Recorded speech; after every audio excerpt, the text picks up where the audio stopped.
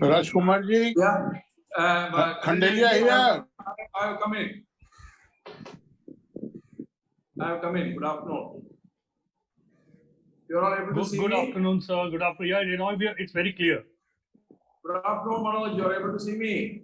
I'm able to see you and hear you also. Absolutely. Good afternoon, everyone. Good afternoon, esteemed panel and industry stalwarts and an amazing audience that are joining us today. May I request all the audience or whoever is interested can put in the Q&A or the chat box from which country, from which city, from which company do you belong to. It will be nice to welcome all of you here. Good afternoon, Mr. Lebin. Mr. Patil from Wuhan Textile University. Good afternoon and welcome. Good afternoon, Mr. Pote. Mr. Patil from Ichal Karanji, Mr. Kannan from Loyal Textiles.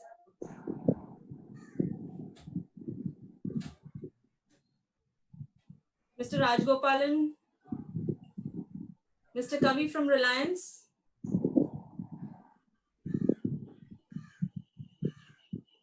Mr. Kolekar from Ruby Mills, welcome.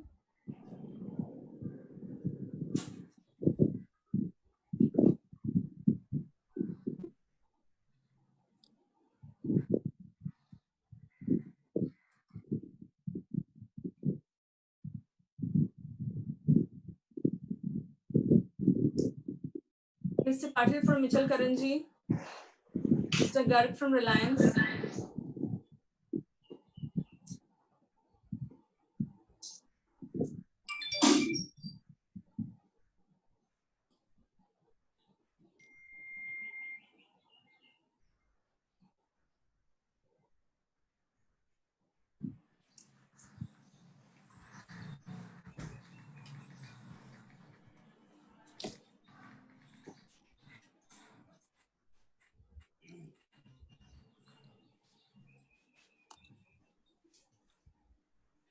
Good afternoon, everyone. On behalf of Citi and Gartex Express in India, I welcome all of you to be part of this amazing and esteemed panels here. I hand over to Dr. Sunanda to take the discussion ahead.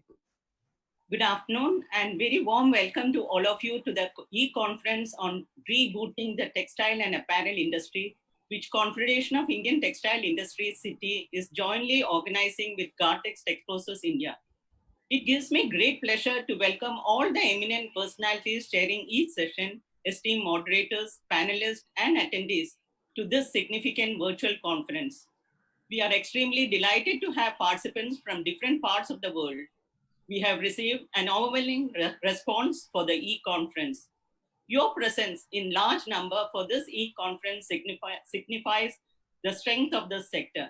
Thank you all for joining this e-conference and sparing the time from your busy schedule and gracing the occasion.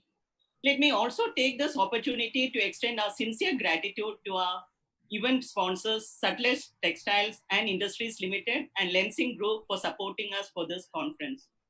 For the international participants, let me give a brief introduction about Citi. Citi is one of the leading industry chambers of the textile and clothing sector of India, representing the major leading regional and industry associations and 18 major corporate members, thus covering the entire textile value chain from farm to garments and made-ups and textile machinery industry, spanning both domestic and export market. Citi has signed MOUs with 10 major international textile associations for promotion of textile trade and investment. It directly and indirectly serves an industry that connects to millions of farmers, 110 million plus workforce, and 1.3 billion consumers. On this note, I would like to invite Mr. Michael Den, organizer of Gartex Express India and also our co-organizer of this event, to share further details about this conference. Thank you very much, Dr. Sunanda, and good afternoon, everyone. First of all, on behalf of Messe Frankfurt Trade Fairs India and MEX Exhibitions, I would like to thank all the speakers and attendees for taking out the time to join us for this important industry exchange.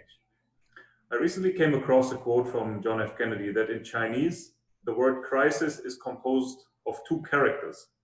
One represents danger and the other opportunity.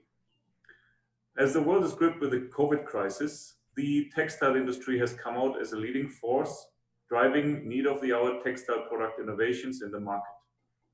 Messe Frankfurt's Texpertise network, which is a combination of 50 international trade fairs, stands as the world's market leader to highlight innovations, trends, and themes that are driving the global textile industry. And from what I can tell you, India's textile industry has found a unique way to show us all where this opportunity lies. The country's most trusted trade fair for the garment and apparel industry, Gartex Texprocess India, today, through its virtual conference, will present an outlook of the global textile business amidst COVID crisis and take up topics such as digitization, automation, and innovation, which will have a key role to play in the textiles and apparel industry in going forward. We have some of the industry's leading textile experts together with us today to discuss, deliberate, and chart out future prospects in the industry. I would like to extend a very big thanks to the Lensing Group and Sublege Textiles for extending their support to the conference and making this possible. Thank you also to our official media partner, the Textile magazine, and of course, our co-organizers, the Confederation of Indian Textile Industry, for their strong support. I wish you all good insights and now hand over again to Dr. Sunanda to open the sessions. Thank you very much.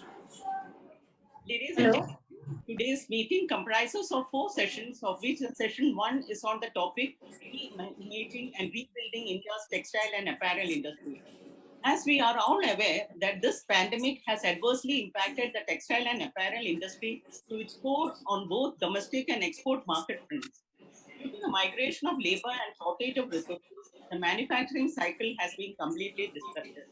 To get an insight to the extent at global level, let's hear from the experts who will share their views on these challenges and innovative ways to getting back with a new normal. Before we go to the panel discussion, I am very pleased to welcome you all to the opening session, and I request Mr. T. Rajkumar, Chairman City, to deliver the welcome address. Mr. T. Rajkumar is currently Chairman City and Chairman of Sri Mahashakti Mills Limited. He is the Chairman of Textile Sector Skill Council, TSC, New Delhi. He is a Director in National Skill Development Corporation, New Delhi. He is a Director in the 19-year-old Diversified Shakti Group of companies having interest in sugar, finance, logistics, soya, textiles, plantation, automobiles, education, and agencies. He is a member of the Governing Council of Textile. He is also the former Chairman of SIMA, the SIMA Cotton Development Research Association also. He has widely traveled overseas in delegations pertaining to textile industry. He is also the chairman and managing trustee of Global Pathway School, Coimbatore, an Indo-Canadian charity run for the underprivileged children. With this, I am pleased to invite Mr. T. Rajkumar, City Chairman, to deliver the welcome address.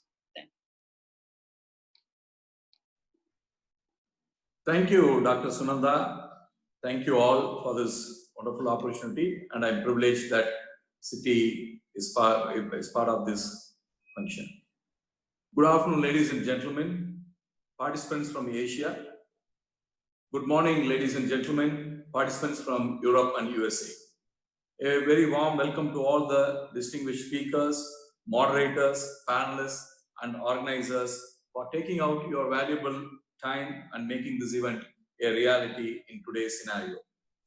Rebooting the textiles and apparel industry is an apt theme in the present context, and I appreciate and thank Gartex Texprocess India and Messe Frankfurt India Private Limited for their incredible effort for associating with City and organizing this conference to deliberate on the issues and challenges which has emerged in the aftermath of COVID-19 pandemic. Friends, as we all know, we are going through a very tough time. I think this is the first time in the recent history that we have witnessed such an unprecedented and disastrous time when not only one country, but not only one continent, but the entire world has been hit hard, and that to the same point by a virus called COVID-19. To our dismay, it has spared none of us. It has only affected the economies across the world, but caused great human loss too. On economic front, industries have already suffered huge financial losses, and there is no sign of improvement till date. Supply chains have been completely disrupted, large clothing stores across the world has been shut down, resulting into demand loss for the suppliers, etc. There are n number of problems the industry is facing which can't be eliminated due to paucity of time. Hence, the rescue operation is needed from all sides. The damage control exercise from one direction is not going to help and will not be enough to recover from this colossal devastation. Friends, it's already been rightly said, if there is a will, there is a way. The Indian textile industry is determined to bounce back with the support of our Honorable Prime Minister, Shri Narendra Bhai Modi ji, and his entire team. We will achieve the target of US $350 billion from the present level of US $150 billion by 2025 with the support of the government and the guidance of our Honorable Union Minister for Textiles, Srimati Smriti Zubin Irani ji. The Government of India is extending all possible support it can extend to the textile sector in terms of financial relief package, infrastructure development, ease of doing business, foreign direct investments, etc. The government is focusing on certain sectors to promote its Atmanirbhar Bharat mission and has identified the textile sector as one of the key sectors to take it forward. It is taking several remedial measures to enable the textiles and clothing industry to tide over the challenges posed by the COVID-19 pandemic and to revive it from this current recession on a fast-track basis and grab the emerging global opportunities by enabling the industry attain global competitiveness. The conference has articulately focused on 4 topic subjects in this half-day conference where experts from across the nations would deliberate at length, not only on the issues and challenges emerging out of this pandemic, but also on the way out to sustain those challenges. I am very hopeful that the deliberations would help us to deal with the unprecedented situation and restore the supply chain at the earliest. For everyone's knowledge, I would like to share that India is doing extremely well on the textile front and in no time has become the second largest manufacturer of PPE kits to serve not only the country but to the entire world too. I would like to remind everyone that India is a very strong in all segments of the textile value chain and ready to serve the entire world, especially the European Union and the United States of America, which are the biggest markets for our textile products, and we are ready to join hands with any country who think they can gain advantage if they join hands with India. FTAs with US, UK, European Union and Latin America can be a way to develop Indian textile industry. Taking the advantage of Atmanirbhar Bharat call adopted by our Honorable Prime Minister, Shri Narendra Bhai Modi ji, would play a crucial role in enhancing our industry's reach and access in global markets. Skill development is another area where we have been working by the Skill India mission. Further, the government's measures undertaken towards structural reforms of improving ease of doing business would pave way for investments and enhancing India's position in the global value chain. With continuous improvements, India will be able to compete with the emerging destinations like Bangladesh, Vietnam, etc. There is a strong need to achieve economics of scale and increase the productivity within the sector, as currently on an average, the apparel units in India are 1/3 size of Bangladesh and productivity is 33% and 26% below China and Vietnam respectively. Indian textile industry should learn and adopt the best practices followed in these competing countries. If India has to achieve $370 billion US, then India will need to invest at least 10 proposed mega textile parks with a minimum size of 1,000 acres around the coastal areas. Exploring joint ventures with key countries, investors such as Japan, Germany, and South Korea could also play a key role. Creation of the National Textile Fund by the Ministry of Textiles would help the industry to have a level playing field in the capital cost and achieve a sustainable growth. The creation of mega textile parks with plug-and-play facility proposed by the Ministry of Textiles would bring in large-scale foreign direct investments into the textile sector. Both the National Textile Mega Fund and the Mega Textile Parks would encourage scale of operations and competitiveness. India can brand the sustainable and compliant manufacturing facilities which we adopt, like use of non-conventional energy, energy conservation, social complements, etc. There is also a need towards logistical park, and we need to work on it.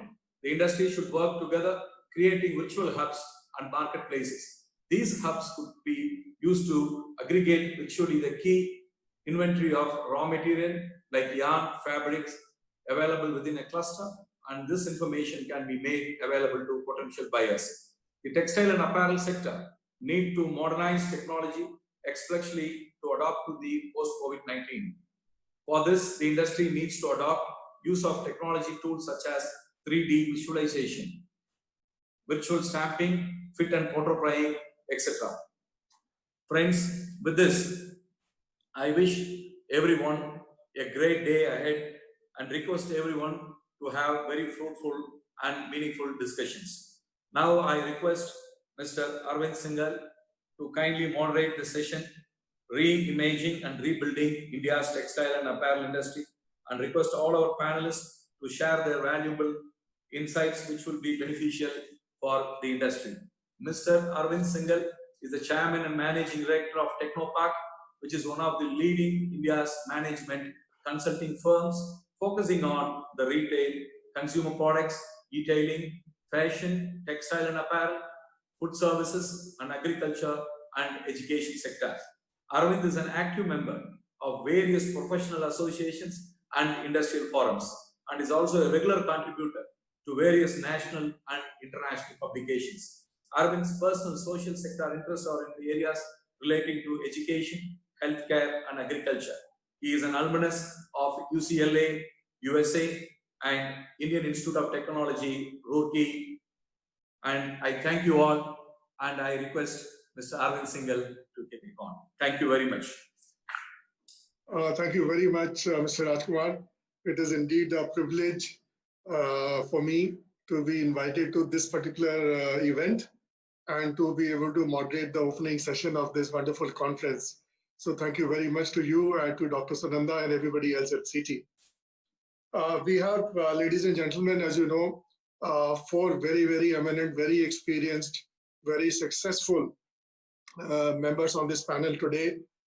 They actually need no introduction. I'm therefore only mentioning about them on their names.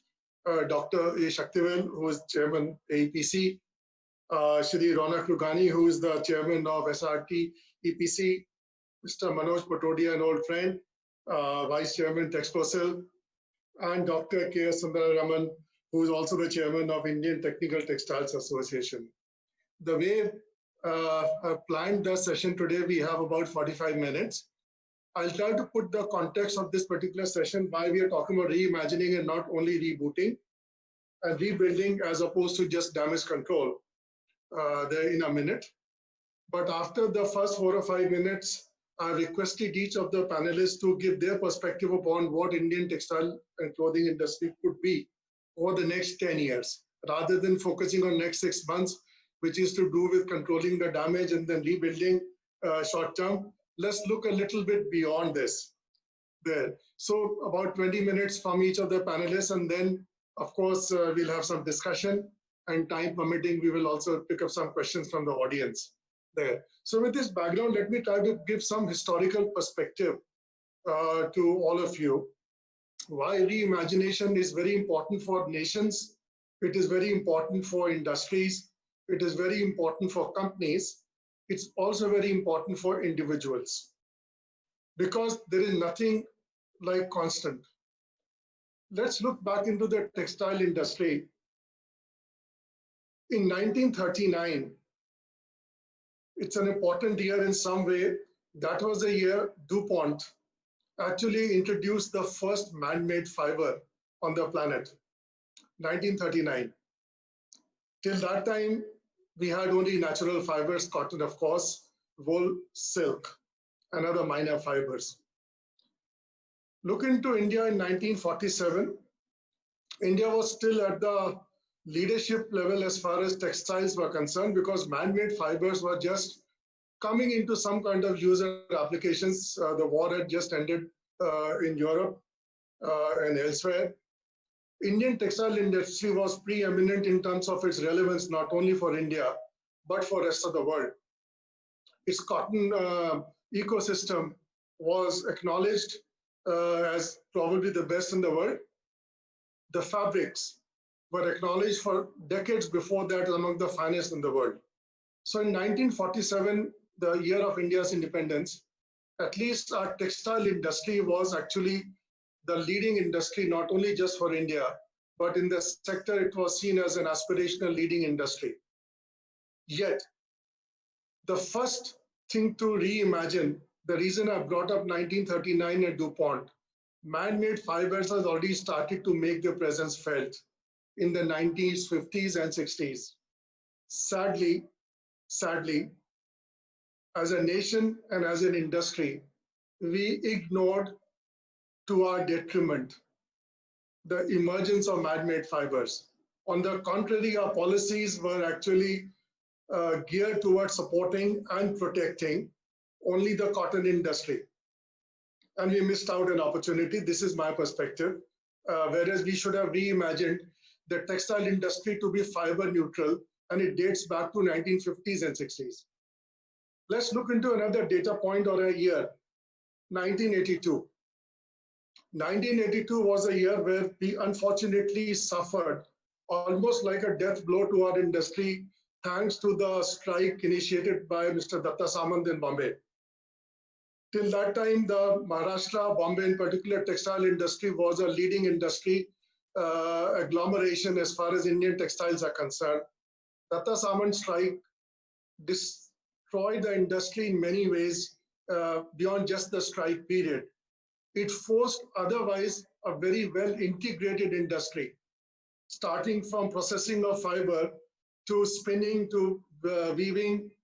There were limited amount of knitting, to processing, to actually decentralization of the industry, where companies who wanted to survive had no option but to get into outsourcing is the new term, but that time getting fabric woven somewhere, getting fabric processed somewhere else. And as a result, a very strong integrated industry was disintegrated as one of the outcomes of this strike. Of course, Government of India, unfortunately, also played its role in disintegrating. We came up with all kinds of distinctions between yarn, between fiber compositions, who could process what kind of duties, knitting is allowed for small scale, weaving is allowed for somebody else, and blah, blah, blah. So where the industry should have gone towards more integration, we took a completely 180 degrees view in the opposite direction. So we reimagined a world which was moving in an opposite direction, sadly for us. Let's go to the third data point for our industry, which is 1995. In 1995, it was very clear the agreement to phase out MFA was achieved in 1995 with a very well-defined date of 1st January 2005, that quotas will go away. That would have been the opportunity for our industry. And I'm collectively talking about not only the manufacturers, I'm talking about every stakeholder in this industry. What did we do? From a government policy point of view, we hired a bureaucrat Satyam committee report, which never saw the light of the day for many, many years. We were debating what we should be doing in 2005, rather than acting upon what we should be doing in 2005. China did not have to worry about such kind of deliberations. By the time 2005 came, China became also a member of WTO. China just took off as soon as the fetters of quotas were taken away. And we still had small scale reservations and this reservations and so many others. We missed out reimagining a post-quota MFA world. That was 2005. Let's go back to 2010s, not too far away. 1939 and 47 was too far away for many of you. Let's look into more recently. India has been negotiating, discussing FTAs with EU ever since I have been almost actively involved in this kind of my professional life. In the meantime, earlier it was Sri Lanka, then Bangladesh, then it was Vietnam. They have bilateral agreements. They have got preferential trade access to the biggest markets in the world. We are still negotiating and debating and discussing these agreements to our detriment. no surprises that our neighbors have stolen a march on us, whereas we have all the advantages like Mr. Rajkumar mentioned in his opening remarks. We have raw material advantages, we have talent advantages, and so many others. And yet we find that Vietnams and Bangladesh are the ones who have walked away with a lot of opportunity which should have come to India. Again, we did not reimagine this world, which is not having a fair competition, but bilateral agreements, multilateral agreements, free trade agreements, which defy the spirit of WTO. But they are there. We needed to have accepted them, and we needed to have been a part of them there. Okay, let's look into a couple of minutes more in terms of what is the future. We can only, I just wanted to make this point to us that there were 4 distinct milestones where the industry and the government and every other stakeholder should have come together to reimagine what the world will be like. Let's look into 2030 for a minute, next 10 years. By 2030, India's domestic market is our single biggest opportunity. While we are talking about export, but domestic market from current $75 billion at the very conservative level at today's dollar rates would be at least $150 billion. 150. It is very significant there. What do we have to do? This is the question to the panelists to see how can the domestic market opportunity be reimagined by the industry, because there is so much of it. By 2030, advanced textiles, and this I am referring to Mr. Nur Rahman in particular, I hope he takes it up. We are talking about technical textiles in our country for very, very long time. But the efforts which should be done in the next 10 years perhaps should be into very much more advanced textiles, which have applications which have not even been imagined yet there. But every day something new is coming out. Can we not be the powerhouse for advanced textiles in our nation because we have so many other opportunities? To do all of this, digital and technology is at the core of all businesses.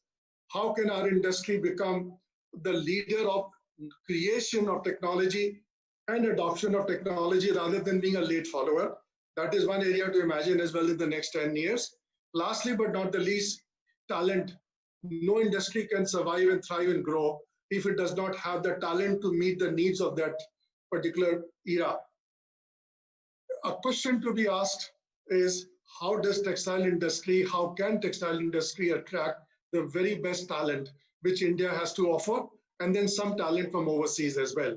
So with this opening remarks, basically setting the context that why we need to think a little bit beyond COVID. We need to, because this rebuilding, reimagination takes 8-10 years. It also requires all stakeholders to work together rather than only 1 or 2 or 3 companies, or the government for that matter. And that is the context in which I have imagined this particular panel discussion about reimagination. With this background, Dr. Saktivel would be delighted to have your opening comments.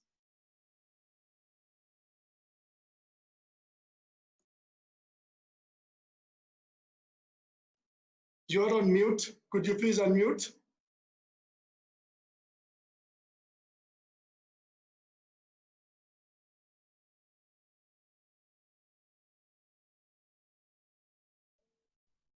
Yeah. Good afternoon and good morning, ladies and gentlemen.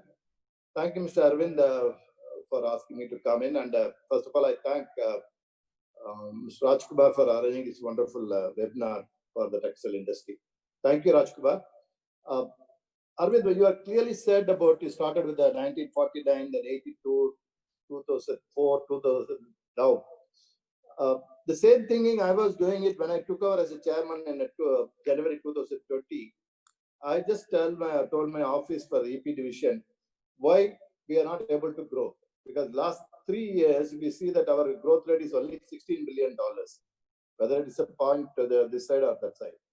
Then we found out what are the articles exported by the mainly China, then Vietnam, Cambodia, and Bangladesh.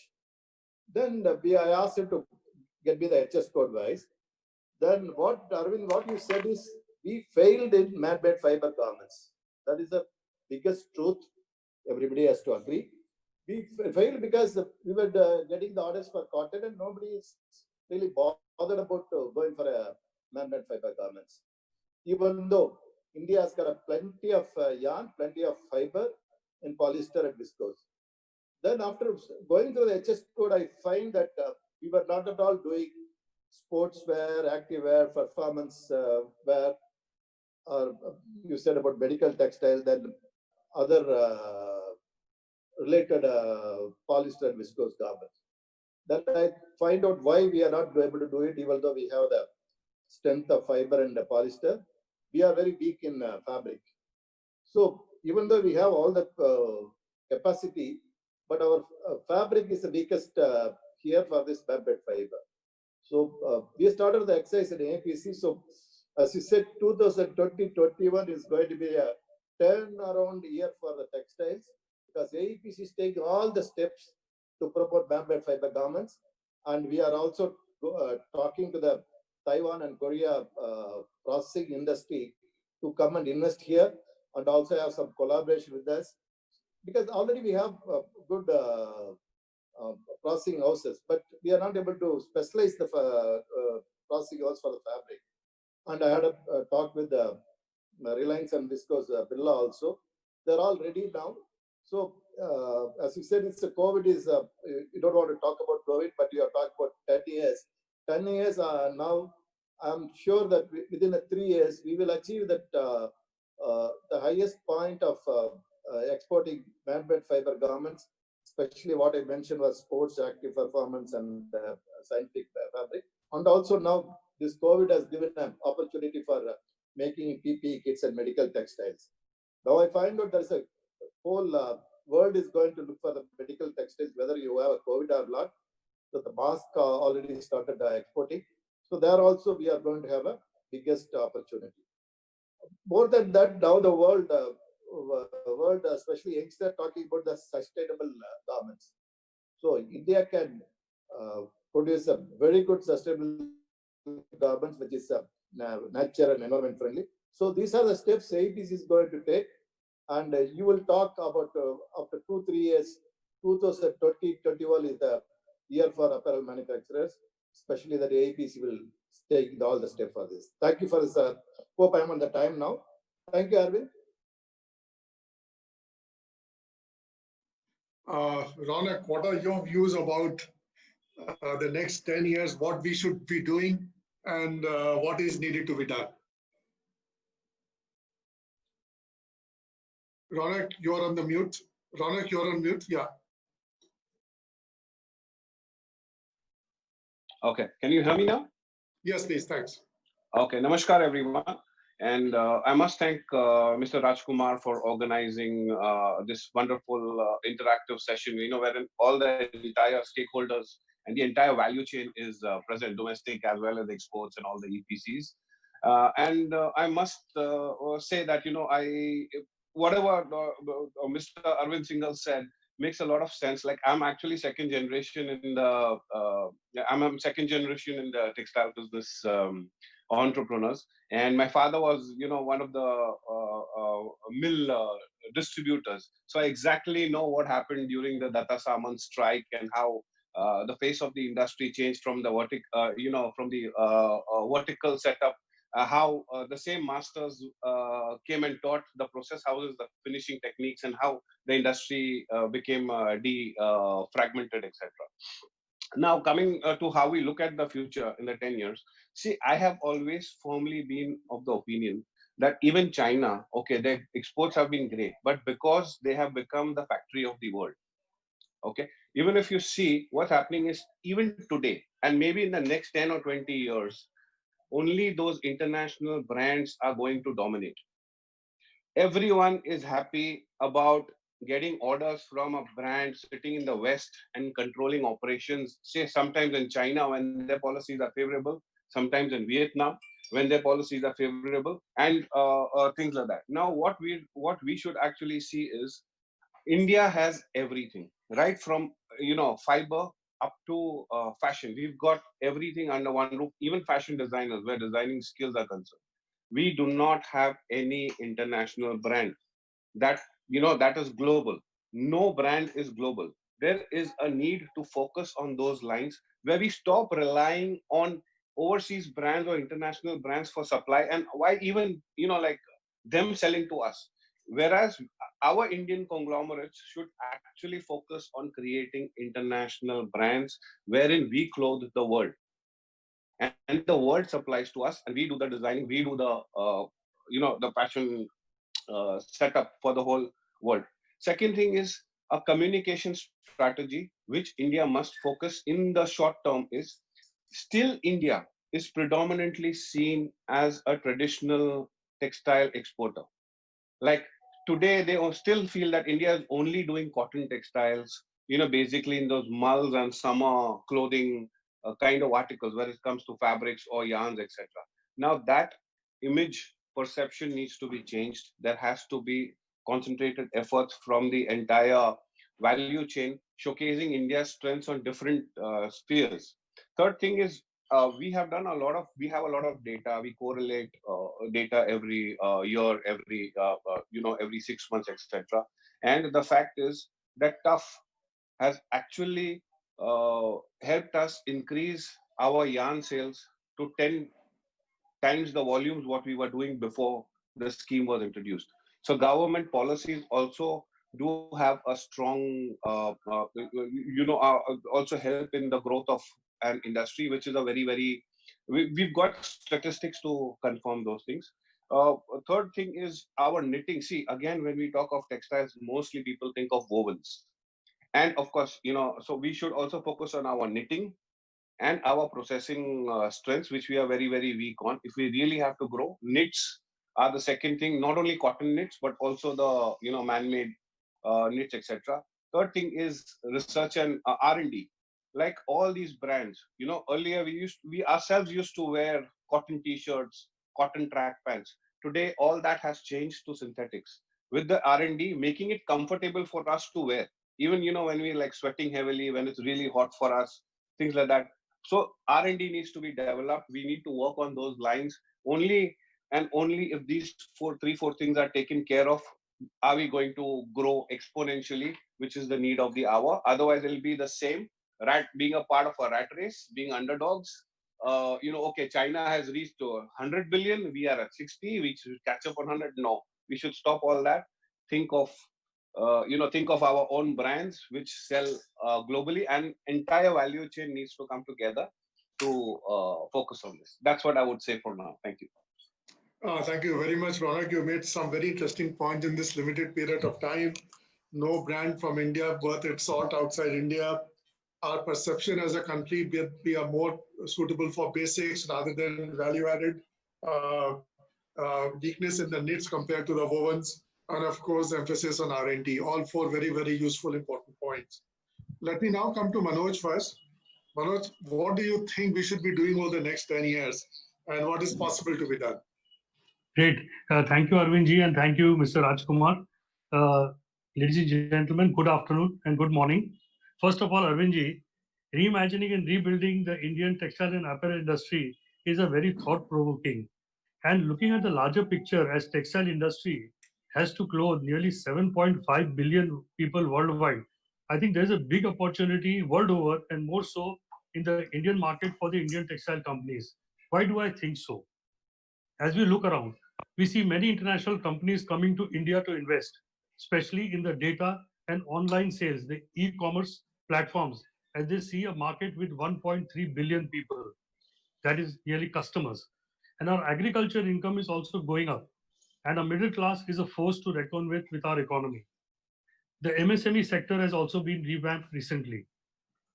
Therefore, many exciting new opportunities present themselves as we move forward in the digital age, while the Indian textile companies have carved a place for themselves in the production of mass and quality products. However, once they reimagine their strengths and create Indian brands online, which is cost effective and offers value to customers, there's a huge scope to strengthen direct sales to consumers through the online space to greater profitability in operation. As the big advantage of online is that you do not have to keep big stocks, as it's a direct sale to the customers. Many analytical tools like marketing companies are available to provide data analysis and promoting direct sales. So what Ronak Bhai was saying about building brands, I think online brands could be the way forward. By contrast, for physical stores, companies need to invest in rental space, stocks, distributors, margin discounts to liquidate stocks, etc., which are expensive and require deployment of scarce capital. The digital and e-commerce platform enables you to save on all these costs. In the last few months, online shopping has become very popular and provided a lot of flexibility to the customers. In fact, the marketing tools available, which should aim at three prolonged strategy to develop and popularize brands as follows. Global Indian brands, as Ronbai said, localized brand, global brands, develop medium-sized and localized brands. This strategy can be effectively adopted as sitting in India, and products can be sold worldwide, and logistics has become very efficient and quick. Therefore, online sales and branding is a way forward for the Indian companies. Secondly, the industry should think of adding artificial intelligence and sensors in the manufacturing process, which will help to team up and become more efficient and overcome the bottlenecks. The downtime of machine failures will also be avoided, thereby saving cost, improving efficiency, and increasing in profitability. And if in this sector, many startup companies in India are doing exceptional work. In order to sensitize the industry, our council Textile organized a webinar with two of the top IIT professors in the space, explaining what they can do for the industry in this area. Today, with most of the industry being organized around clusters and largely fragmented, as you were mentioning, Arvind Bhai, technology can help them to become together to achieve their goals. Traceability is the next important requirement which is going to determine the level of business we attract ourselves going forward. Many companies have realized the importance of factoring traceability in the operation, which will give them a head start as consumers and retailers are now looking to trace the entire process from farm to fashion, in example in the cotton textile sector. Collaboration with supplier vendors have become crucial in this regard, and use of technology can provide real-time solutions. Friends, the next 10 years will see a greater emphasis on sustainability, as Dr. Shakti will just inform factor in the marketplace as consumers are demanding it. In this context, use of sustainable fiber and recycling of fibers will play an important role. And India has a big advantage in production of natural sustainable fibers like cotton, jute, hemp, viscose, and many more. There's a big opportunity for recycled fibers too, and industry should take advantage and create production and online brands in this space. Finally, exports from India has a huge scope of growth, and we should work towards creating more opportunities for ourselves by diversifying our product base, as already we have discussed. And there are a lot of products in HS codes where we can work upon it. Two other areas we need to focus are, firstly, the need to correct the distortion in international trade on account of preferential tariffs, as what you were saying, Arvind Bhai, by giving to our competitors. In this connection, fast tracking of FTA, which India should move a little fast with Europe and now with UK and USA will also help. And the second relates to refund of central levies and state taxes and duties for all products during the textile chain, so that we don't export taxes. This is my view, Arun Bhai. Manoj, again, thank you very, very much. I'm so delighted you made some very interesting points as well. I was hoping somebody would bring up e-commerce. I think e-commerce is one of the biggest opportunities if I see for most industries in India, because you get away from the gatekeeper, which is called the retailer. I should be very careful using this term because they happen to be my clients as well. But e-commerce allows a producer, a manufacturer to directly reach out to the consumer, engage in a dialogue which otherwise a retailer has to do on your behalf. So great opportunity, not only for within India, but overseas as well. You talked about adoption of artificial intelligence and sensors in the production process. I would only add to what you just said, that why not use technology at the core of your business? Not only just in the manufacturing, but almost every facet of the business today, technology can play a very important role there. And therefore, it might be important to understand that what are the application areas where technology can play a big role. You very correctly talked about traceability and sustainability. Very recently, with a very large company, as a part of some discussions, I was very pleasantly surprised to see, as a part of the presentation, a slide which had their sustainability goals for 2030 from where they are today. And it was talking in a very holistic manner in terms of energy sustainability, environmental sustainability in terms of carbon emissions, in terms of circular economy, and these are measurable goals there. So it is not only just man-made versus natural fibers. I think that's only one aspect. sustainability has to be seen in a much more holistic manner. But I'm glad you brought this point up. And of course, use of technology, I think it goes without saying. Every industry is actually thinking of innovative ways. Even Mr. Ambani at the recent annual general meeting, the entire focus of that has shifted from a petchem company to a tech company there. So if such a giant company can make this transition, I'm sure textile companies can do much better than that. They are smaller but more nimble. So with this, let me now come to our fourth panelist, Dr. Sundaraman. What are your views in terms of what we should be doing in these next 10 years and how to do it? Right.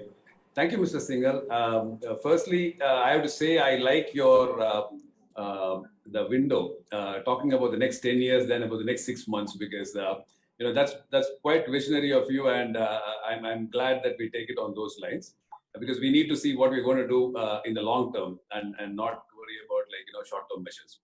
And I also thank Citi and Mr. Rajkumar, because usually technical textiles is the outlier, and to get them on a platform with yarn and garments, I think only Citi can do it. So I thank you very much for that. Where we are right now in India in technical textiles is we're a $19 billion industry with aspirations to double that in the next 5 years. The global technical textile industry is about $237 billion. That's a macro picture. We have approximately 2,500 odd members who qualify as technical textile manufacturers in the country. And most of them are SME enterprises, driven more by the entrepreneurial nature of the founders than by what I would call big business ideals and big business structure. And why this is very important to understand is that while entrepreneurship is great, it only takes you so far if you are not able to adapt best-in-class practices. We are generally challenged in the fact that we do not have a very strong machinery industry in technical textiles within our country. Many of the raw materials that we use are imported, and there is very little original IP that's been created in this country so far. And why I mention this right now is if you ask me, what do you think 2030 is going to be like? There are 2 or 3 things that we can say for sure. Clothing is going to change. A significant portion of clothing will have electronic components in them, whether it's measuring your heart rate and your body functions. Those products are already available in the Western markets, as all of you know, to actually just changing color based upon some kind of a sensory input. The fabrics that are going to be used in clothing in 10 years' time are going to be significantly, for lack of a better word, electronicized. That's one trend that I am seeing right now. I can see that a significant shift would happen towards products derived out of biodegradable wastes and agricultural wastes, and broadly biodegradable polymers. Primarily in the areas of packing, gas barrier fabrics, and many other fabrics, we would actually have a completely different product class from what's happening today. An emerging area where I'm seeing increasing application across various technical textile sectors is the area of nanotechnology. In all the kinds of finishing that we are seeing in terms of the materials that are being used right now in advanced technical textiles, we are seeing increased use of commercial scale nanotechnology. Words like terminology like graphene, nitinol, shape memory alloys are becoming commonplace. They are going commercial. They are getting out of the research domain and going commercial. The great thing that's going for India is that, like you said, we are going to be one of the most powerhouse by 2030 in terms of our domestic consumption. It's going to be a sophisticated market as well. It is not just the sheer size of the market. The Indian consumer is going to be on par with the most affluent nations in terms of what he wants. And that is the opportunity we have to get to. And for that, we need some amount of original IP creation within our country. I mean, think about it. How long can you go outside and bring in IP for creating new technology products? The buildings that we are sitting in are going to completely change in 10 years' time. Architectural membranes are going to replace quite a lot of aspects of we might not have walls anymore. We might actually have textile panels that are stronger than walls. Now, where does that IP come from? If you are going to be somebody, an adopter who takes on technology 2 decades after it's come out somewhere, we are not going to be a global powerhouse. So government recognizes that, and in the mission on technical textiles, as you all know, which is 1,480 crores, they're trying to address some of this. How do we create original IP and give it to Indian companies? But I think a larger opportunity is there if we are able to go out and seek this IP from outside in the form of joint ventures. Because again, to reiterate, this is going to be the place to be in 10 years' time. But if we remain in the low end of the business, then we are squandering that opportunity. I think a concrete effort to go towards IP creation and being cutting edge, being respected as a knowledge leader. The branding will come out of being respected as a knowledge leader. And I think that's the kind of focus that the technical textile industry will have to have if we want to make India a powerhouse in the sector in 10 years' time. Thank you very much. Dr. Sundaram, I'm so delighted to hear from you because, with no disrespect to any of the current players in technical textiles, it is sort of calling it to, you're giving too much glamour to spun lace and needle punched basic fabrics. And just because there is a word technical attached to it, Absolutely. You sort of think that you are at the cutting edge of innovation or development. So like I said, no disrespect to the current players in those businesses. I think the world is moving on very rapidly into far more advanced applications. The lines between materials is blurring. The conventional application, you gave the example of walls, could be made out of membranes. You can talk exactly the same thing about the complete buildings, in fact, being made out of fabrics and textiles in the times to come. Where do you draw a line that which is material, which is the traditional material, and something which is made out of engineered materials there? And I think this is a very, very important point, ladies and gentlemen, that, when we want to reimagine again our industry, the time to come, almost everything requires technology at its core. I made that point a short while ago. Textiles, no exceptions. Even wearables is becoming such an important area in terms of hardware. But along with hardware, even wearables in terms of applications to do for medical applications, smart beds for patients, smart clothing for patients, where some of the sensors are embedded into the clothing itself. No, those are not a subject of science fiction anymore. These are realities. And I think our industry will do much better if they were to look out and seek those kind of opportunities rather than looking into saying that let's make a better swipe or a wipe or a better diaper for somebody else. Let somebody else make it somewhere else in the world. Now, thank you very much, to the four of you in terms of bringing out such very interesting points. I have about 5 minutes of time left before I see Harish already signed in. His time starts at 4. Therefore, I will not want to delay him even by a minute. My one question, and any of the panelists can take it, is that, all of this needs capital formation. Whatever we are talking about, you cannot make business grow if capital is not there. Unfortunately, India has not seen FDI in any significant relevant measure in the textile sector. Also, the balance sheets of most existing textile companies, the lesser said, the better in terms of their strength. Anyone has a thought that how do we raise, say, another $100, $200 billion over the next 10 years, which can give us that output of $300, $400 billion? I don't have a solution or an answer to this. I mean, who will put this money in? So any one of you would like to take this point up? Dr. Shaktivel, maybe you would want to take this up?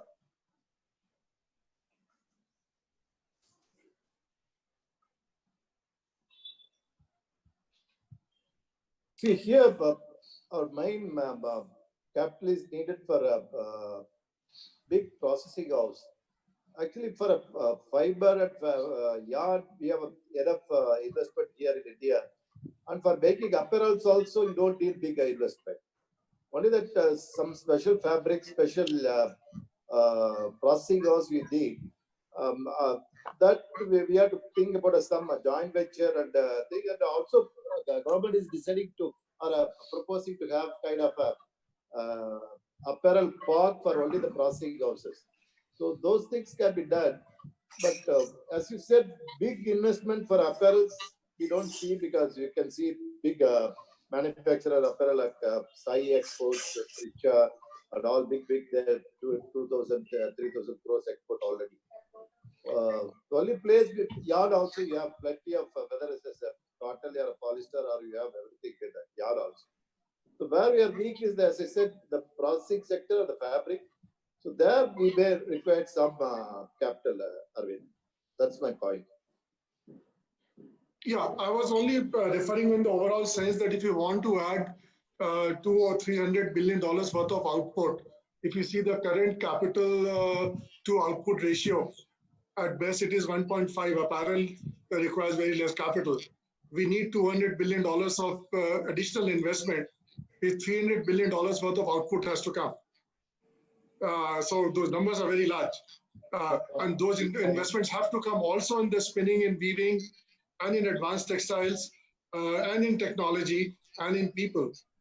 So when we don't have access to FDI, the balance sheets of current players are largely stretched. Anybody else has any thoughts how the capital can become attracted to India? How venture capital can be attractive? Mr. Singhal, this is Dr. Sundaramaiah. My little take on this is that, capital will follow perceived value. If you're talking about the kind of business that can happen in India in 10 years' time, if we create an enabling environment where people believe their IP is going to be protected, that their cost of protection is going to be the lowest, and that they have a stable enabling environment for, let's say, a decade, I'm sure money will follow, as it always has. I think some thought process at the highest level has to happen as to, very honestly, along with inputs from third parties from outside, what exactly is that environment, and how do we really show people that this is the best place to be in? If you do that, money will come. Thank you very much on this very positive Just note. add one point, Arvindji. Like you said, big capital is required. You see another thought, as Dr. Sudaraman also said and Dr. Shaktivel said. See, the capital, if you have an idea, it follows. That is the first part. Second part is that if you want to put up new and big industries, nowadays there are a lot of European capital which is available for machinery, finance and all, which is a long-term capital which you can get for 10 to 20 years, which is possible. The same thing is possible from Japan and other countries. So it is not that capital is not possible. That is first part. Second part, even if you're a small and medium enterprises, you can go and list yourself on the Bombay Stock Exchange, capital can follow. If you are a mid-size, bigger companies, you can still access to the capital, that is also possible. Now the other things which have come up, which you can do, like a lot of the goods are sold on credit, so your capital gets stuck in your own company. Nowadays you can do factoring, domestic factoring and export factoring. You do that, all your capital becomes free. So once your capital is free, it's available for you for expansion. So I don't see capital as a big problem. I think there are a lot of avenues from where the capital can flow into the company. We did this in Textile. We had this factoring and insurance as a conference for all our members for them to understand this. Well, point well made, Manoj. So thank you all very, very much. It has been my privilege and honor to moderate this session for you. You have a fantastic session coming up. I won't hold Mr. Bijur from taking the floor, so to say, now. So you all have a very, very good day. Enjoy the rest of the day. It has been my pleasure to moderate this session. Thank you, Arvindji. Thank you very much, Arvindji. Thank you, Mr. Arvind. Thank you, Mr. Rajkumar. Thank you, Arvind. Thank you, Arvindji. It was great. Thank you, Mr. Arvind. Mr. T. Thank you, Dr. Sunanda. Chairman, for chairing the session, Mr. Aravind Singhal for moderating the session, and all our eminent panelists, Dr. A. Shaktivel, Chairman AEPC, Mr. Ronak Rugani, Chairman SRTPC, Mr. Manoj Kumar Patodia, Vice Chairman Textile, Dr. K.S. Sundaraman, Chairman ITTA, for sharing their insights and suggestions which would help to overcome the challenges faced by the textile and clothing industry. Thank you very much. Thank you. Thank you.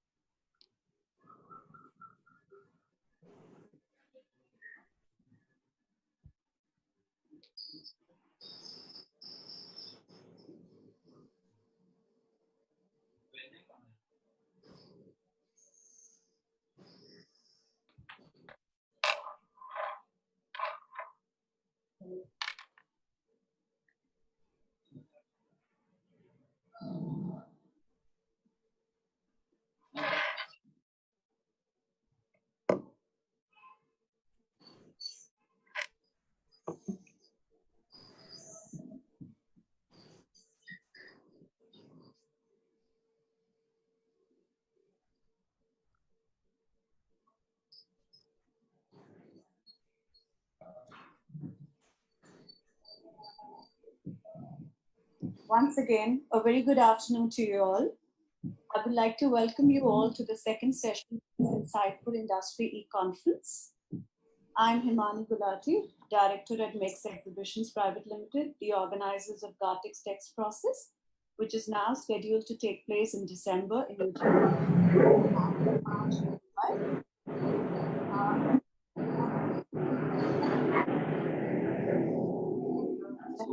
to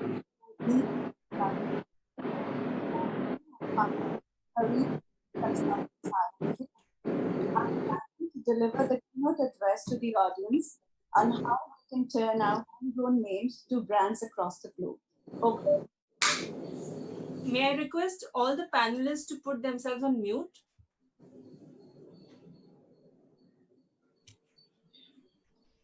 Yeah, Mr. Bijul, please. Okay, a very good evening to each one of you. It's my pleasure being here in your midst, in some ways in your midst, electronically. And I think this is the new normal, which all of us have been bandying about. But when I decided to do this keynote address, I said that, I am not going to use PowerPoint as a utility item.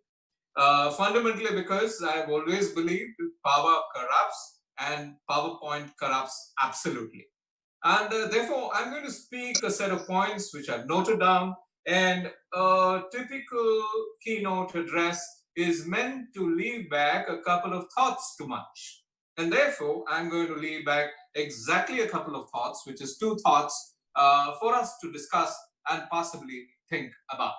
So the first thing I'm going to do is tell you that I'm not using PowerPoint in this special keynote address.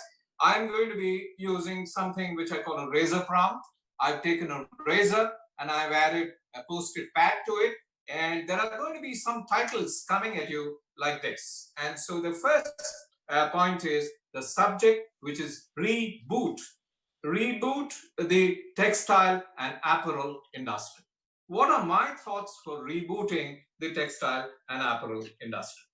My thoughts are really not old because they're as fresh as a recent market research exercise, which we have undertaken in India and in small parts of Sri Lanka. And this covers a total of 12,940 sample size of consumers. And this is totally done for the textile and apparel industry. It's been done for a particular client, and therefore 15 minutes will not be giving me enough time to delve into the details of it. But suffice to say that much of what I'm going to talk about as the 2 macro points for the attention of this industry comes from this sample size of 12,940, which has thrown up very, very exciting details.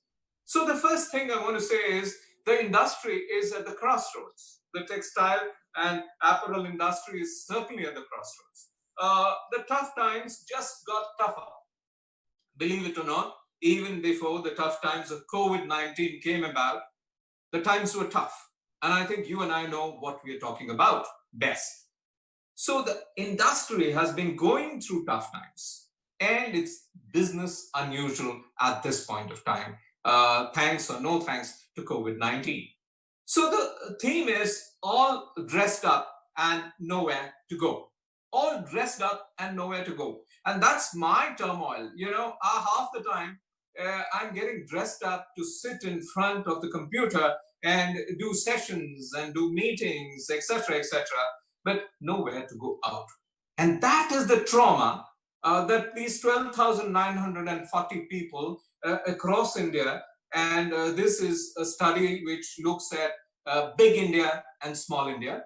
Big India is tier 2, 3, and 4 town India, and small India are the metros in which you and I possibly live in. People are saying that I have so much, but I don't know what to do with it.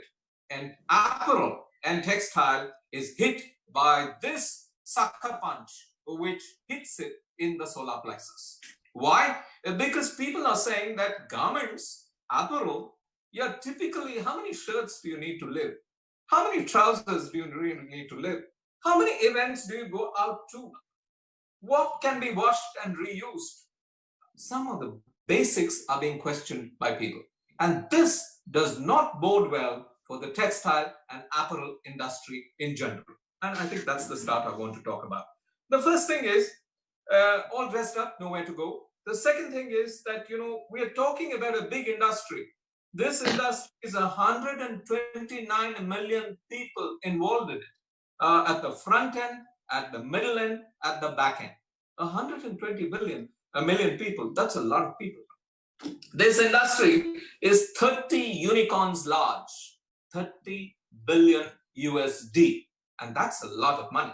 And guess what? This industry is also a fairly front-facing, outward-facing industry, which depends on a fair bit of foreign currency as income.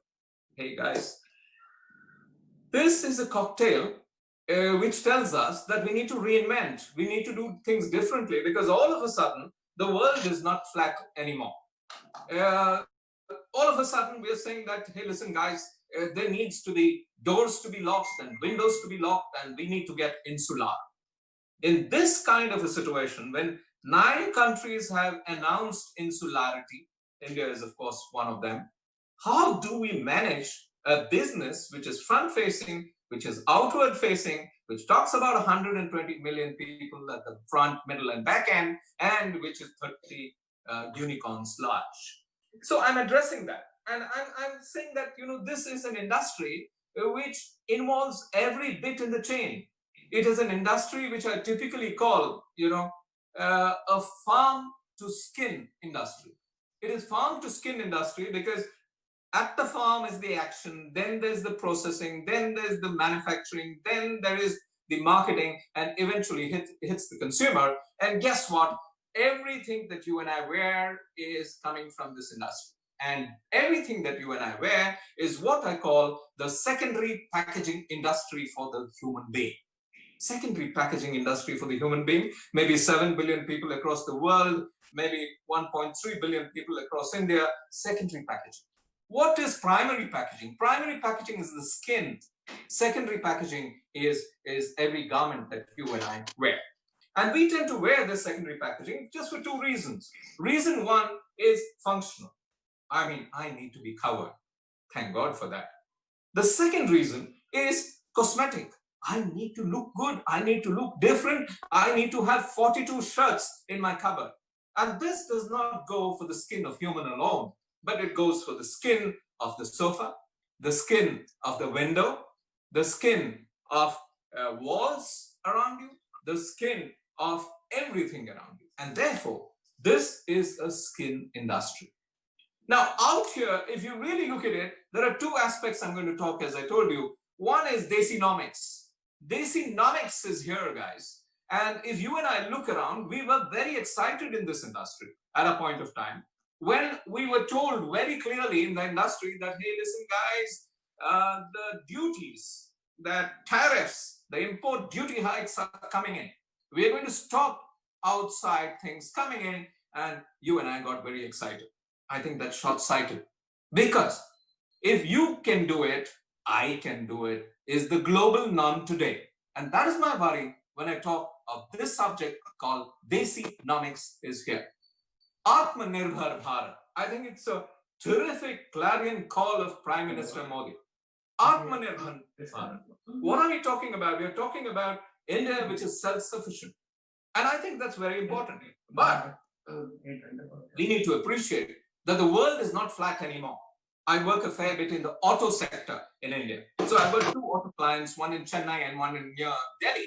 And if you really look at both these clients, they are telling me that, hey, guys, we source our material from 6 different countries. And guess what? COVID-19 has hurt that supply chain altogether. If only I could get all those 6 country parts made in India with the best quality, I would be Atmanirbhar.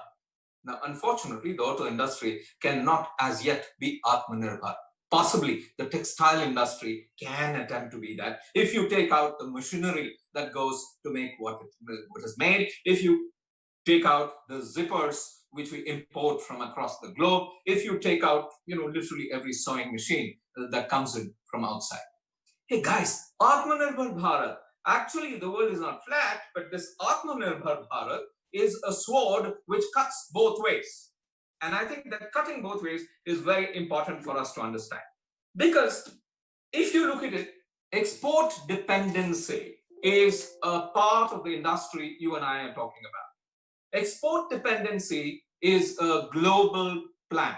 Export dependency is not a micro plan of one country, but it's a global plan that knits together the needs, wants, desires, and aspirations of possibly 46 countries that I have listed out to be primary export destinations for textiles and garments that you and I talk about. Therefore, my dear friends, if you look at self-reliant India, for the industry, we need to think it a little different. We should all adopt self-reliant India. We should all adopt and adapt to Atmanirbhar Bharat.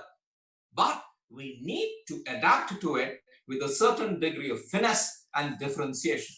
And that differentiation is something we need to discuss. Self-reliance, first of all, is insular. It makes you insular because it says that what I make for myself, and what I make for others, provided they want to take it. Therefore, if you really look at the textile and garment industry, you and I need to sit and do an audit. You and I need to sit and do an audit to understand, hey, listen, which are these countries I send stuff to? Where do I get my euros and dollars and yens and everything else from? And how insulated can I be? How secure can I be that this country is comfortable with me as much as I am comfortable exporting to that country? Is that country going to be perennially happy importing stuff from me, even as I up the tariffs on stuff that I bring in, and even as I keep talking about doing things for myself? And therefore, my dear friends, self-reliance is insular. The industry needs to think about this insularity and prepare a plan for this insularity. The insularity also assumes that the world is flat. I can get things from Poland and I can send things back to Poland. I can get things from the United States and send things to the Netherlands. Hey, listen, guys, self-reliance can drive down value even. How can self-reliance drive down value? Because if I'm going to be reliant only on the market of India, I am driving down value. And that value is being driven down fundamentally because of the brand premia and brand premiums that you and I don't talk about in this space. COVID-19 as a pandemic itself has driven down value. It has, made us insular. It has made us, slightly fear-oriented. If you ask me, we live in what I call the fear economy. We are not in the celebratory economy. The celebratory economy is a confident economy. The fear economy is a scared economy. And guess what, guys? If you really look at it, the fear economy versus the celebratory economy, you and I at any point of time would love to live in the celebratory economy. If you look at it, let me take a look at the toothpaste category, in which I do a fair bit of work. We just did a study and we found a gory thing happening in the biggest cities of India. And we're talking about only 8 big cities in India. The gory thing that's happening is people are downgrading from the top brand to the second brand, and from the second brand to the third brand, from the third brand to the fourth brand. Everybody has taste levels, affordability levels, but everybody is saying, I don't want to buy a toothpaste that costs 80 rupees. I'll start buying a toothpaste that costs 60 rupees. Downgrading. The second thing, we went into the bathrooms of people and actually tried to find out how much of toothpaste they're putting on their toothbrush. And guess what? In a fear economy, in the biggest cities of India, people are cross-checking and thinking again, am I using a little more than I must use? So if I reduce the toothpaste on my toothbrush by half, will my toothpaste last double? And I think that's actually downsizing consumption. If you look at it, again, in the cosmetics category, I work a fair bit in cosmetics as well. And I have data from the apparel category in which, but these are, fundamental data from 2 clients I work with, so they would not be happy sharing it. They're also online watching. If you really look at it, let me talk about cosmetics, something away from here. And the cosmetics industry, there are 2 categories. And the 2 categories is cosmetic as a functional need, 1. Cosmetics as a cosmetic need. The cosmetic as a functional need is something like the under-eye gel, which removes wrinkles, or a moisturizer, which helps moisturize the skin. Both these categories are doing beautifully, beautifully. Big city, small town, beautiful. But the second category is cosmetic as a cosmetic. Lipstick, gone for a toss. Not only because, the lips have the mask over them, but fundamentally, lipstick is considered cosmetic for the sake of cosmetic. Rouge, gone. Mascara, of all things, gone. And these are high value added stuff which you use to actually create value for a lot of the companies that you and I work with. If you look at it, value is down. And if you look at it, the numbers are down as far as the apparel and textile industry is concerned. The value itself is being questioned. And I think the fear economy versus the celebratory economy is something to be very careful about. And therefore, consumers are evaluating. My second point is consumers are evaluating and saying, back to the basics, back to the basics. Basics is checking out what is real and what is unreal. Basics is to see what is functional and what is cosmetics, removing the cosmetics. Basic is saying what is a must and what is a not must. Basic is to say what is essential and what is non-essential. And even in the cosmetics category, there is something called non-essentials, which is going out of the window. And therefore, in the garment and textile category, I have listed out 11 items which are non-essential. And I think these categories are going to suffer in the future. Time for discussion at another point of time, at another fora. But suffice to say that this is an important point to say that people are going back to basics. It's like this. Are consumers evaluating the basics? They definitely are. And that's what my research across these 12,000 and odd sample size tells me. Now, if they're evaluating it functional versus cosmetic. What is functional garment? What is cosmetic garment? So, and guess what? Functional garments cost less, cosmetic garments cost more. And therefore, if cosmetics garments go out of the window, brand premier also go out of the window. People are asking, how many shirts do I need to have in my wardrobe? 40? What will I do with 40? Maybe 12 is enough. So the theory is what I typically call in my research, the Imelda Marcos versus MF Hussain syndrome. Imelda Marcos, when she was raided, she had about 800 and odd pairs of shoes in her wardrobe.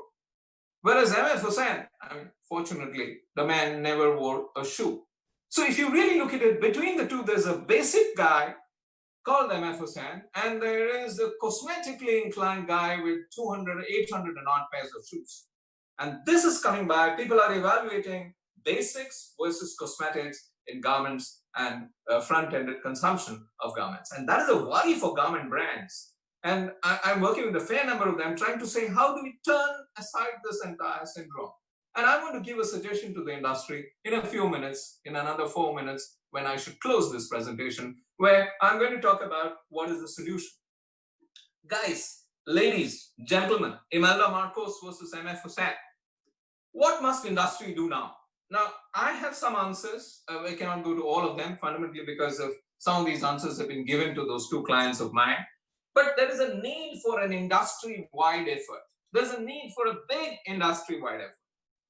It's extremely important for you to take care of industry-wide effort, which is generic. It is necessary to rebuild from the ashes of COVID-Kal consumption metrics.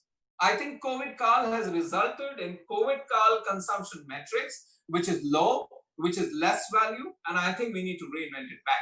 And therefore, it's an industry role, the way I see it. Whether it be the spinning industry, the weaving industry, whether it be the garment industry, the textile front-end industry, the retail industry, I think everybody needs to get together and say, hey, we have a large stake of 30 unicorns and 120 million people to look after.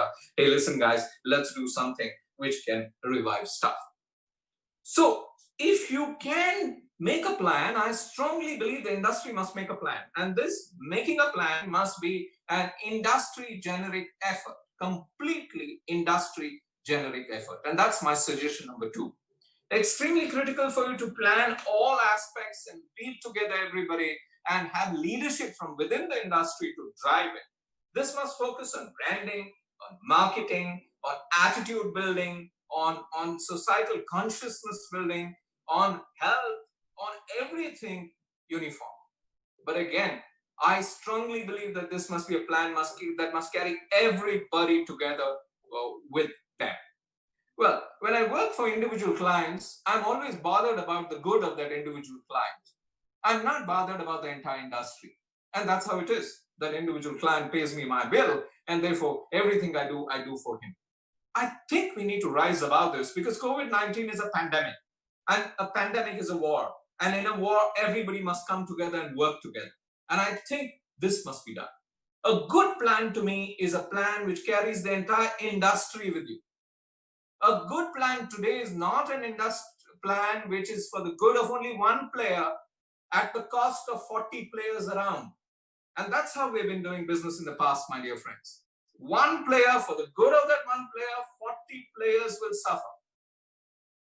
If you really look at the telecom sector, and if you look at the plan that Jio Platforms has just unleashed, I like that plan because the Jio Platforms plan is not to kill the ecosystem, but to carry the entire ecosystem of small retailers, small players, consumers, everybody together. So the plan of the future that works is the plan that carries everybody together rather than one that kills the competition. So I think the generic plan of this industry must be that. The last point I want to say is, of course, don't kill the weak, carry the weak along. That is important. Don't kill the weak in the industry, carry them along. Define a view of the future. And the view of the future is very important for the industry to define and percolate through advertising, marketing, branding. And this is a marketing and branding task which you must get into as an industry, which is to say, a simple line I want to say, a rosy future makes people buy. A rosy future makes people buy. A glum future makes people save. A rosy future is a part of the celebratory economy, as I call it. A glum future is a part of the fear economy in which we currently are. So, ladies and gentlemen, I want to close this special keynote address with two suggestions. One is you need to audit Desinomics very, very carefully and make a plan for the industry which is resilient across 46 countries and not resilient for one country. The second thing I wanted to look at is really a generic activity which carries everybody together and does not leave anybody aside. Having said that, I fully appreciate there may not be time for questions, and therefore I'm going to leave back an email ID for you, which is harishbijur@hotmail.com. If you do mention that you were at this event organized by Citi, I promise to reply to you within 24 hours. And you're welcome to mail me either here or catch me on social media on LinkedIn or Twitter or Insta. Lovely being here. Take care. Thank you so much, Mr. Bijur. It was great to have you here today. And it was quite an insightful talk, I must say. And the way ahead is survival by cooperation, as put across by you. Now we move on to the next session. Thank you.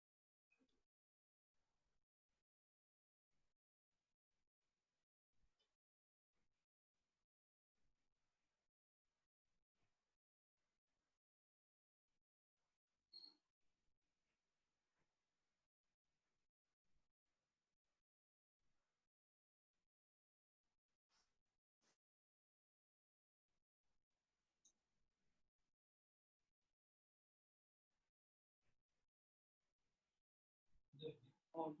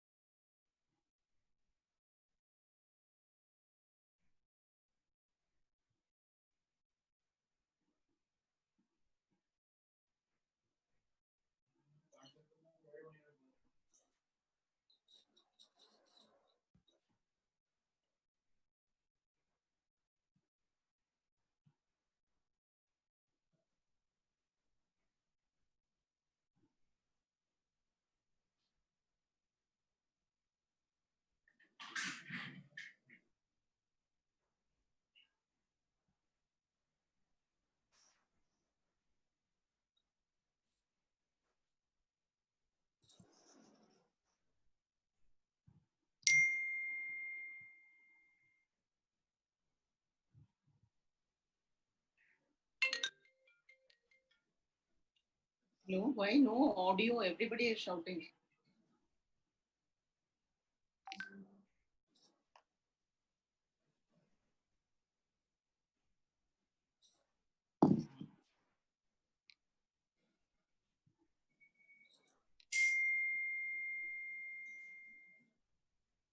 Ladies and gentlemen, is it audible?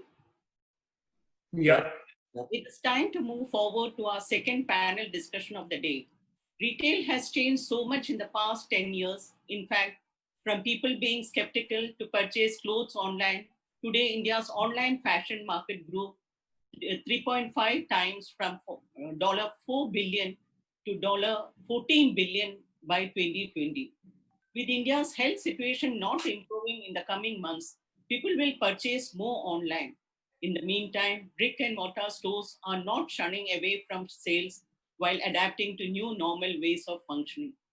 Brands are cautious enough to incorporate standard hygiene checks while even incorporating appointment-led shopping that will help them keep afloat. At this time, we definitely have to ask ourselves, what are the new SOPs that brands will follow?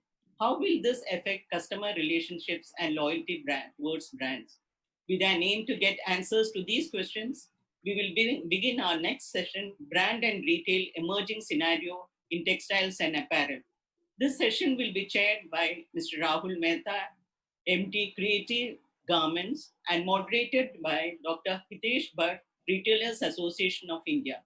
And our panelists from this session are Max Gilman, Kaleidoscope, Mr. Ganesh Subramaniam, founder and CEO, Steel Junior, and Nidhin Mohan, founder, director, Blackberry Menswear, Mr. Siddharth Vidra, managing director, Biba Apparels. Thank you. I would like to invite Mr. Rahul Mehta to chair this session. Thank you. Thank you, Dr. Sunanda, and a very good evening to all the panelists and the delegates and attendees to this program. If you notice, the title of this session is Rebooting the Textile and Apparel Industry.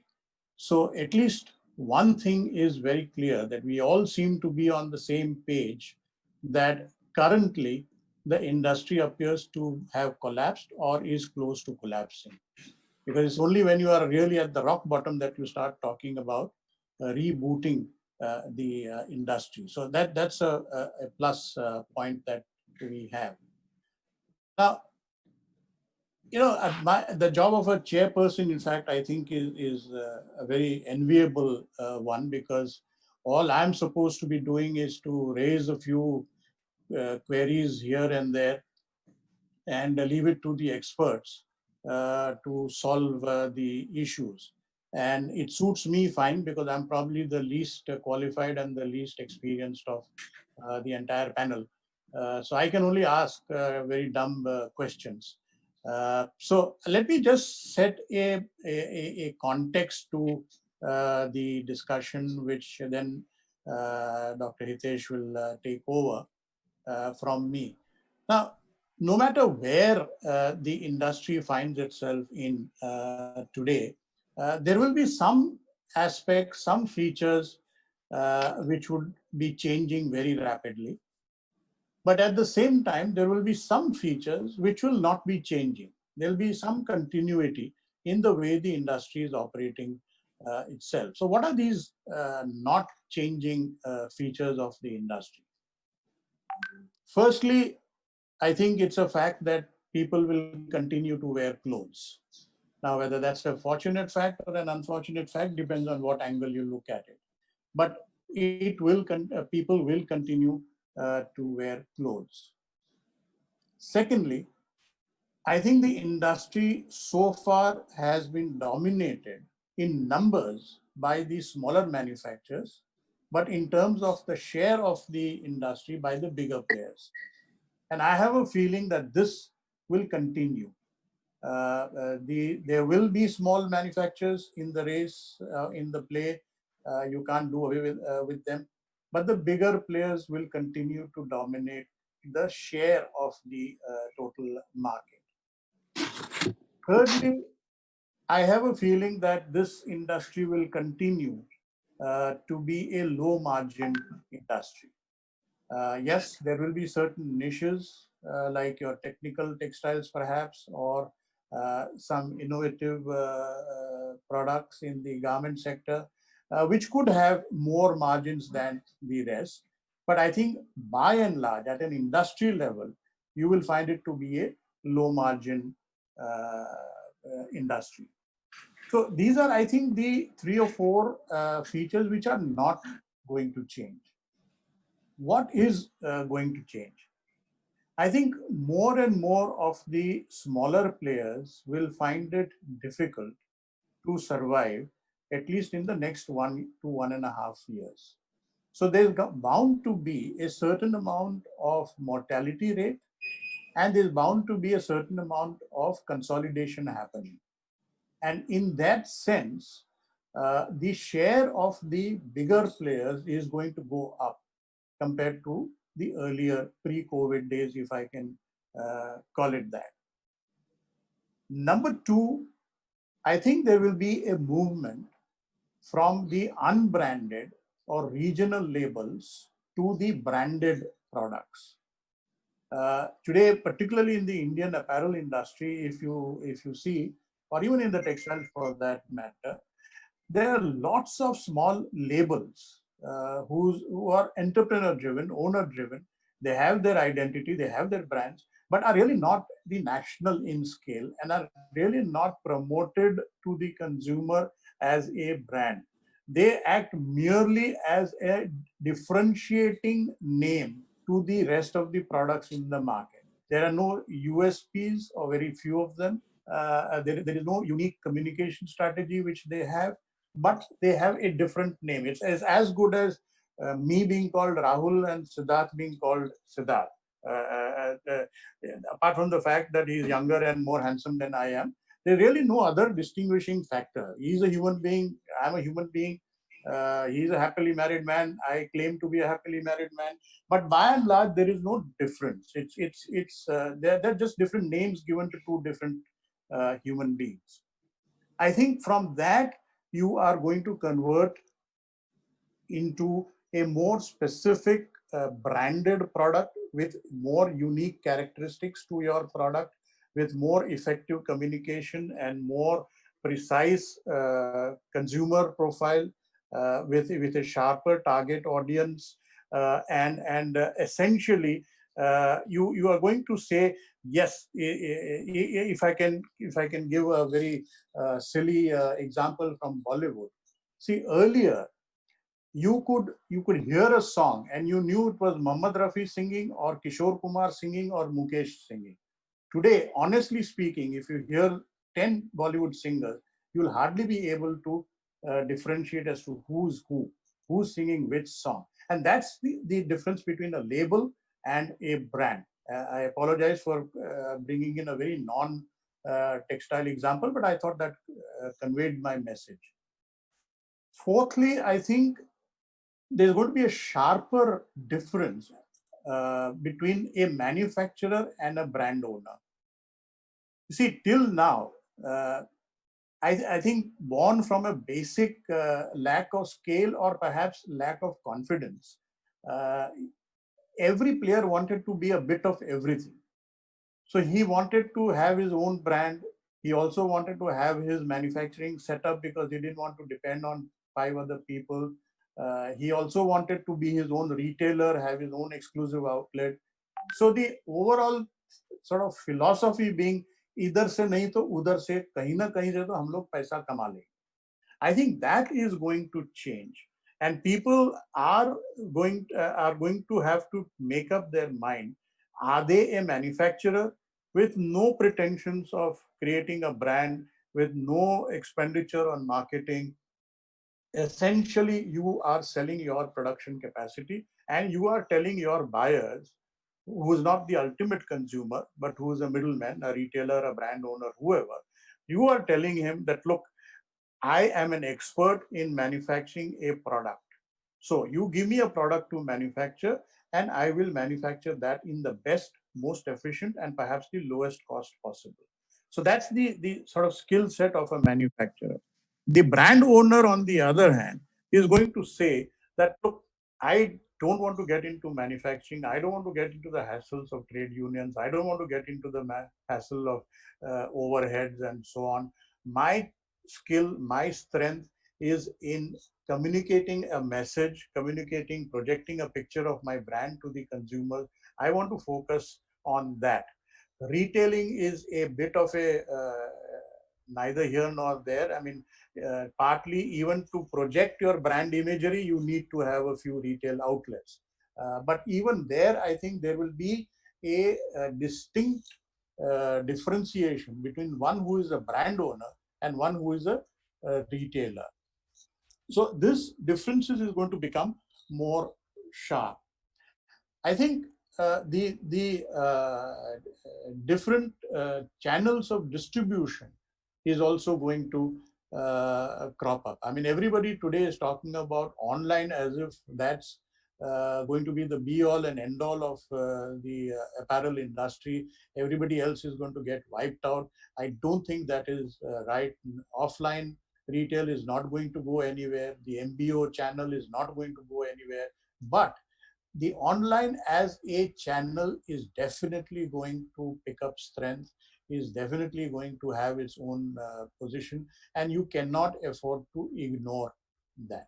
So I think channels are going to, the number of channels are going to go up. And why I'm saying not just e-commerce or online, because you have several other channels which have come up and they're doing quite well, but which we are not acknowledging. For example, your TV sales, the sales through TV channels. I mean, particularly for your leftovers and your seconds and so on, I believe the numbers are humongous. So that's also a very interesting channel that one can. You can also have a channel which is developing, which is selling through coupons and through exchanges. So you buy X amount of BlackBerry and you get a coupon to buy a Y amount of Biba. So this cross-selling is also becoming an important channel. So I think you have to look at this newer channels that are going to come up. And lastly, what is going to change very drastically, I think, is consumer behavior. I think how long it lasts, of course, nobody knows. But at least in the foreseeable future, the consumer is going to buy less. He's going to buy less frequently, and he's probably going to buy cheaper. So you will have to define your position very, very carefully, and which is actually my last point. That is, you will have to define your brand's positioning far more sharper than what you used to before. You could have today a range which is, I mean, if you're talking, let's say, of a lady's garment, you could have in your range under the same brand something which the MRP is 500 to 700 rupees and something which is 2,500 rupees or 3,000 rupees. I think this will slowly die out. as Biba has shown,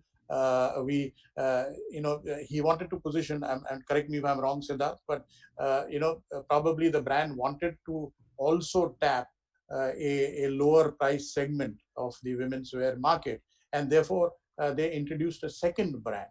It did have a carry forward positivity from the main mother brand Biba, but it was marketed as an independent separate brand. So I think this is going to happen. Maybe 10 years earlier, Biba would have said, okay, let me also have a few kurtis at 700 rupees or 900 rupees or whatever. So I think this is another change that is happening. So I think having said that and having laid out the context, I would leave it to the experts, as I said, to enlighten us about, I can see Siddharth smiling. That's the disadvantage of an online seminar, that I can see your face. But the experts, I think, will hopefully enlighten us as to what we need to do. But again, just perhaps a few of my personal thoughts.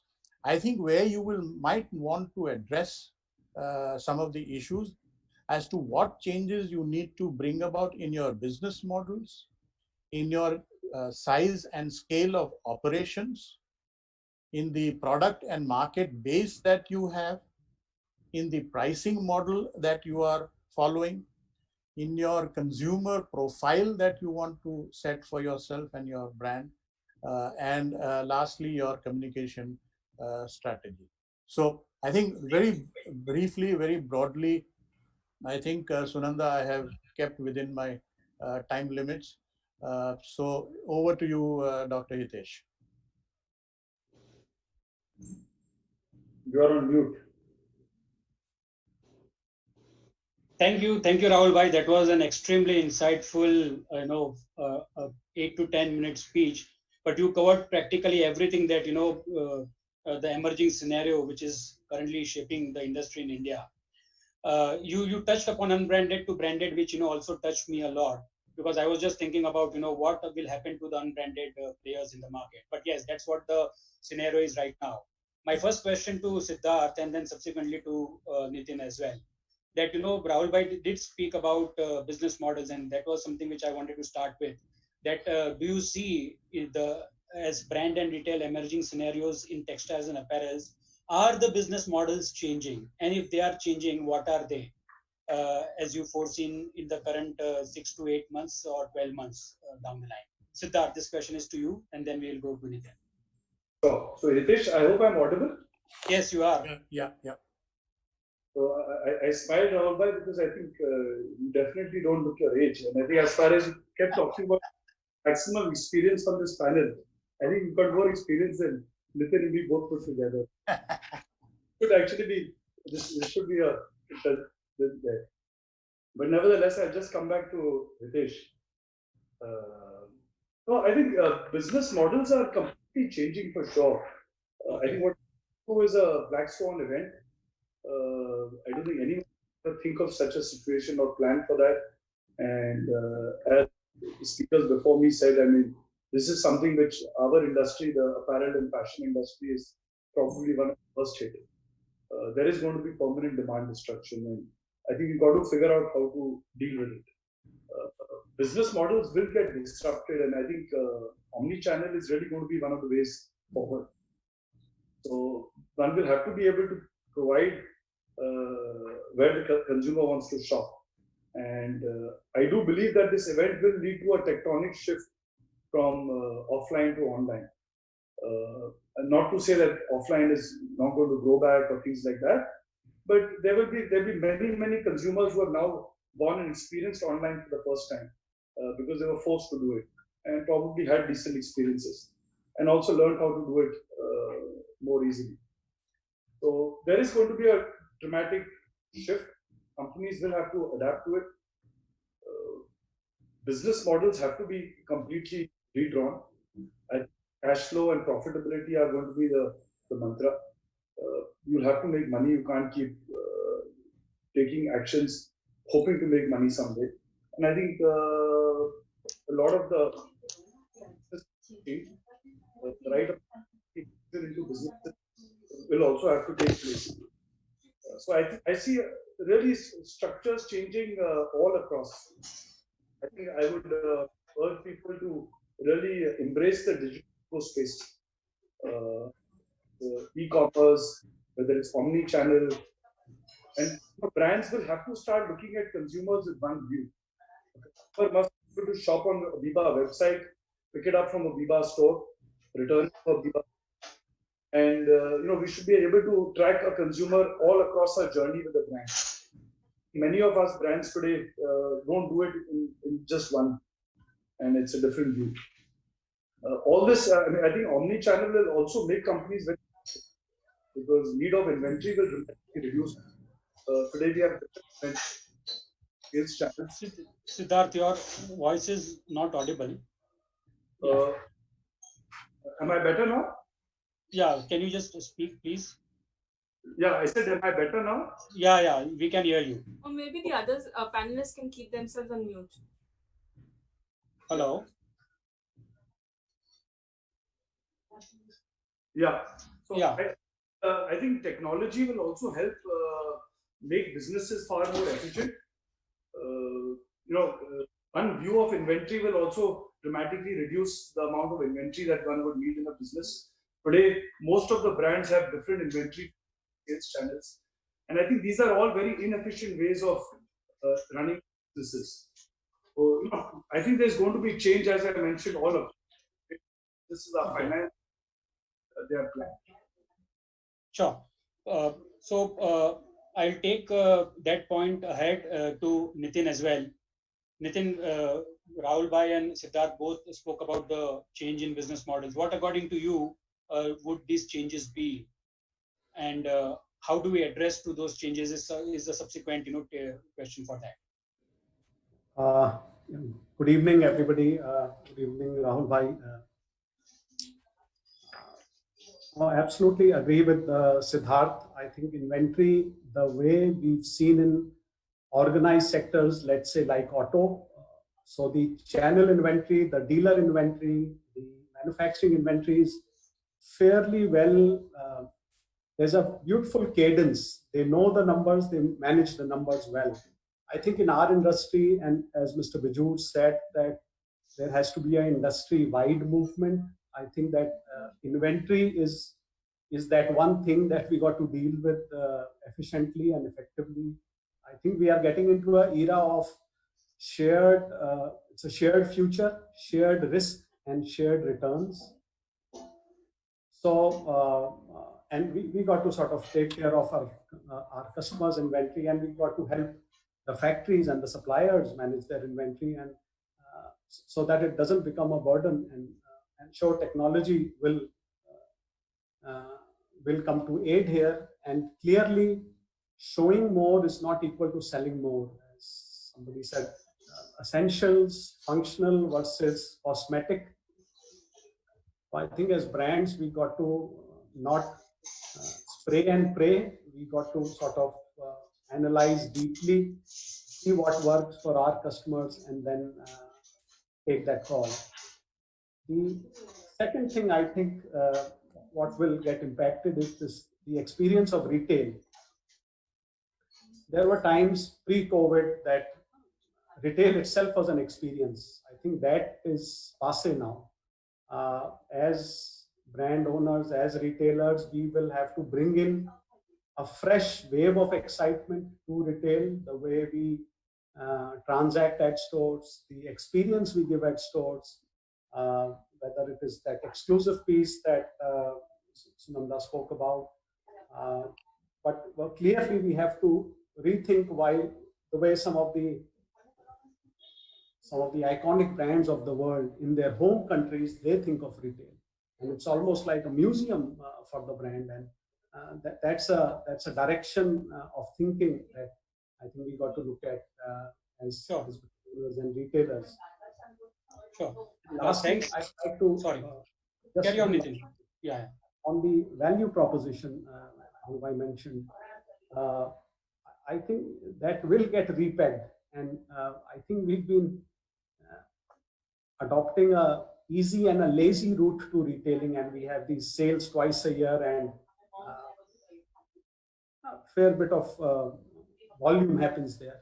I think we got to look at value once again. We got to look at price as a strategy, and definitely this EOSS thing not as a selling strategy, but as purely opportunity to correct some of the mistakes we would have taken as an entrepreneur. So these are the three things I thought will shift directionally. Sure. Ganesh, I'll go to you and ask your views from a technological point of view. Rahul bhai mentioned, Siddharth did mention about the omnichannel part. We'll come to that point subsequently. But how can the brands stay relevant in these days, where there is a lot of uncertainty? Ganesh, please. Yeah, thanks Hitesh, and thanks everyone for setting the context. And I hope everybody who was watching are staying safe. Fortunately, I started my journey online in 2012, when everybody said, Ganesh, you're a mad guy, leaving Walmart, world's #1 company, to join a company which nobody knows, right? And they're going to sell fashion online. And they were saying that, you're making maybe the mistake of a lifetime. Now, on the hindsight, I think things can go wrong, go right, etc. I think it's important. I think, if you ask me one thing, right, COVID is created a lot of reflection for the industry globally, not India. COVID has actually shaken and all of us to say that, maybe what we could have done long back, we are all trying to do now. I think it's a huge reflection point to an extent that, those brands who actually took this initiative 5 years back, right? I'll give you an example. I think it's a published data. Nike, for example, Nike in China last year just dropped annual results by 5% down over a year, and with all what has happened in China, last quarter results.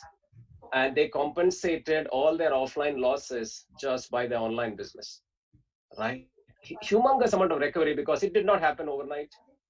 And I personally used to interact with this brand, and we could see the difference between the approach of various players and the parties that we used. What I'm trying to say is that I think digital awakening has happened for all of us. Consumer has been shifting. Smartphones have been going up. Internet access was going up. But the speed at which we were looking at was proportional to the share of business. I think that's, therefore I would say that I think we all need to look at, like the ski guy said that, we need to look at where the puck is going to be, not the where puck is right now. So we need to be playing the ball for the future. Therefore, let me explain. I think I'm going to take this whole conversation point of view from a digital perspective. Now, from a digital perspective, I see that winning in digital needs kinetic energy. I'm going to take a bit of science here.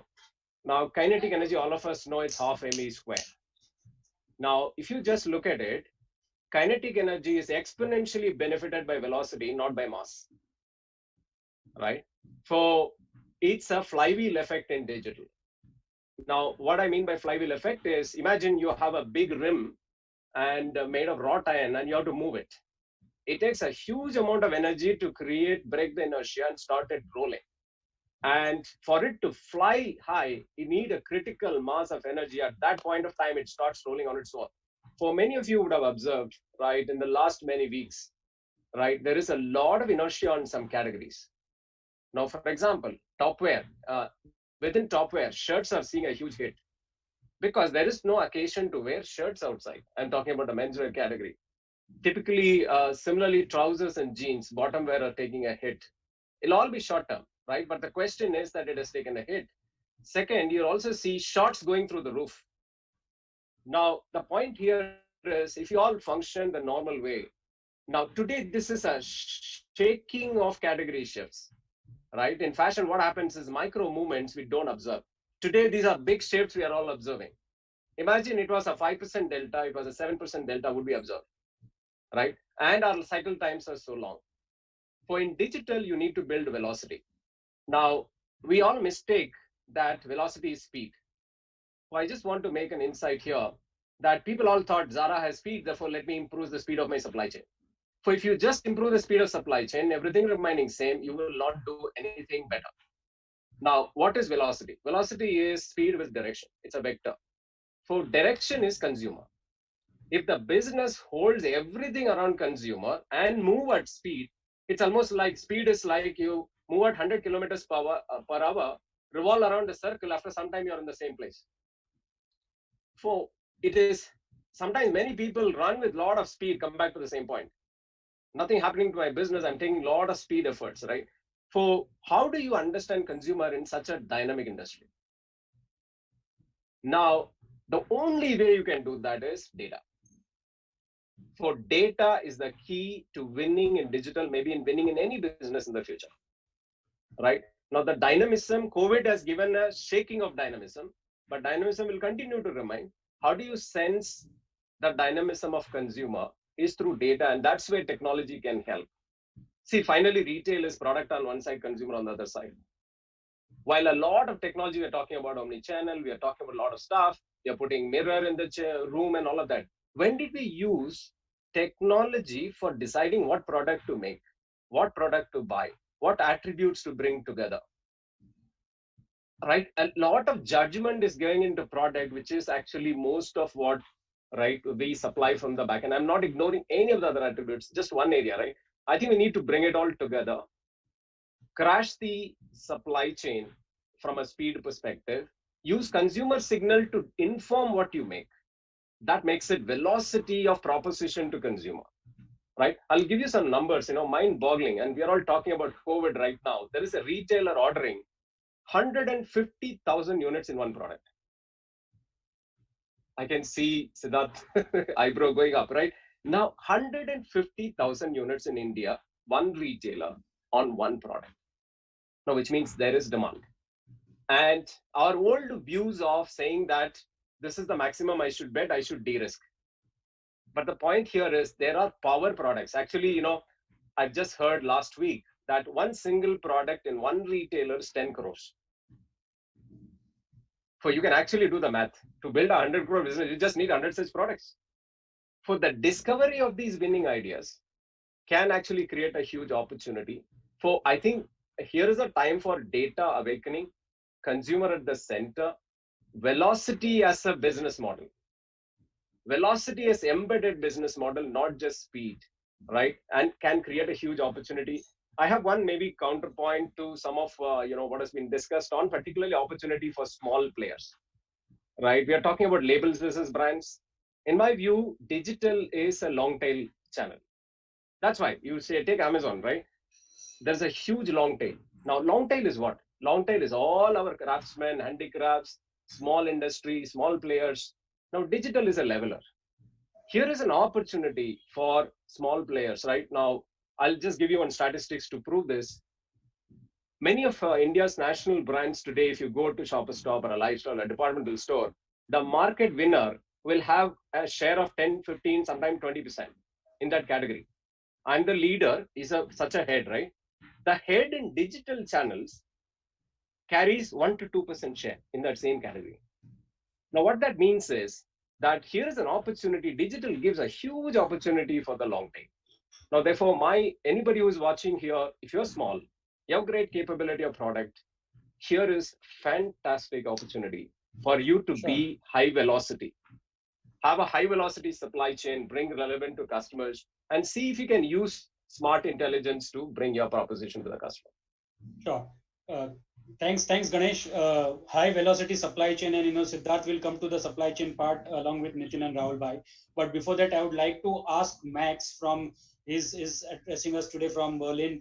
Max, what are your views and how do you see the German market or the European market vis-a-vis what's going out here? So if you can just give some comparison, and then we'll come to the other aspects of the discussion that we are going to have. Yeah, thank you. Pleasure being here, and very interesting to hear all the insights also from your point of view. Obviously, I'm coming from quite a different point.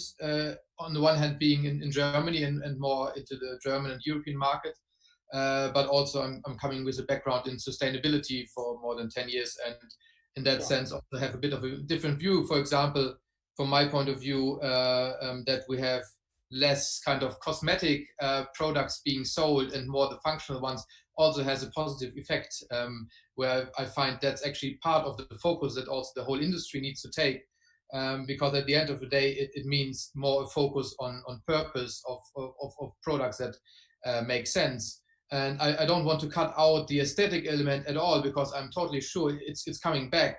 And also now, I mean, if you look at it, yeah, maybe shorts are trending more than trousers, but we're gonna be walking more outside again, and also gonna be wearing more shirts again at some point. But in general, we are all driven by curiosity and by creativity. So humans will always have the wish to wear something new, have new colors, new patterns, and so on. So I wouldn't be too worried about the potential market. I don't think it's gonna kind of totally break down at all. I think it's a moment of creativity and shifting from products, and you get different product ranges, which I think is also one very general thing. Ganesh, you were talking about the Nike example also in China, which I find very interesting as well. But also maybe one extra point to that, which I find important. Nike didn't just make up the sales, as far as I'm informed, with online channels, but also with a different product. They made a lot of revenues through the services, because they used the fitness app, and they were not just selling products through the fitness app, but also the service of making people kind of guiding them through the fitness programs. So there I see also an important part, which is on the one hand, I agree that the manufacturers, brand owners probably have to focus on the core business, but at the same time, we live in a time where agility is extremely important. So you do have to look in the diversity of your business also, and if you can add, for example, especially services to your product range, which will be a more easy kind of way of making money in the future, and also a more sustainable way, because you walk away from the resource, a natural resource heavy production scheme, to something that can be more virtual in many different ways, which also brings me to the again, I think a global meta trend of not being either online or offline. It's definitely looking all more into hybrid systems, where you have to kind of take both into account. And I think that's very visible, that big platforms that are online are moving more and more into brick and mortar, and to kind of explore that. And on the other hand, you have the big classic retailers with physical stores that are moving more into online. So you can see the shift from both sides, and I think that's exactly what is realistically the best position in the future.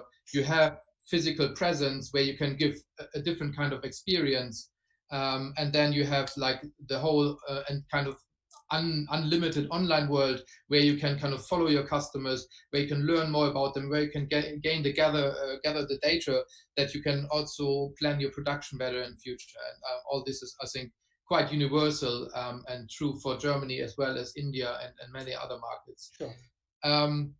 Maybe for a bit of a focus on the German market, I feel here we have a totally split situation. It's clearly that the higher price range is doing fairly well, especially luxury, but also like just higher fashion. This is, for example, also sustainable fashion brands are doing pretty well at the moment. They have gained market share. And then we have the discount, which is mostly also non-branded, or just like maybe you have a retail brand, but not so much a product brand. And they're also gaining, because obviously you have people that are becoming more conscious at the moment, but you also have people that just have less money. So these two parts are gaining. So what I see is we not. I see a lot of chances for small businesses. I definitely agree with Ganesh there, especially in the combination with being smart and using technology. But I see that the mid-sized brands in Germany, they have the biggest trouble, because they are already too big to be agile, but they're too small to really overcome this crisis easily. So I'm seeing mostly an even bigger split, and that the COVID crisis is an amplifier for this. Yeah, and then in Germany, I also think the idea of focus is very important. Focus more on your best products, on your best skills, and with that comes the branding as an extremely important element. because brands, I mean, if you think original about brands, it's trust.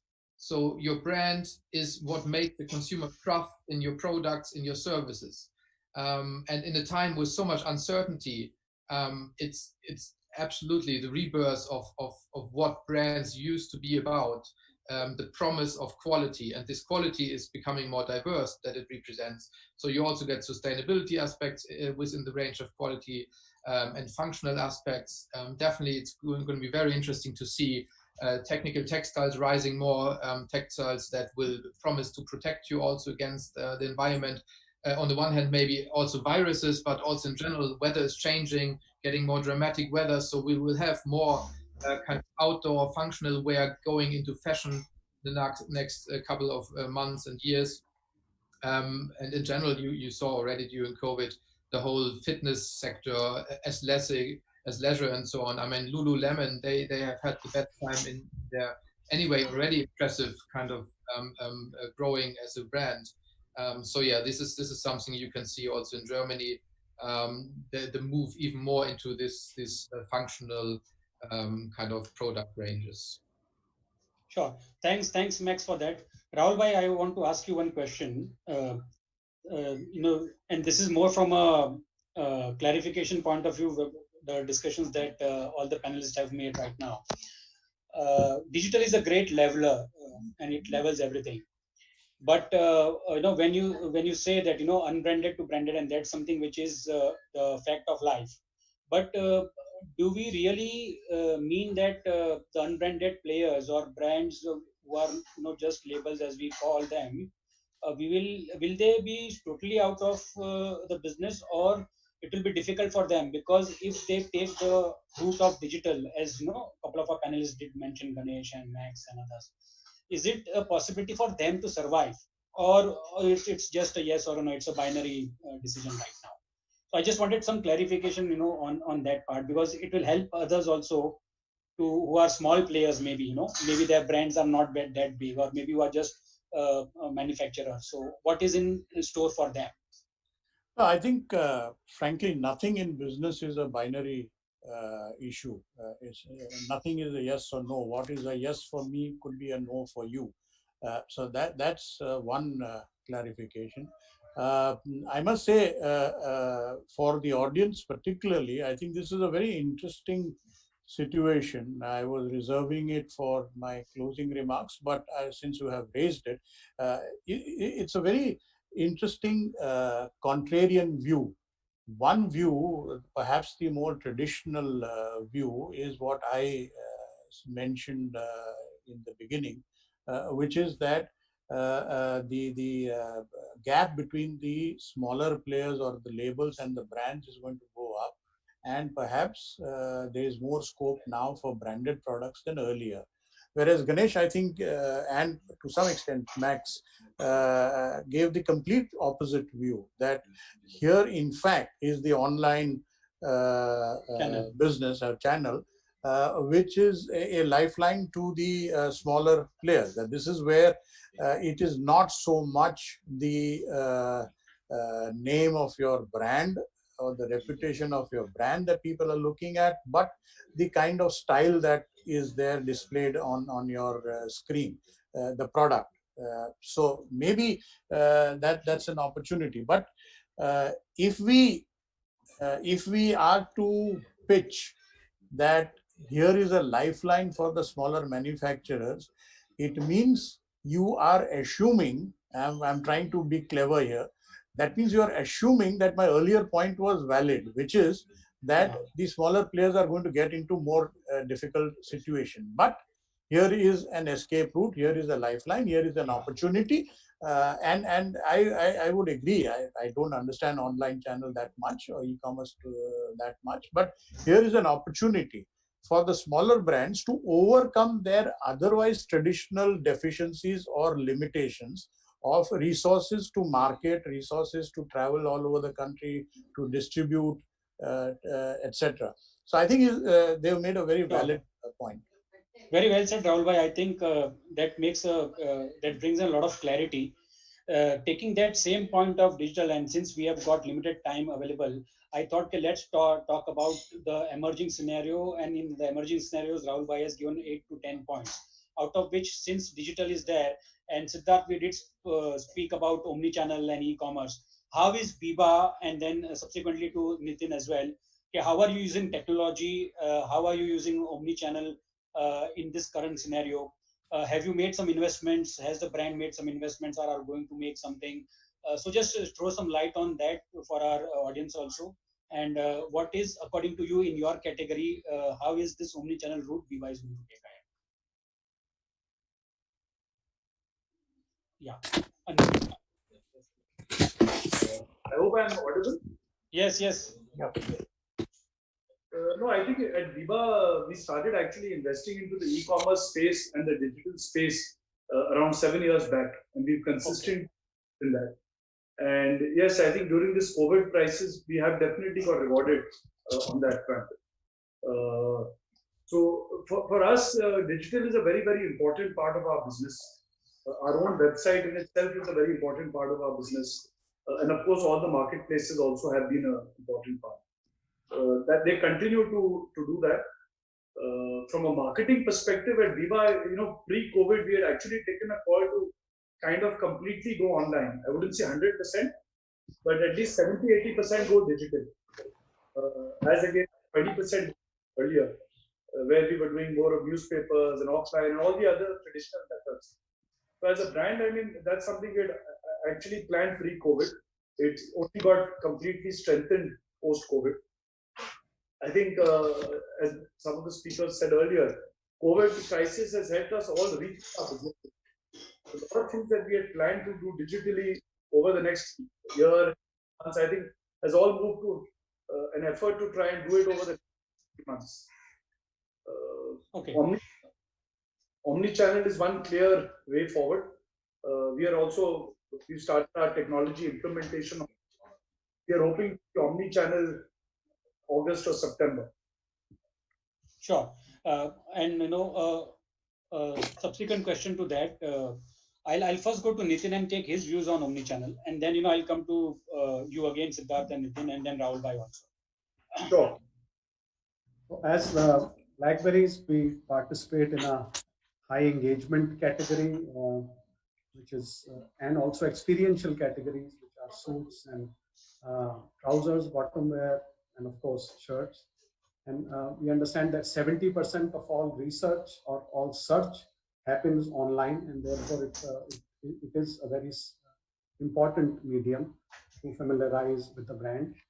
And as you rightly said, Dr. Hitesh, that each brand will take it differently. So at Blackberries, the consumer knows us for our fit, and therefore how we think of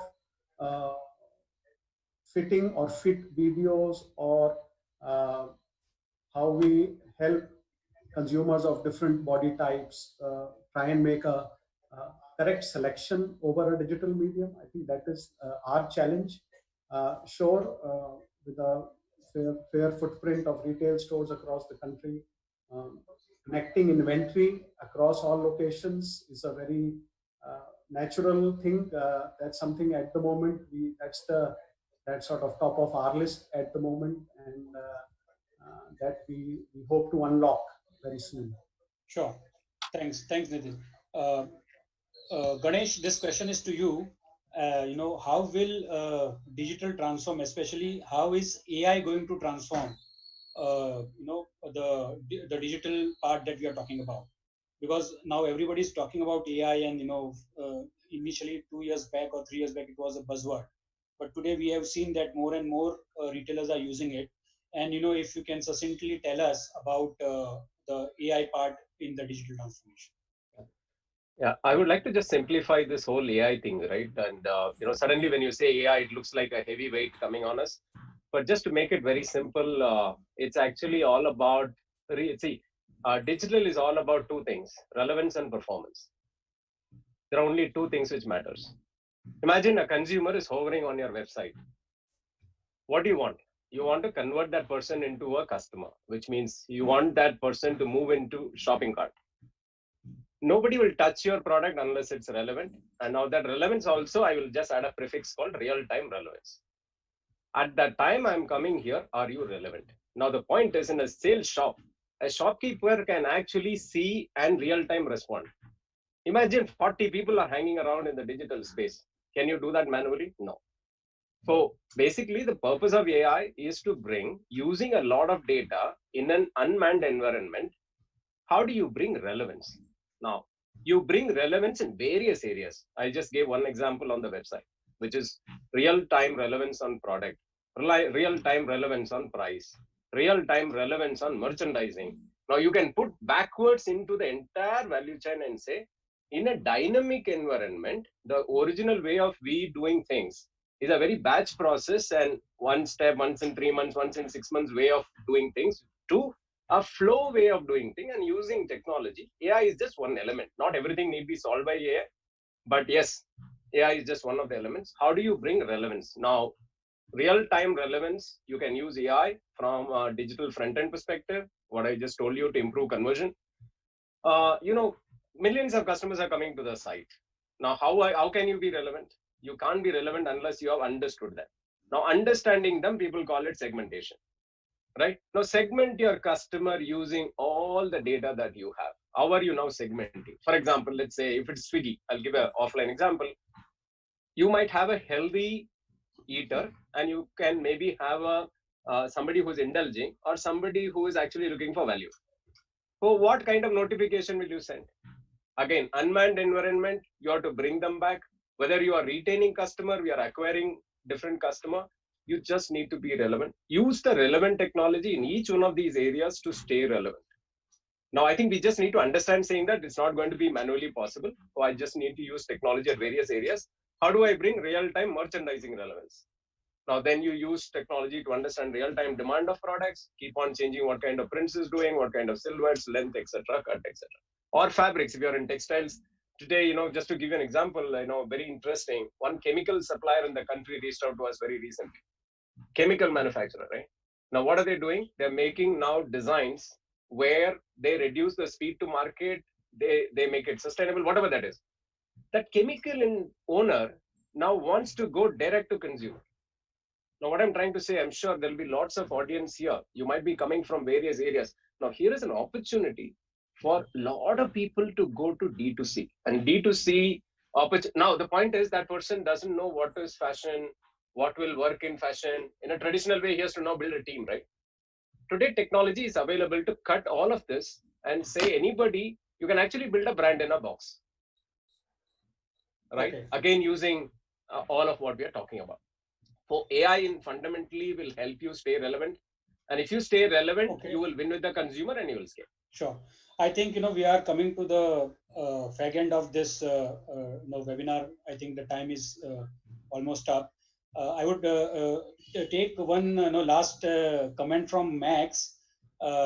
Before everyone gives a short two-liner closing remarks.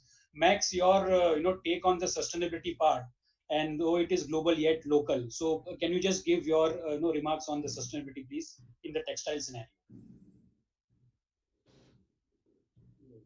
Or overall, that normally would maybe take long.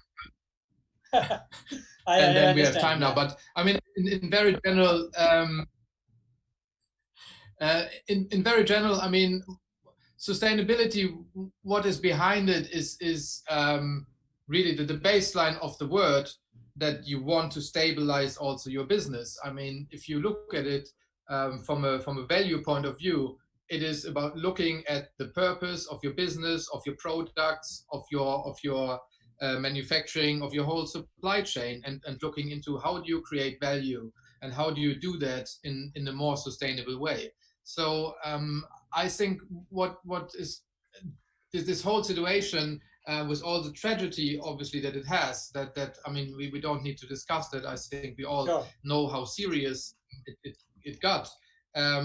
It is an unprecedented opportunity to change things while rebooting. And if we anyway have to reboot, it's the perfect moment to really look into sustainability structures, which at the end of the day, from our point of view, how we look into strategies there, it will stabilize your business over a long-term period. I mean, this is something where where we definitely we always clash. If you look into sustainability, obviously it will not work if you're just after the very quick money. That there is a conflict between this. So that's also why always like this really super fast fashion models and sustainability, it's still quite difficult to get together, because on the technology side, we're not that far. We can imagine for the future at some point with biodegradable materials and so on, maybe we get into like really quick cycles that can be sustainable, but that's future. That's the music for the future, maybe in I guess 20 years. But for now, if you look into sustainability, it mainly is really looking at your resources and bringing the highest degree of efficiency in there and making it stable with all the stakeholders you have. I mean, something that we've been seeing, it was mentioned a bit before. I mean, the whole supply chain has suffered the most. I mean, at the end of the day, it's the workers that really had the biggest struggle with this overall situation.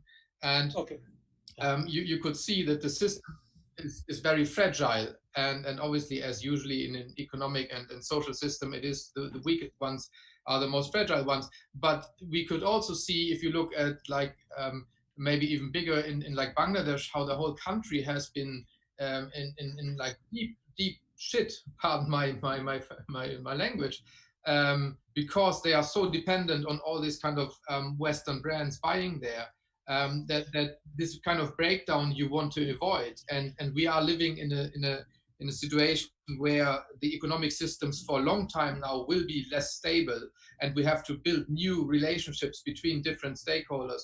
And there, I think the idea of sustainability can come in very handy, because at the end of the day, it's a question about what kind of relationship do you have with your stakeholders, starting from maybe the cotton farmer to the workers and so on. So you have to really think, okay, how do I work with them in a good way, so that they have a good environment, which then makes your own environment and your own ecosystem way more stable. And then on the other hand, obviously you look into all the external factors that so far maybe you have not looked into. And at the end of the day, if we're honest, one has to see COVID is also connected to the whole drama of climate crisis and so on. Because, I mean, as far as science looks at it at the moment, it's very clear that the viruses come from wild animals. The wild animals are being endangered because we are expanding as humans so much. So we need to find really other solutions on how to deal with that, if we have an interest that our kids and their kids and grandsons and granddaughters and so on still have a fairly comfortable life here. So that's where we stand with sustainability, I think. And yeah, I can only ask and also like offer our help, obviously. Everybody who is really looking into rebooting now, it's an historic moment when you can implement sustainability strategies deeply into your business, and that means you can gain from it really quickly. At the end of the day, there is no sustainability without profits. That's totally clear.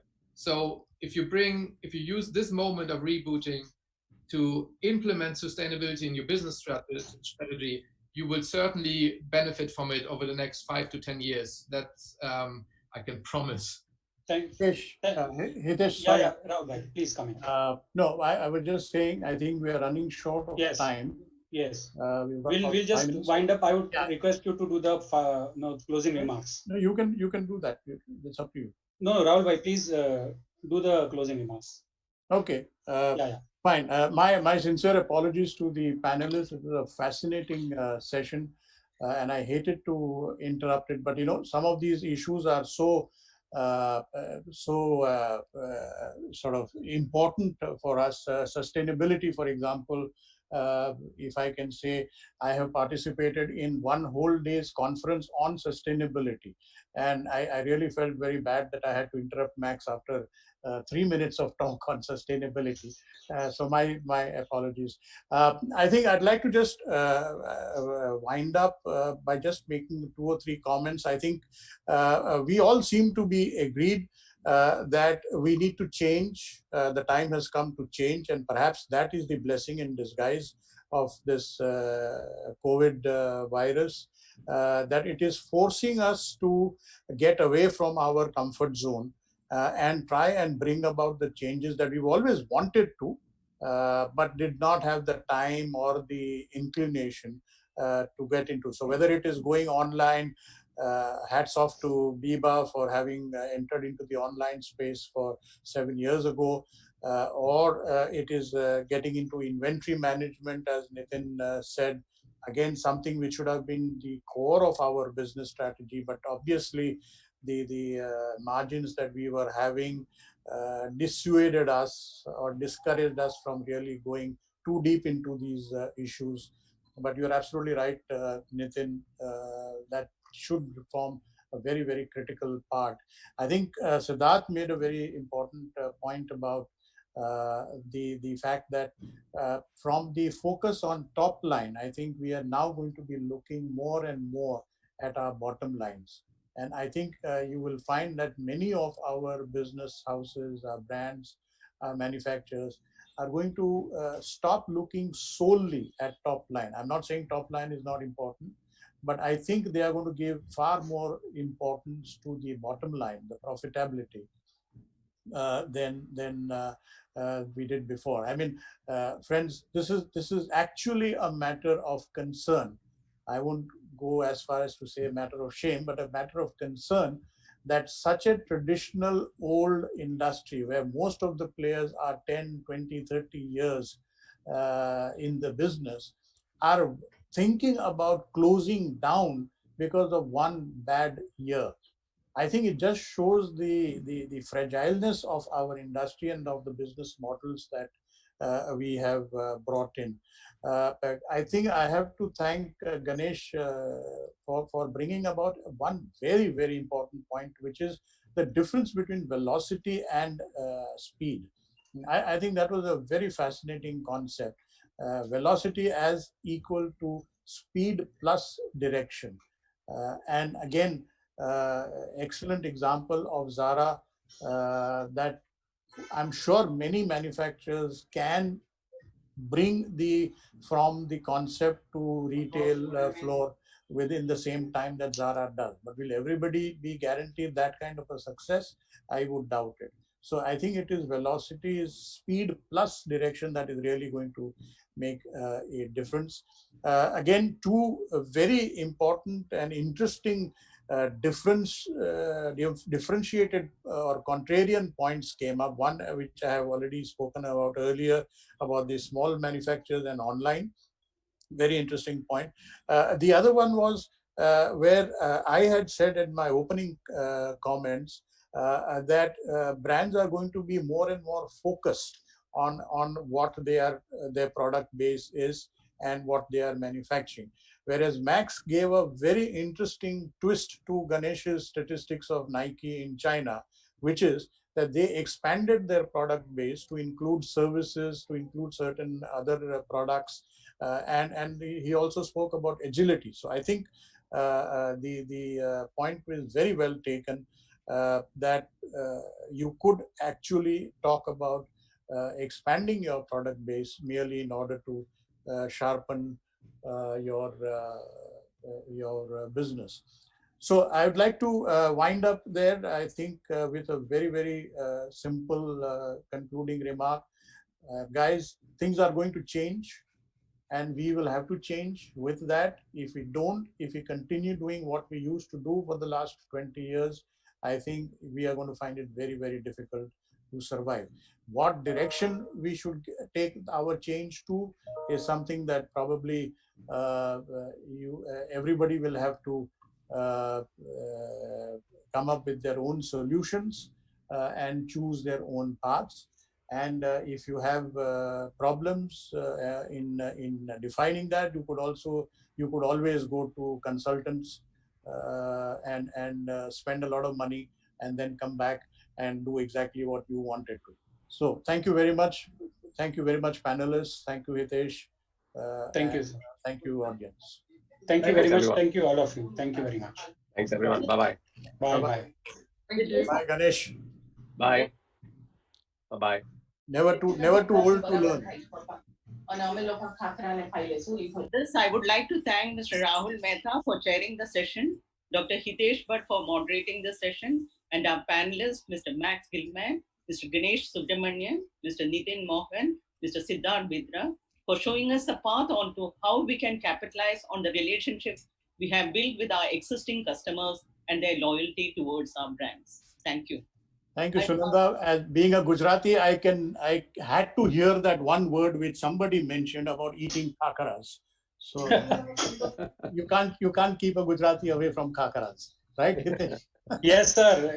I also heard that khakra word, so I'm also happy. Okay, thank you. Thank you, sir. Thanks, I would everyone. also Bye-bye. like to thank our media partner, the Textile magazine. This Chennai-based journal has been publishing since 1959, has now completed its successful journey of 50 years. Thank you for partnering with us. Thank you.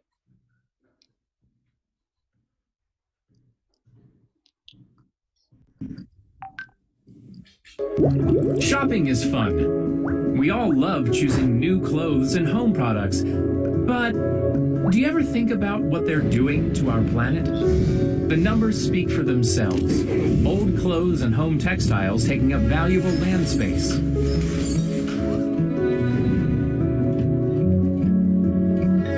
New clothes and home textiles consuming valuable resources to produce.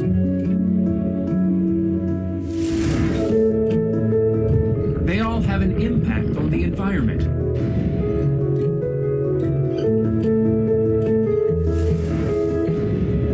Something needs to change, and you can help by making the right choices. Like buying products made of Textile sustainable fibers. Textile fibers let you feel right and feel good about the environment. Textile fibers are derived from nature, produced from the natural raw material, wood. Textile fibers come in two varieties, Textile lyocell and Textile modal. Let's look at how these fibers are produced. Our story starts in the forest. The production of Textile fibers makes full use of wood harvested. Nothing goes to waste.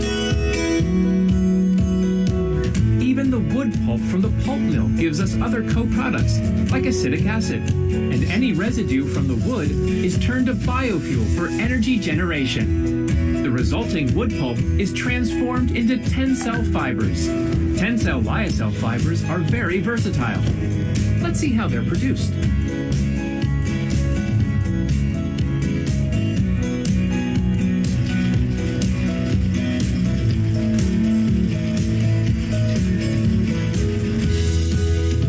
The process reuses almost all of the chemicals employed.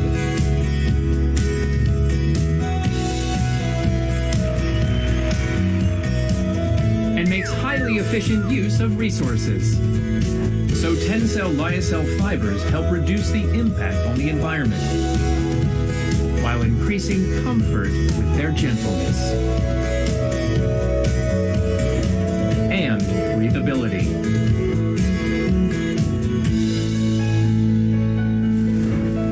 They are also strong.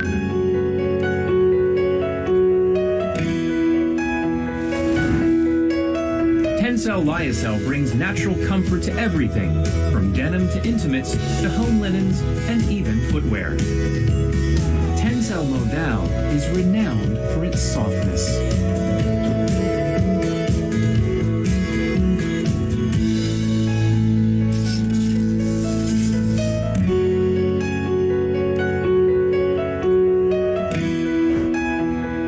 And for its superior color retention.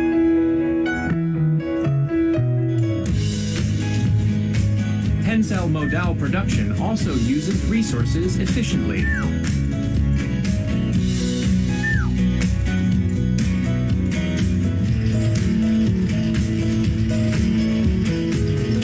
And generates the co-product sodium sulfate used in detergent manufacture.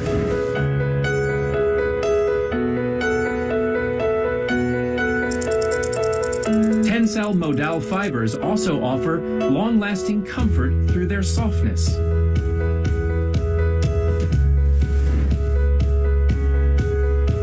As well as durable color.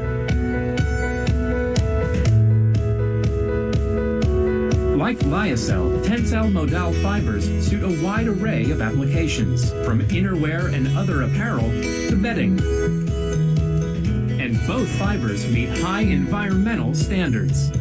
When we call Tensile sustainable, don't just take our word for it. The Higg Materials Sustainability Index confirms our claims. Higg MSI measures 4 important markers of sustainability in textile manufacturing, including eutrophication, an indicator of water quality.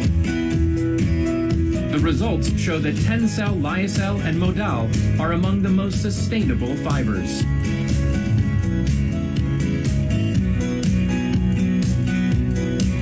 At the end of the A warm welcome to everyone once again as we proceed to our third session for the day.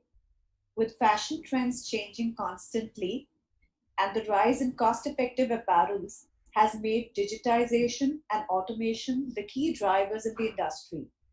In order to maintain supply in the market, back-end operations like shorten lead times, increase manufacturing flexibility, reduce suppliers, streamline communications, provide a higher level of product quality, and create more accurate inventories will come about only through digitization. Moreover, it can be a wonderful tool to help reduce cost in sourcing raw materials and producing more machine-made clothes in a shorter span of time. To discuss the topic, we will begin this session, Digitization, Automation, and Innovation in Textiles and Apparel Industry. To chair this discussion, I would like to invite Dr. D.L. Sharma, Deputy Chairman, City, and MD of Vardhaman Yarns and Threads Limited. Welcome, sir. This session will be moderated by Mr. Prashant Agarwal, Joint Managing Director, Wazir Advisors. And the panelists for today's sessions are Mr. Ram Sareen, Chairman and Founder, Ducatex, Mr. John Thorbek, Chairman, Change Capital LLC, and Dr. Akshay Kumar Sardana, Technology Leader, South Asia Biomaterials DuPont. Over to you, Dr. Sharma. Please take over this session. Sir, you're on mute.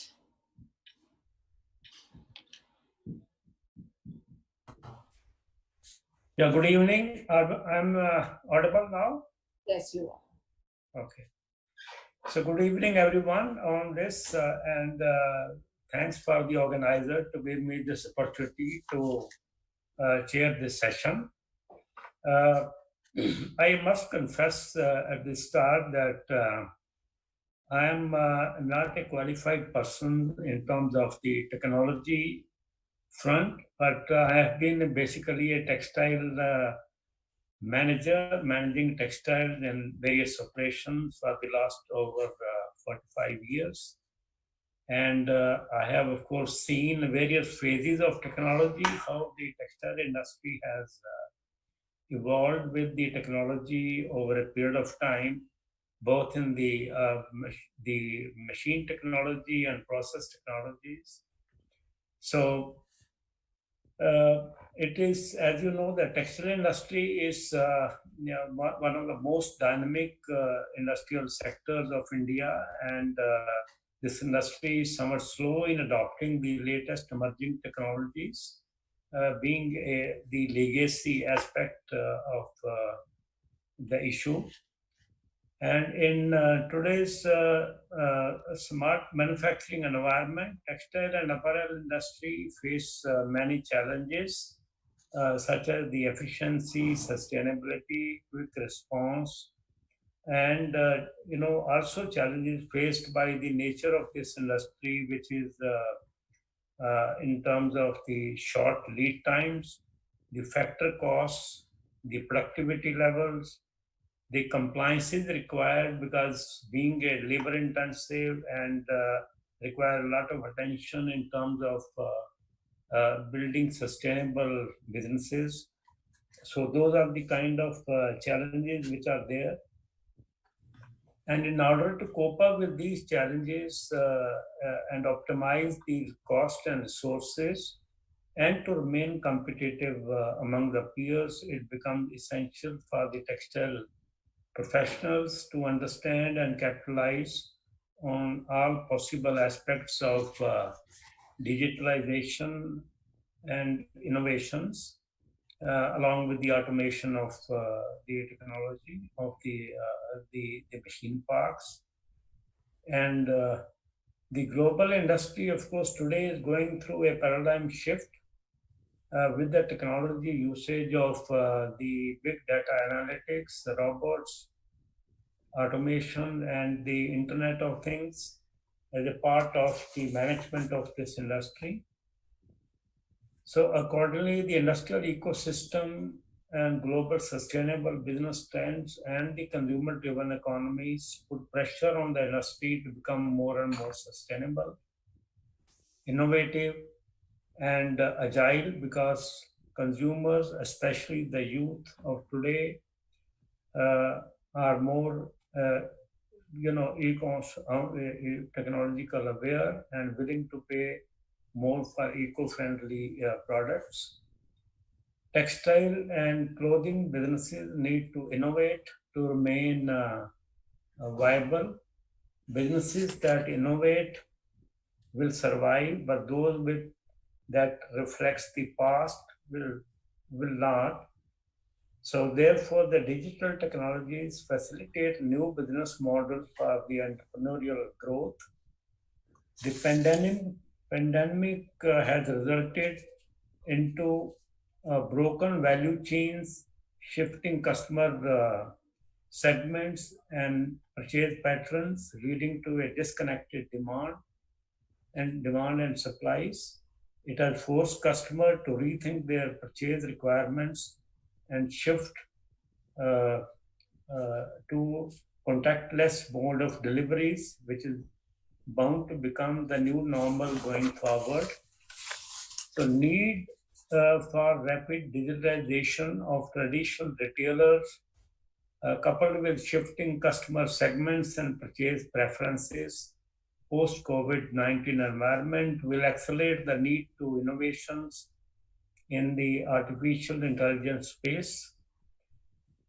Besides this, Industry 4 and automation ensures sustainability to some extent, starting from the raw new fibers to the finished products, and also offer a range of opportunities to the textile sector for improvement in design, productivity, and delivery times.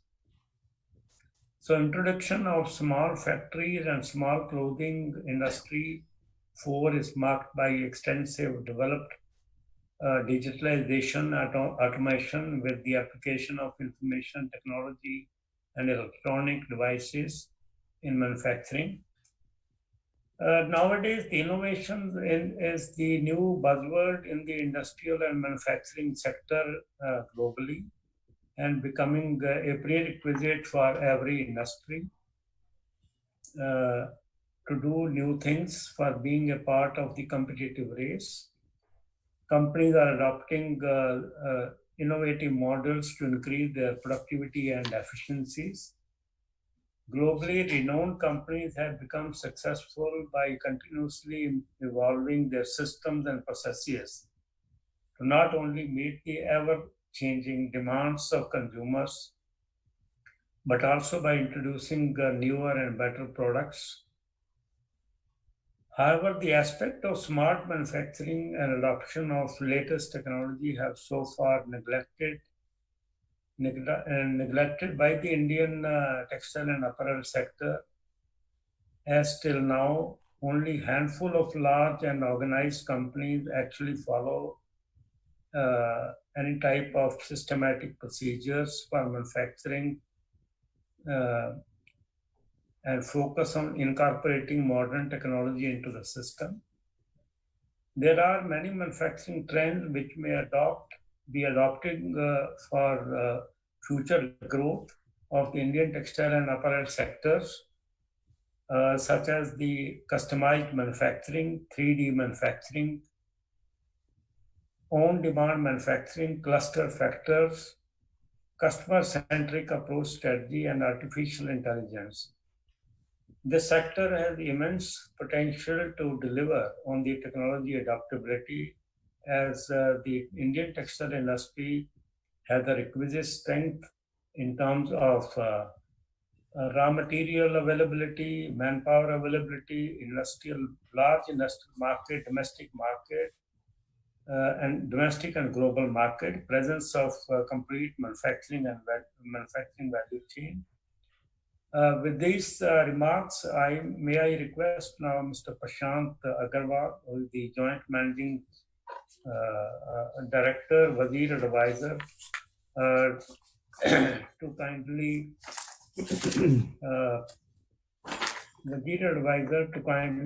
moderate the session and request all our panelists to share their valuable insights, which will be beneficial for the textile industry. Just a briefing about, I think Prashant is well known in the textile fraternity here, and no need for a formal introduction. But in any case, just to complete my job of introducing Prashant, Mr. Prashant Agarwal is the co-founder and joint managing director at Wazir Advisor. He has an extensive experience of 25 years in various corporate strategies, business creation, diversification, and performance enhancement assignments for the Indian and international clients in textile and apparel sector. Being a textile graduate and a management graduate, has worked in manufacturing, sourcing, and marketing.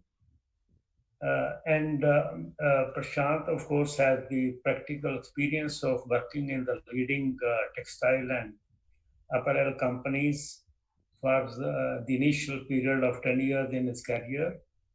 He was also on the board of some of the most successful textile parks promoted by Textile Ministry and Japan-India Fashion Forum. So may I, now pass on to Prashant to please carry forward the session along with your panelists, and you can introduce the panelists present today with you in this session, like Mr. Ram Sareen, Chairman and Founder Tokatech, John Horbeck, Dr. Akshay Kumar Sardana, Technology Leader, South Asia Biomaterials Group, and Mr. Prashant. Thank you, Sharmaji. Thanks for the introduction, and good evening to everyone. Your guidance always has been with us. So I think it's a very, very interesting topic. And I congratulate City to choose app topic and theme for the conference, Rebooting Textile and Apparel Industry. I think when we talk about rebooting, there are a lot of automatic rebooting, which is going to happen as time will pass. But it gave time to rethink in terms of how this industry can be run in a better manner. And I think with this, the panel, the topic given to us, digitization, automation, and innovation in textile and apparel industry, I don't think anything can be done without this. This is must. You can have manufacturing setup, you can have big buyers, retailers, brands, but without all these three, I think in future business, you can't sustain at all. And with this, I think my panelist, as Sharmaji pointed out, Ram Sareen, who has been founder of Tukatech, and he has lived his life in India and Canada, in US, and seen world practically automating a lot of things and suggesting people how to do business. So with his experience, and John being there, who actually is focusing on transforming fashion business. He has worked in companies like PVH, Adidas, Nike, Timberland, have co-authored book like Zara Gaps. I think with his experience, he can really focus on digitization, and he understands how brands and manufacturing works. And with me, Dr. Akshay Kumar, because again, he brings with him experience of working in companies like Vardhaman, Arvind, and Trident, and also working in DuPont for last 8 years, because we talk a lot about innovation in all our seminars and conferences. But do we really understand what innovation means? What it takes to bring innovation? what it takes to bring a culture of innovation in an organization. I think with these three panelists, I'm really lucky moderator that you will get all perspective, a global perspective, and really John and Ram, they are coming. Ram is from San Francisco at this moment, and John is from California.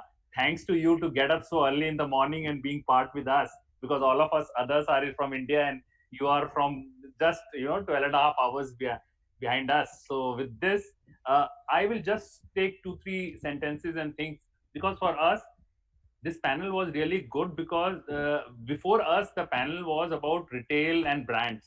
So actually that panel, if somebody would have heard it in totality, they actually emphasize in whole of the discussion about digitization, about automation and innovation only. The way Ganesh told of kinetic energy and velocity, and how speed with direction is important.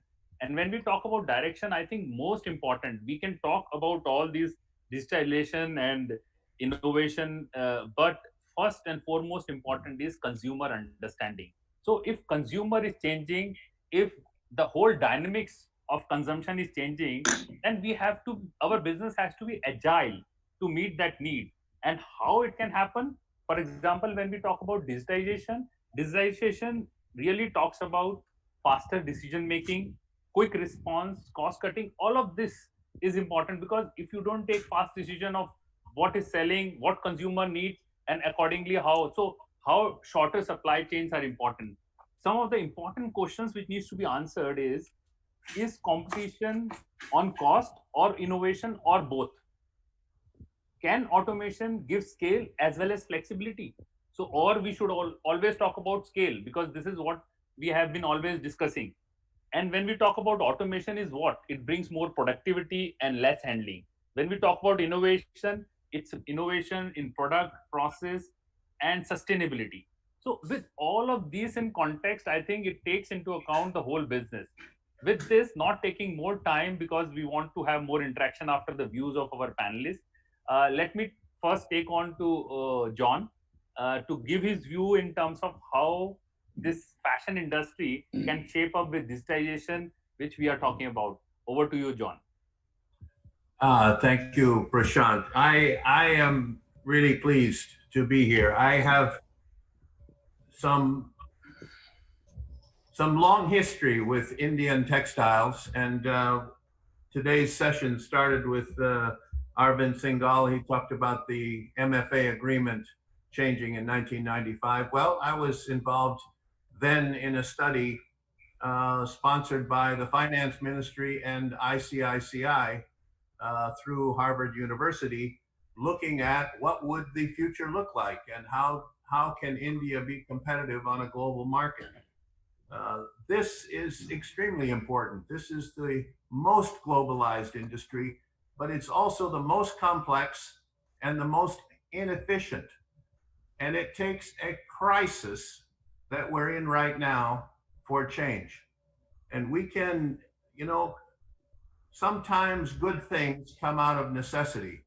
And you can look at other industries for examples. Toyota and the just-in-time system came out of post-World War II, out of a very scarce environment, limited capital, and it forced a change in the auto industry that we all know was revolutionary. The same thing happened at the beginning of Zara, which was really founded in an atmosphere of crisis, which was in a corner of Northwest Spain, high unemployment and very limited. It's not where you would look for global fashion to, be revolutionized. So things can change. It's been a long time, but this really is that moment. And I think what we have to look at first here is not just what happened in autos, what may have happened with Zara. We can look at also the electronics industry. And that's where I've spent the last decade studying process innovation in electronics and how that applies in fashion. So that process innovation, this change in processes is is to start. We can't jump to technologies such as AI or machine learning or data science without looking at a change in process. And that process can collapse lead times. And, you know, the main benefit of that is to reduce the uncertainty for all partners in the supply chain. If we can reduce uncertainty, we can improve performance, and we can begin to integrate a supply chain to be fast, lean, and flexible. And if we start there, then I think we can begin to optimize it by adding on capabilities in data science. So I think that's a very optimistic view. You know, this is not an industry that has to be low tech, low profit, and low growth.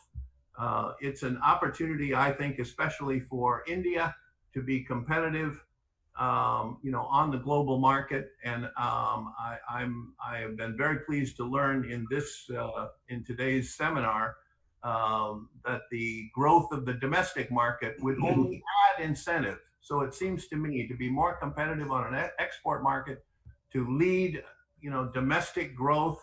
Both of those are very strong arguments for process innovation, which leads to productivity, which leads to capital, which creates the possibilities going forward.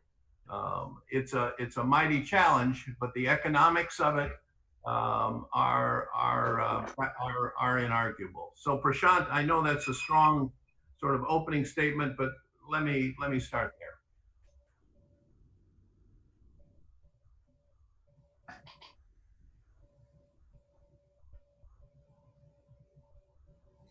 Unmute yourself.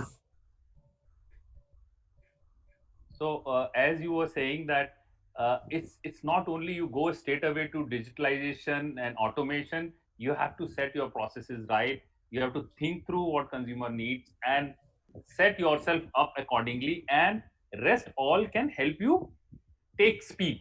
So with this, I think let me go to Ram. I think he will have a perspective because he has been instrumental in automation in all of this industry and is coming out with new ideas every day in these COVID times also. So over to you, Ram. Good morning. Good morning. I apologize. I'm in Los Angeles, just for record. And it is 5 a.m. in the morning. So if I'm sounding stupid, it's probably sleepiness, okay? It's not mental, it's just rest. You know, it's funny. My mantra in life has been very interesting. I've always said change is constant, growth is optional. What does that mean to me? It means whatever I did yesterday was yesterday's problems and yesterday's solutions. Today, it doesn't apply. All of us, if we really have to make a change, then we've got to look at only two things. What is it that I'm doing? And can I not do this to get the job done? If everybody does this, all of a sudden you start finding out where your deficiencies were. In garment industry, today, it's not just an India problem, it's a problem all over the world, exactly the same. Global issue. Time to wake up. It's not happening because something happened in one part of the world. It happened everywhere, hence everybody is now either taking another look, why I'm doing this, but also looking for what should I be doing? What should I be doing is not a magic word. It has to come up with what is my real chance of survival.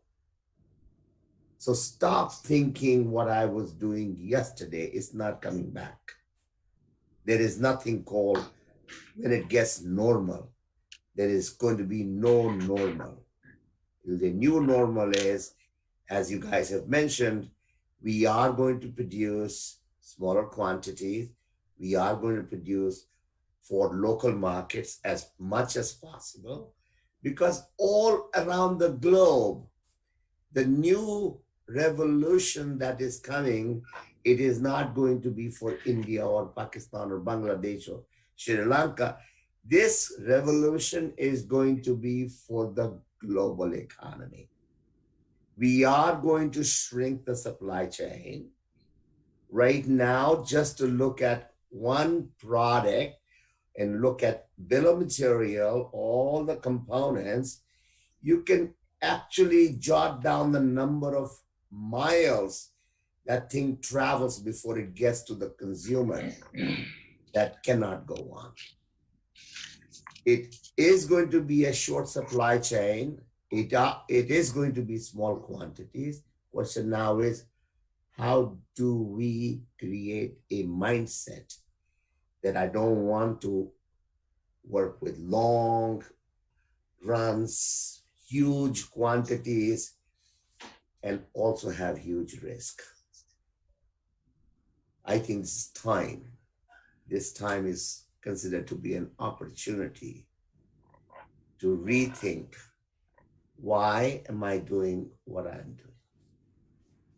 I open the floor. Thank you, Ram. I think very aptly said, change is constant and growth is optional. I think with this sentence, if somebody understand and start, because in a discussion I cannot go, and because we can go on explaining how change can happen at every stage of supply chain, but the only driving point is that change is constant, and if you are not doing it and you think that things will be back to normal and business will run the way it is, I think it's not, and it gives us opportunity to change. With this, I will move to Dr. Akshay, and where Dr. Akshay, I talked to you about innovation, and while we talk about innovation a lot, right, in our country, innovation and product and design development is the most talked about topic. But do we really understand these two, product and design development and innovation, what it takes to be there? I think if you can throw some light on this with some case study or an example, I think it will make us move in that direction. Dr. Thanks, Prashanti. Good evening to you, and good evening to Sharma, and good morning to John and Ram. It's my pleasure to be part of this senior most university leaders partner panel. And with this, as you told, with the most sought out topic for discussion in this session is innovation and digitization and process automation. So innovation plays an important part. As I work with Indian companies and the multinational companies, and I found there's a difference in sense how we take innovation. Innovation in the most successful companies is like a process. They have some certain fixed amount of revenue allotted to that process, and they have set up a system in sense like they have a fixed a team which have the diverse background, and they work along the whole value chain, starting from the fiber production till the branding, and where they sort out all the most consumer needs are, and then they feed back to the the process of the system in the company, where the teams are there to really given these assigned tasks to work on, and due to this whole process, the companies are successful in producing the innovation at a interval. And it's not a some sole genius. It is an enlightened trial and error, and through the brainstorming of the teams in the companies, because systematic approach to the innovations. So means the what I would say the difference is that innovation bring by the successful company like DuPont is basically the process they work for the innovations. So they have more the team of the scientists who has a diverse background, and they can they can think from the customer perspective, and they can design or prototype the material or the molecule as the customer required. Then they go to the, they have a team which go take it to the, market, where they study the consumer reaction, and they tweak, they come back and, tweak at the lab, and then they go with the brands to launch the material and understand how is the perception of the brand and the perception of the end customer. Based on their feedback, they again come back and they do necessary changes. That's how they take the innovation in the materials in a material company like DuPont.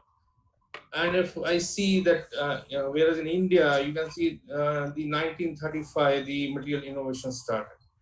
And we started, inventing, the synthetic fiber, and the till now, like around 190 years, there are 30 new fiber has come up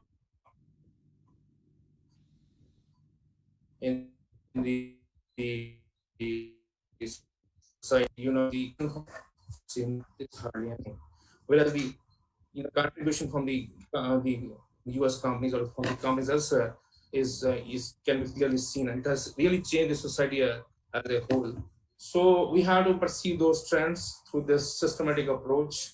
Like now the trend is towards the biomaterial or biosynthetic material, which utilize less resources to make into the garment, and which create less waste, less harmful for the environment, and which can be, sort of reused also. So that sort of material we should go after, and we should understand the requirement as per the global needs. We should be in a good shape to really contribute in this scenario, and we can be a global, leader or driving, society from India.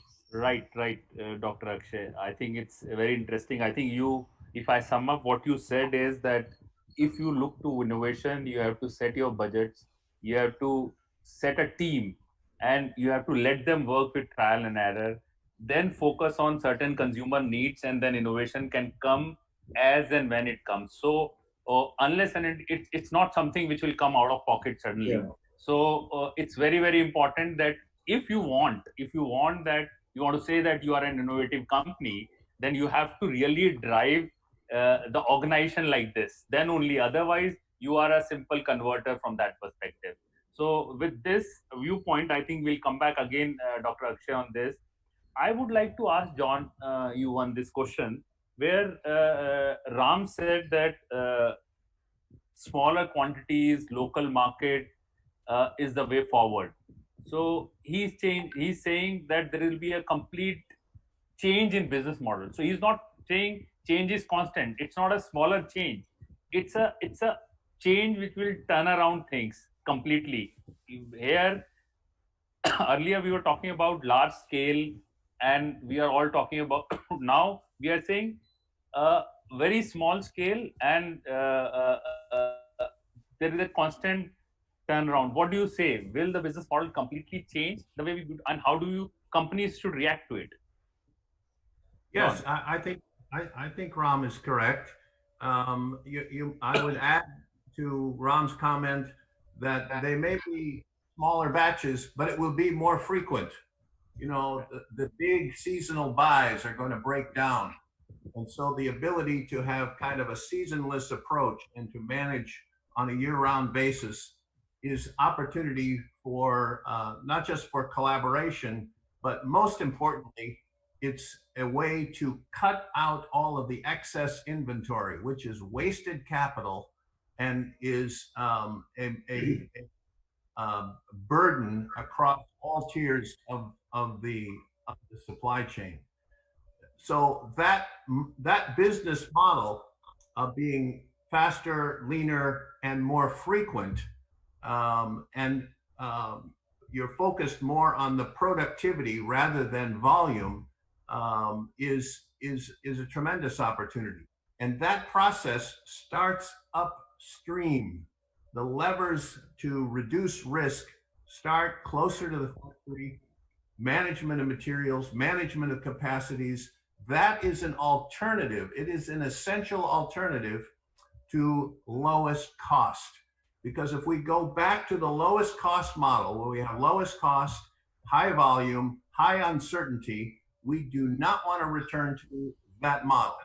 And I don't believe that that is the way for India to be competitive. I think Indian quality and aligned with speed and flexibility, and begin to integrate data systems from end to end is the new business model. So that's a focus more on productivity and profitability rather than volume and lowest cost. I realize I said a lot there, but it's an important, not just change in opportunity, but as Ram says, it's a change in mindset. So I think, John, you are suggesting something very drastic for a country like India, where a lot of discussions we are always obsessed, whether it's a government circles or in industry, where what's the cost with Bangladesh and what's the cost with Vietnam, what's the cost with China, and we want to compete, which seems to be a very far-fetched dream.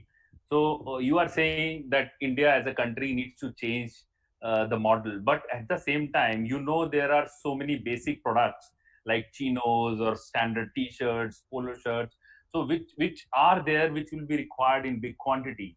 So Ram, I think I'll just come to you on this. If do you think even that is going to change the whole perspective? Because here we are saying the way we do the business is going to change completely.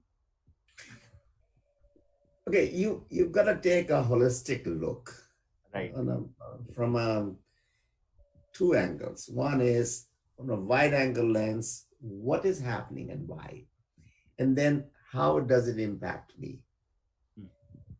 If you look around, the final test has always been the consumer. It doesn't matter what supply chain, what processes we have. If it doesn't sell or doesn't go home with the customer from the store or from the e-commerce, it is not a success, correct? Right.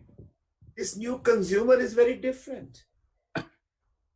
They're growing up, their mindset is way different than the generation prior or generations prior. So I, as a supplier, cannot think like the way I used to for that generation. This generation is already above and beyond just buying cheaper or a deal. They want to know who made my clothes. Was it made in a right way? Do I need it? Multi-millionaires' children are going to use clothing stores. Circular economy that all of us, I know, 47 years ago in India, when I was living there, hawkers used to come making all this big loud noises to take your old clothes and give you utensils. I'm sure a lot of us have heard that. Same thing is happening right now, whether it's Nordstrom's or whatever the number of stores, they will take your used clothes and give you coupons to buy another garment or shopping credit. What is that going to do? It's going to slow down the number of units to be produced. If I am buying this because it fits me, I'm not buying this because it's cheaper. Most of the people have more than 80% of the products in their closets which doesn't fit them, or they bought them because it was cheaper. All that is going back into the economy. There are more thrift stores opening up. What is that as far as the sales for future is concerned? Remember, we're in a social media environment. Things travel much faster. Yeah. Even the retailers have people monitoring what are people saying about us.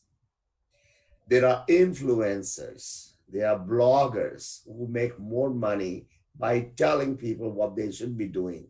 And that nonsense has an impact. Second question that you asked about India. Why is it that I have to compare myself to what is happening in China or Bangladesh or what's happening in Sri Lanka or Pakistan? I am India. What happens here is not different than walking into a street with 5 different restaurants. They all have their own specialties. Why am I successful? Because I do a great job with what I do. Think that, and you will not be beaten by anybody. Look at what you have, what you can do with your embroideries, with your fabrics, with your colors, with your silhouettes. Why? Why are you waiting for this retailer or brand to tell you what you should be making? Hello? Yeah. You have 1 billion plus people. You have people over there who are making beautiful, amazing designs. Do you know how many foreign name brands are Indian brands? Who's designing for them? The Indians. Yeah. Think outside the box. Why can't you design inside for outside people? Prashant. Yeah. Stop being a vendor. Stop being a vendor. Yeah. I think you, just John, I am coming to you just 1 second. Yeah, please. John, first you speak. What Ram is talking about is a very savvy digital consumer, but that consumer is served by an analog supply chain.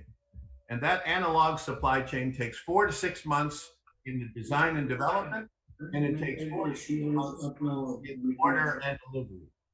And that 10 to 12 months time has down to 2 months or less. And that's what the magnitude of change that's required here. That's the process that is accessible, whether you're large or small. And I think that's the Indian model of the future, whether it's export or whether it's domestic. That model for speed and flexibility creates a responsive, responsible, relevant supply chain. But John, before this you spoke about productivity and profit instead of scale and cost. It's a music to ears, right? But if you practically see that how you not be on scale, and not because buyers or brands will keep asking about cost. So what you are saying needs a ecosystem change. The way the whole ecosystem in India works, the way people talk, the way the people, what kind of people are hired, how the organization is structured. So it needs a complete change, because it's not a step-by-step change. And knowing really well that it's not that big orders are stopping, because in our panel before us, Ganesh said that one order they got of 150,000 pieces immediately to be made and supplied, because the artificial intelligence and analytics and digitization was telling that this is selling the most, and they immediately placed orders in India for that 150,000 pieces. So if you go at the root of it, how do you really change everything, Well, let's not focus on cost of goods sold. Let's look at total profitability. That $150,000, that 150,000 unit order, you can relate to forecast accuracy. They had the data that would tell them what the trend was that would sell. So they're operating, the data gives them the ability to forecast accurately, and they need a responsive supply chain to support that. So you're looking at total profitability here. You have to really look at reducing the cost of uncertainty, which is reducing the markdowns, reducing the stockouts, reducing working capital, and you're looking at total profitability. I can assure you that the major retailers in Europe and the US want to hear that story. Just focusing on the lowest cost at cost of goods sold, or the ex-factory price, does not get at that total opportunity. And it's important that factories be conversant across the total impact. Yeah, Dr. John, it's really reassuring, these words. And I would only say that when you need to change this ecosystem, people need to be confident, as Ram said, about what they do, and ultimately the younger generation is bringing that change. Dr. Akshay, I just want a quick input from your side. When we are saying understanding consumer and create a product as per his need, and then we have a smaller and flexible supply chain.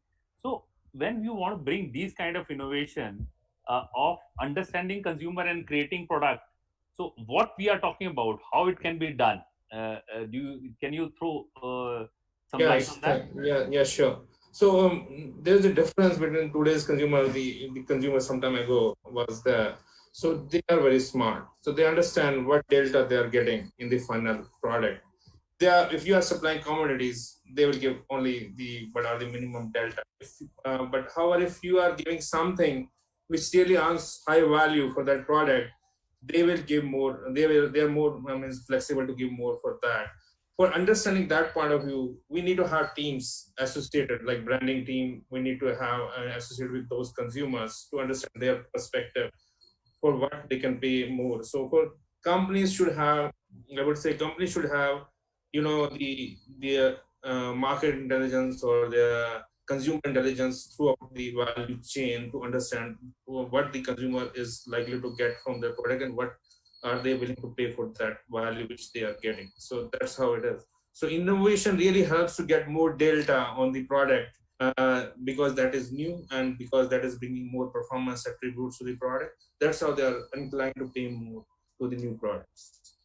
Thanks, Dr. Akshay. And I think what I am getting through all this discussion is that while when we are talking about shorter life cycle and quick turnaround, all of that is not possible unless and until you do a lot of analytics, you do a lot of digitalization, you do a lot of automation. Because while you can create product, and if you don't, you are not working together as a team to bring it faster to the consumer, it will not give you the kind of delta you are looking for.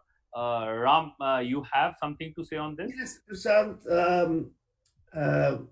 I don't believe in generalizing everything. Right. Because the moment you generalize, the task feels like it's a mammoth project. Right. It's not. It's not. It's not. If you really start thinking, again, the reason, and then how to fix that. Last year, 2019, we produced more than 119 billion with a B. Those who don't know, this got a lot of zeros, okay? Garments for the globe, for 7 billion people. So we all know that more than 75% of the garments were discounted or thrown away. 25 billion garments never even made it to the stores. Forget about doing volumes. And these kids today, they hear that. They see what is going in the rivers outside of denim factories. They see what industry has been doing. We're the worst possible polluters. My hat's off to Dr. Akshay Kumar and companies who are looking at the innovation, because innovation for that happens at the fabric and the yarn level. That's one area. Yeah. That's one area. Second, if you really see it, what value garment people are adding? Most of us in the export business are cut, make, and trim people. Sometimes we don't even have control of the fabric because the buyer is telling you have to buy from this particular mill, whether it's a Chinese mill or Japanese mill or Korean mill or Pakistani mill or whatever. So what are we adding? What are we adding? Labor. What's the average time? Maximum average time is 20 minutes, which it takes to cut and sew a garment. That's what you're selling? And you're very, very upset that you're not being able to get the orders? Wake up and start selling and make money. So don't think of volume, think of how much dollars can you make. That's the revolution you got to think of. Start thinking in the reverse manner. Reverse manner is, what is it that I want to achieve, and how do I achieve that with a new way of thinking? I'll give you one example, okay? We've been working on this one for the industry for a very long time. Because everything starts from a development or product development or design development, correct? Yeah. The process has been the designer will think about something, and then somebody will sketch it, and then the pattern maker will make a pattern, and then somebody will cut a garment, and somebody will sew the garment, and then it'll come back to the person who had the idea with the sketch. 90% of the time, the person will say, oh no, this is not what I wanted. That is the record history. So now we're going to go back to what you wanted, because now I have a reference garment. We said that's nonsense. 85% of all samples produced go in the garbage. It's because we are visual. So we create, I'm not trying to sell you a technology here. I'm telling you the concept, the thinking process. I created mechanism for people to be able to get the 3D garment for a very affordable price, $5, with a pattern for $5 that you can't even make it. Why? Because now I can communicate better. I can design. And I'm done in one day, a whole line, rather than taking 3 months. That is the kind of help that you can get to the design level, because that's where it starts. But the bottom line is you have to start thinking reverse manner. What is it that I need to do? And then go back and say, how do I do it? I can't say this is how it is done. That was then. Thanks, Ram. I think it was really, and I could see Priyanka coming with pictures. So I think the time is, we are overshooting time here. So I can go on with this discussion for long because of the panelists, the kind of panelists we have. But I have to stop here. And I would only say, while I would like people to give one-liner, but again, it seems the time is constrained. And what you have said, I think there are what Ram said, change is constant, growth is optional. I think these are some of the lines that one should note and imbibe and implement. Then what John said, productivity and profit is the focus. So not scale and cost. So it again needs a complete realignment in the way we do the business. And then Dr. Akshay really gave a view in terms of how innovation with consumer orientation can be done. With this, I think there is a lot of to take away from this panel, and a lot of learning for me as well. With this, I will hand over to Sharma ji is to say something and wind up, because we are overshooting time. Thanks all the panelists. We really all enjoyed the discussion. Yeah. Thank you. Mr. Sharma, you have to unmute yourself. Yeah. So thank you very much, Prashant, and all the the panelists present with you, like Mr. Ram Sareen, John, Akshay Kumar, and so it has been a very interesting discussions and very interactive in terms of futuristic looking into that what we are looking as in terms of the automation into the industry. And also I think the discussion has also focused the automations and innovations across the value chain, not only at the end stage. So I think we look forward with these your contributions, and the country's textile industry will certainly gaining many of the ideas which have come out of these discussions. And I take this opportunity to express our thanks on behalf of the city to you, Prashant, and your co-panelist, Mr. Ram Sareen, Mr. John Thorbek, and Dr. Akshay Kumar. Thank you. Thank you very much. Thank you. Thanks everyone. Thanks. Yeah. Thank you, Mr. Sharma. Thank you, Prashant. It was absolutely and indeed a power-packed session. And I would really like to reiterate Mr. Sareen's words, change is constant while growth is optional. It's quite thought-provoking. With this, I must not forget to thank our supporters, Lindsay Group and Satluj Textiles for being the partners, and Textile Magazine for extending the media partnership to us. With this, we will begin the next session in a couple of minutes. Thank you. Thank you. Thanks everyone. Satluj Textiles and Industries Limited, an ISO 9001-2008 certified company, promoted by late Dr. Krishna Kumar Birla, with 4 manufacturing units in northern and western part of India, being a leading producer of value-added yarns in India, along with being the largest producer of melange yarn in India. We have the largest product portfolios of spun dyed, cotton blended, and cotton melange dyed yarns.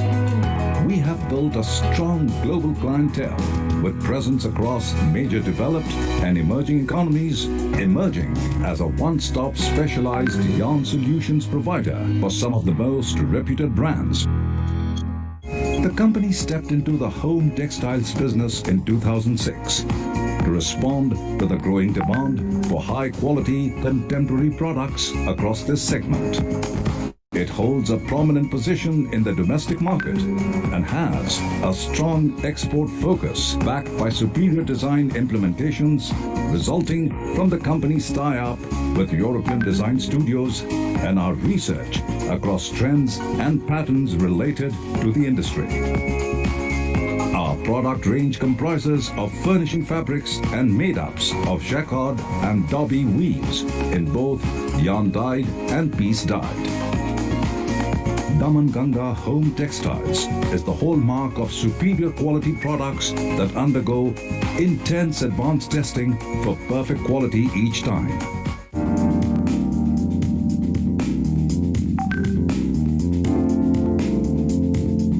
We have a most modern and state-of-the-art quality testing and development equipment managed by a team of qualified and experienced professionals.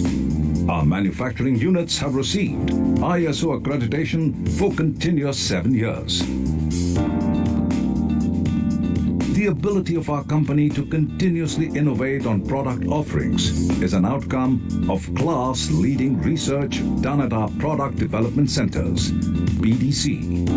These centers have machines from blow room to finishing for quick preparation of samples of new yarn varieties. A trained and certified staff, the key role in maintaining the production output, and to keep maintaining their efficiency, the company takes care of the staff upkeep with various counseling and training programs. We are committed to keeping our operations easy on the planet and are in the process of reducing our environmental footprint by investing in eco-friendly and reliable technologies and practices.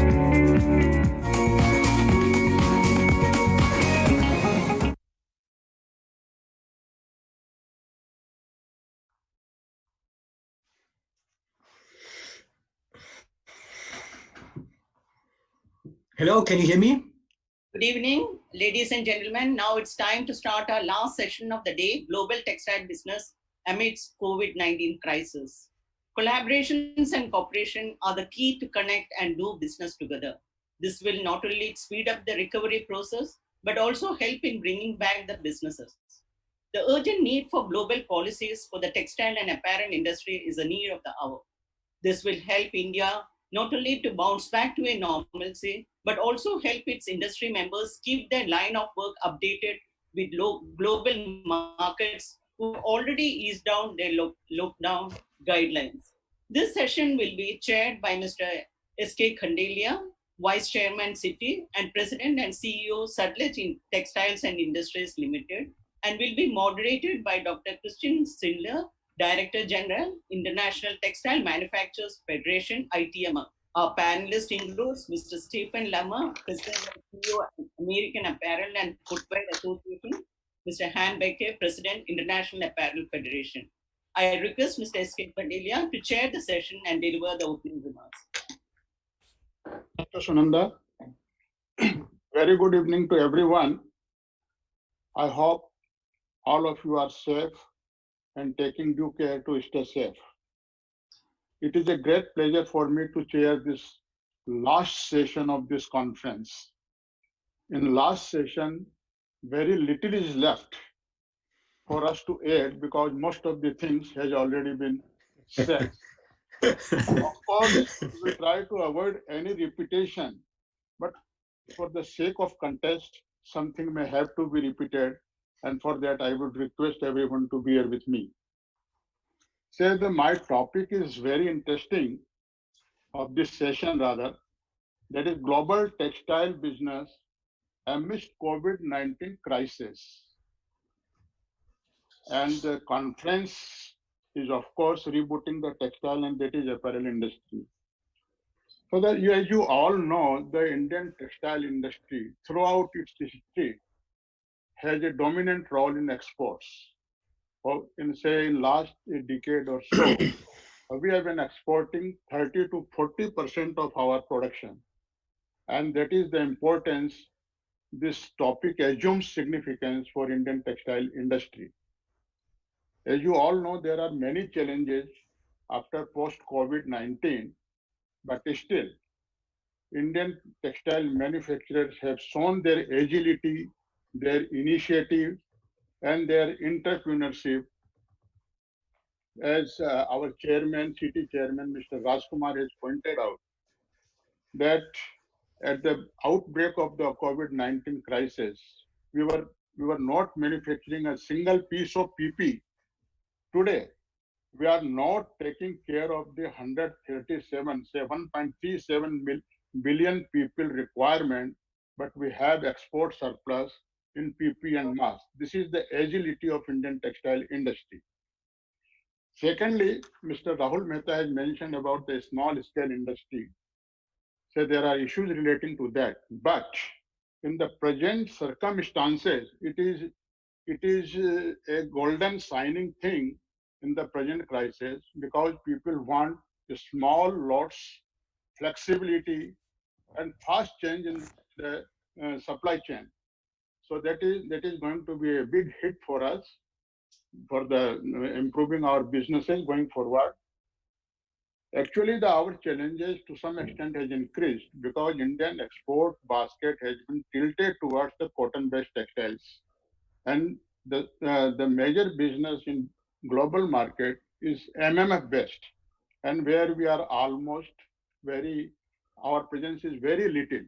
So that way, our product basket is very limited to take care of the reduced requirement, reduced consumer demand post COVID-19. But still, I hope that with the agility of Indian textile industry, the Indian textile industry will come to overcome this crisis because it is the one country, one of the countries where we are present from farm to fashion, as mentioned by previous speakers. So that is we are self-reliant in our raw materials. We have world-class manufacturing facilities so far as spinning and home textiles is concerned. Of course, we are lagging in fabric and other things, but there we have the regional cooperation, may not be FTA. Say Bangladesh is exporting garments and we are supplying a lot of yarn and other things to them.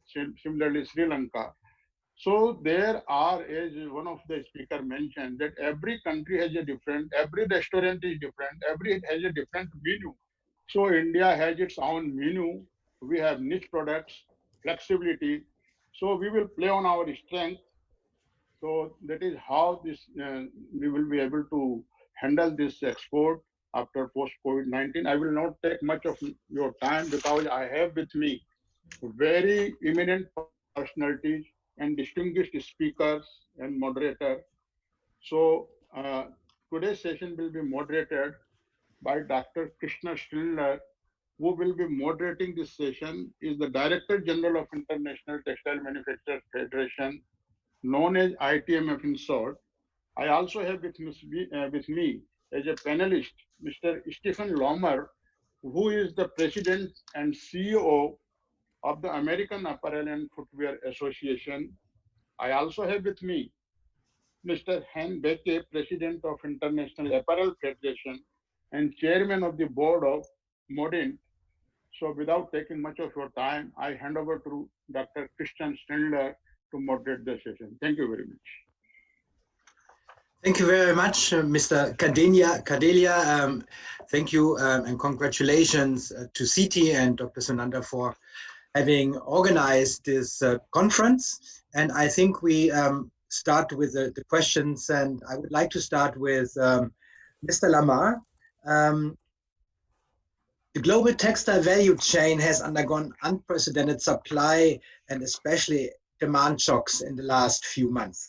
According to the ITMF Corona surveys, turnover in the textile value chain is expected to be down on average of around 30% in 2020 compared to 2019. Almost every day we can read that retailers and brands are restructuring their businesses or are filing for Chapter 11. Which type of retailers and brands have weathered this storm better than others, and why? Thanks for the question, Dr. Schindler, and thanks to CD for inviting me to speak at this webinar. It's been a good program, the parts that I've been able to see, so I very much appreciate it. That's a great question. It's probably the question I think everyone asks. It's at the top of their mind. They want to know who's going to still be around and who they can do business with. I'd say there's really two things to look at. First is companies that had access to liquidity throughout the crisis definitely are emerging more successful. They certainly have a lot more better prospects, I think, than those that did not. And that's one of the reasons that we were pushing very hard for companies to get access to some of the, the government liquidity that was being around these rescue programs, things like low interest forgivable loans, deferral of duties, access to credit insurance. This work is ongoing. One of the things people don't realize is that these are all very highly successful companies, but they're not liquid, right? So if you shut the doors of their stores for a prolonged period of time, they're not going to have access to revenue, and that's going to have a knock-on effect all the way out through the supply chain all around the world. The second thing is companies that had access to consumers throughout this process. So there's a lot of questions that go into this. Were you able to stay open? Were you able to safely reopen? And then are you able to stay open as the virus continues to spike in certain places? Did you make or sell essential products? And that's why you saw a number of companies make that pivot to PPE because that was an opportunity. One of the ways they certainly wanted to give back, they wanted to participate in the recovery. But if they could have their factory make the PPE, then their factory could stay open as well. And so that was a way to keep a source of employment for their workers. And did you provide essential services in some way as well? Delivery, curbside delivery, things like that. And the other piece, of course, was how strong was your e-commerce platform? E-commerce was a huge part of sustaining a lot of people throughout this, as we've talked already, and that was very big for those companies that had a strong e-commerce offering. Great, thank you, Mr. Lamar, for this first insight. Let me jump to Mr. Baker. Mr. Baker, the apparel industry around the world was faced with an avalanche of cancellation and delays of orders. The ITMF Corona surveys revealed that on average around 40% of orders were cancelled and or delayed during the first few months of this pandemic. What are the lessons that can be drawn from this crisis for the global apparel industry? Thank you, Christian. It's good to see you, be it on the digital way, and the same for Steve, a long time ago, but there we are. Thank you, CITI, for having me in this interesting program. Yeah, the lessons to be drawn. First of all, my first lesson I draw is that there is, in my view, an imbalance in the supply chain between supplier and vendor in terms of buying practices. COVID-19, in my view, has shown that well-intentioned pledges to improve purchasing practices by buyers are insufficient.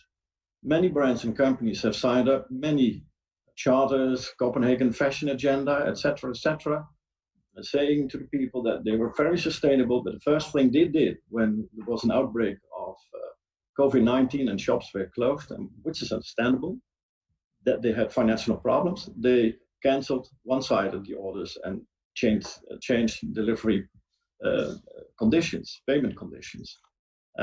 Where solidarity was just needed more than ever to stick together, because we need each other also in the future. So we reached out as IF directly by press to call for solidarity in the supply chain. And some companies followed up, not only by us, it was also pressure from the press, from politicians in some countries, etc. But at the end of the day, we were moving, or some companies were moving their problems to the table of another one, down the supply chain. And we know what that meant for the most vulnerable producing countries, both in apparel and textiles. They were in a bad and still are in a bad situation. So I think that this balance should be improved, and we are working on that. OECD is working on a project based on the guiding principles for our sector. We are working on a pilot in Bangladesh to see how we can strengthen the position of suppliers based on, for instance, collective payment and delivery conditions. Of course, that has to deal with a competition law in several countries, but I think there is need to reimbalance. Why should manufacturers pay for the fabrics, the yarns, the buds, etc., and have to wait 90 or 120 days before they are paid, which is ridiculous. If I buy a fridge in a shop, they ask me, let's say delivery next week, I have to pay 15 or 20% ahead before they deliver. So we have to look into that, because there is an imbalance and there is a lot of suffering in those countries. The second lesson I learned is, and Steve was talking about liquidity, the image of our industry on the level of banks and credit insurance companies is not that good, because we were hardly recovered from the former financial crisis. It was under strong pressure by national associations, apparel associations, as Steve said, in those countries where governments had an open mind to support industries, also textile and apparel, that it was possible to get guarantees, etc., so that finances and liquidity in our sector could be kept. But all over my general feeling is that the image is not that good, and that is not a good picture for the near future. The third one, and that has been discussed before, my lessons is that there is absolutely now a need to reboot our industry and our supply chain. And I will come back to that later, Christian. Thank you. Let me turn to Mr. Candelia. Mr. Candelia, you are the chair of the meeting, but I think it would be a waste of opportunity not to include you in this discussion. You are so kind to join us. Just a few weeks ago, the ITMF published again the International Textile Machinery Statistics 2019. And once more, China was the largest investor in all textile machinery segments, followed by India as a distant second. What was holding back India in the past 2 decades in comparison with China? And will this crisis potentially be a game changer in the relation between China and India as suppliers for the world? Thank you, Mr. Schindler. You have raised a very pertinent question. This is precisely the question which is agitating the minds of everyone in the textile industry, other stakeholders connected with textile industry, and policy makers in the government. You see, our previous speakers have given the history of Indian textile industry. At one point of time, we were having hundreds of textile units producing world-class fabrics and exporting to the world. But it is basically the government policies of the successive governments this has resulted into the situation where they preferred the small and medium scale at the cost of large scale industry, whereas both should have been complementary to each other, which actually did not happen. On the contrary, China has been investing in scale and world-class facilities on the back of government support and favorable policies. Then, due to domination of unorganized sector, and which resulted into disintegration of the entire textile value chain. Spinning is separate, weaving is separate, processing is separate, knitting is separate, and so on, up to garmenting and fashion even. So the cost competitiveness could not come. Adoption of technology has been very poor. Product and process innovation could not take place.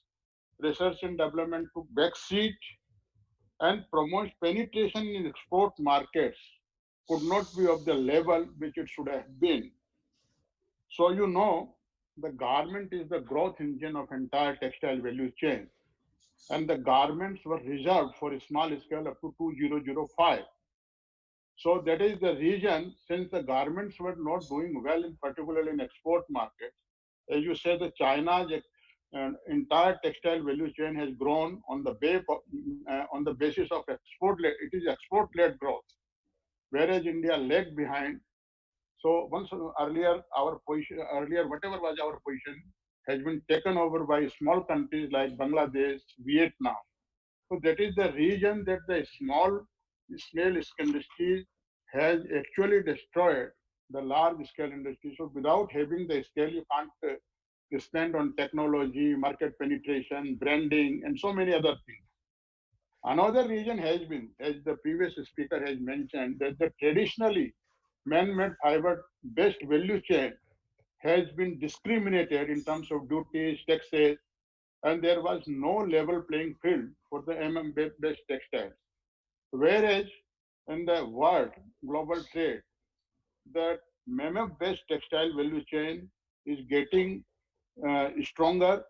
We lagged behind, while as you know, the world trade is about 70% of MMF-based textiles and 30% is only cotton. In our case, it is just reverse. So our product offering has been very low, whereas China not only invested in man-made fiber manufacturing and all the integrated textile factories based on MMF-based value chain. So that has been one of the another reason, government supported, incentivized. Then there are other structural issues like high power costs, finance costs, logistic costs, etc., which have been adversely impacting the competitiveness of Indian textile industry. Another reason that we don't have domestic machinery manufacturing capabilities except in spinning, and the importance of the same is well proved that why the Indian spinning industry is world class. I think one of the major reasons has been availability of world class domestic machinery, which results into the comfort level, good shorter service time, cheaper, comparatively cheaper spare parts. So that has been another reason. Whenever anybody wants to invest in textile, say for integrated textile project, then one has to import all the machines. Say even looms, even autocorner, even the small stitching machines are being imported. So now those have been one of the major, another reason, I am taking little more time, but there are reasons why I need to. Ease of doing business has been an issue. So there has been land, labor, and other related issues due to which the domestic industry as well as FDI could not come forward for the investment. Actually, as you know, it is the golden rule of investment that money goes where the return is. The traditionally Indian textile industry margins have been low. And unless those margins improve, it is difficult to get the investment. Whereas in China, government has been incentivizing, supporting in one way or the other. To be very frank, I don't understand the costing of the Chinese producers. How do they cost? But they get the benefit of large scale, they get the incentives, they have the world-class infrastructure. So those things have been lagging. So despite the inherent strength, say as I said that we are present from farm to fashion, we have no dearth of entrepreneurship, we have the capabilities, we have the people, but still we lag behind. So now, to reply your another question, that after COVID-19, what is with the whether the situation is going to change? I will say yes, it is going to change. The simple reason is that the government has, under the Bharat Atmanirbhar program, self-reliant program, has selected textiles as a sector which is to be focused upon for the growth by way of various measures like establishing mega industrial parks near the ports, having large scale industries of the entire textile value chain at one place. This can be the game changer. In those parks, the government is likely to take care of all the structural issues, ease of doing business, and even financial availability of finance will be made available. So that will be a game changer. Secondly, we don't have any FTA, whereas China has very good trade agreements beneficial to them. We have to suffer duty disadvantage in the consuming countries like USA, European Union, and UK, etc. But still, despite those challenges, our industry has been doing well. Now, our government, as you know, has started at least reimbursing us the embedded local taxes and duties, at least in garments, medals, etc. Yarn is, of course, going to be covered. The new scheme ROTDEP hopefully will cover the entire textile value chain, and that will improve our competitiveness. So what I mean to say, even as our chairman mentioned, that the Prime Minister has given the due importance and has spoken that it is an industry from the employment point of view, because $1 spent on the invested in the textile and clothing industry generates much more employment than any other industry, whether it is automobiles, whether it is anything else. So we have plants where we have invested more than 6,000 crores, but the people are only 500. If I spend 6,000 crores on the textiles, you can imagine how much employment it will create. Another thing, we still have the inverted duty structure, but our government is trying to set it right. Once it is set right, it will again be a big booster. Government has recognized that without focusing on MMF-based products, it is difficult to achieve our target of $320 billion by 2025. And therefore, they are providing all sorts of support, are dismantling all sorts of hurdles in the growth of this MMF-based textiles. Another area is the technical textiles, where we are still importing everything. So government is very aggressively focused on that. And I hope, since these are all basically MMF-based products, once it happens, we will be doing very good in technical textiles, particularly like sports wear, such other things. One very important point, we have 1.37 billion population. It's a huge market. So, but even for catering to this market, we will have to be globally competitive because it's a global world. Though we say Atmanirbhar, but that our Prime Minister many times clarified that Atmanirbhar doesn't mean that we are shutting our doors for others.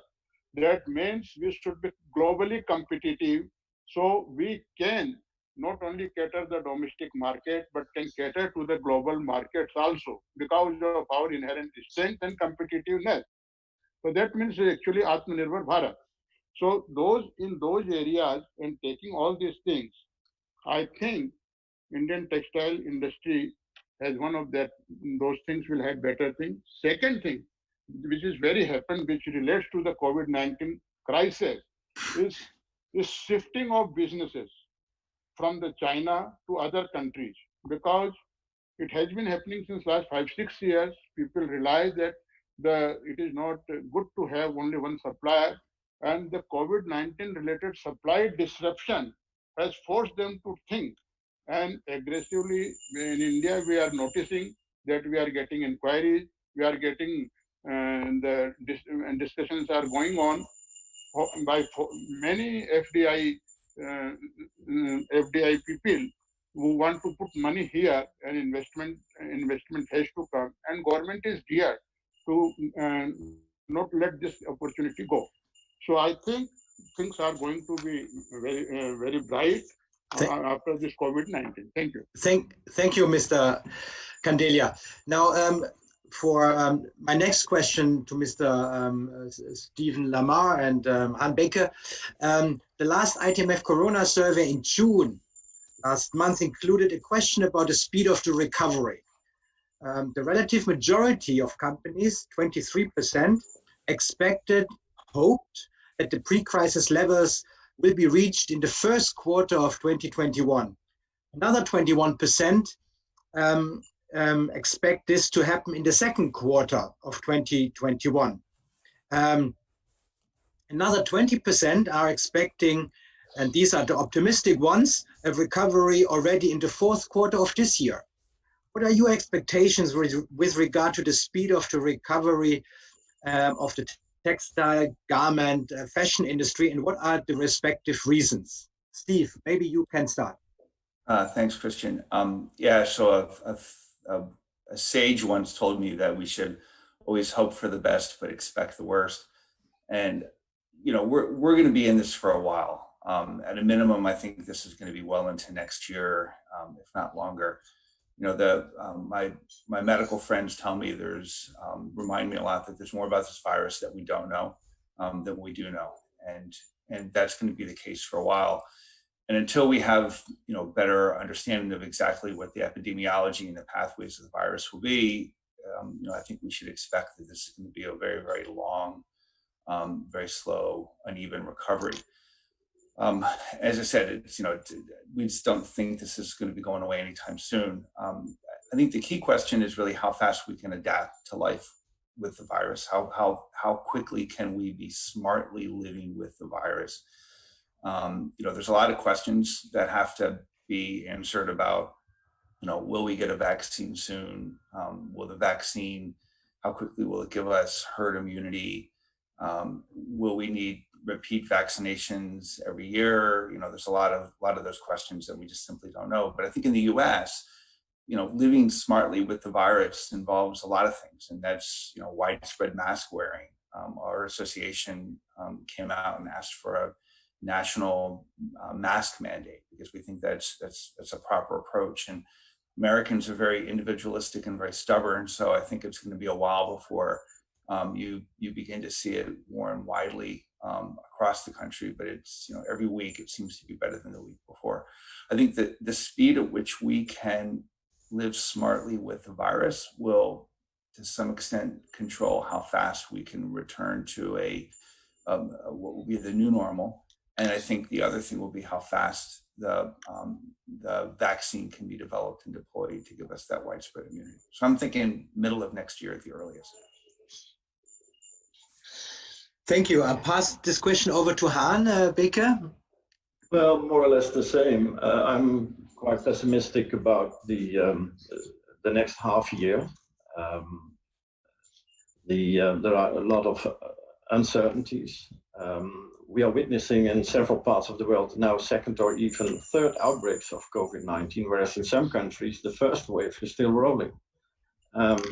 So if you look at the economic outlook of the IMF for this year, they expect a drop in the economic growth of some 5% and a recovery of 5.4 next year. If you look at the figures for the US, it's -8 and +10 or 6, and for the EU, for instance, for this year, -10 and recovery 6% next year.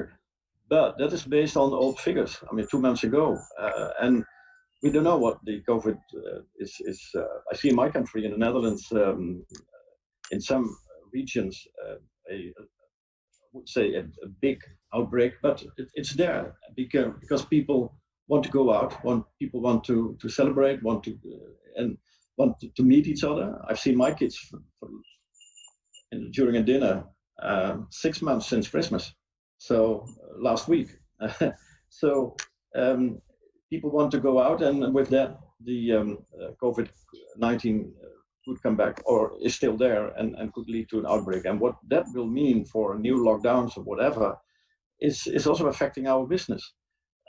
So I would say for the next 6 months, our business is mainly based on what will happen on consumer level and also on investments by companies, for instance, in workwear or technical fabrics. Where I see a growth is in home textiles because people work at home, stay at home, and recover and restore their homes. And so not for furniture, but for home textiles, it's a growing market. So workwear is still doing quite good, but on, for instance, menswear, people work at home. When have you wore a jacket or a suit for the last time?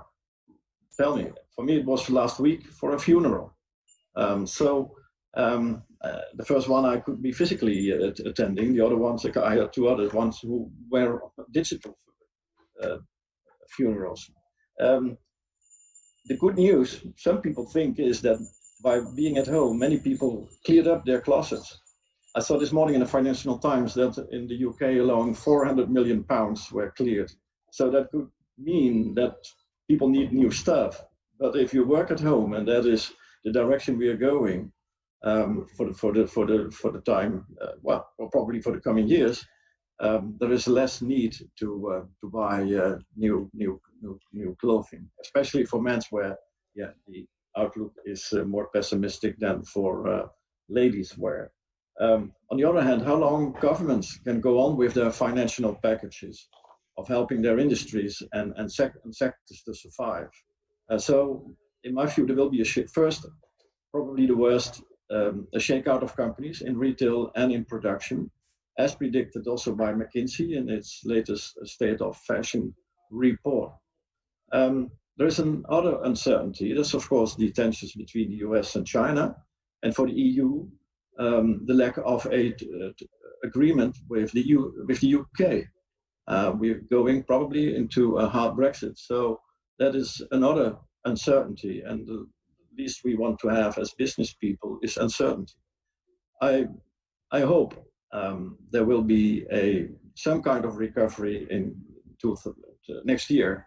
But first of all, still we have still to face the worst, I'm afraid. Thank you for this opinion. Let me then quickly come to the next question, which is more about the structural changes we are going to see and which will influence our industry. Because this pandemic is likely to change also some fundamentals in the next few months and years. In your respective opinions, what will structurally change in the global textile and apparel value chain going forward? And I would like to refer to some theories about reshoring and nearshoring tendencies in different regions of the world. Maybe, Steve, you can refer to the Americas. You know, is there a chance really that we see a faster and stronger nearshoring trend? And if so, who will initiate this? Who will be leading this nearshoring if there should be some significant nearshoring tendency? Is it the retail, the brand industry who tell their suppliers to shift their production to different regions? Or is it the manufacturing industry who says, okay, I have to diversify to be on the safe side for future crises?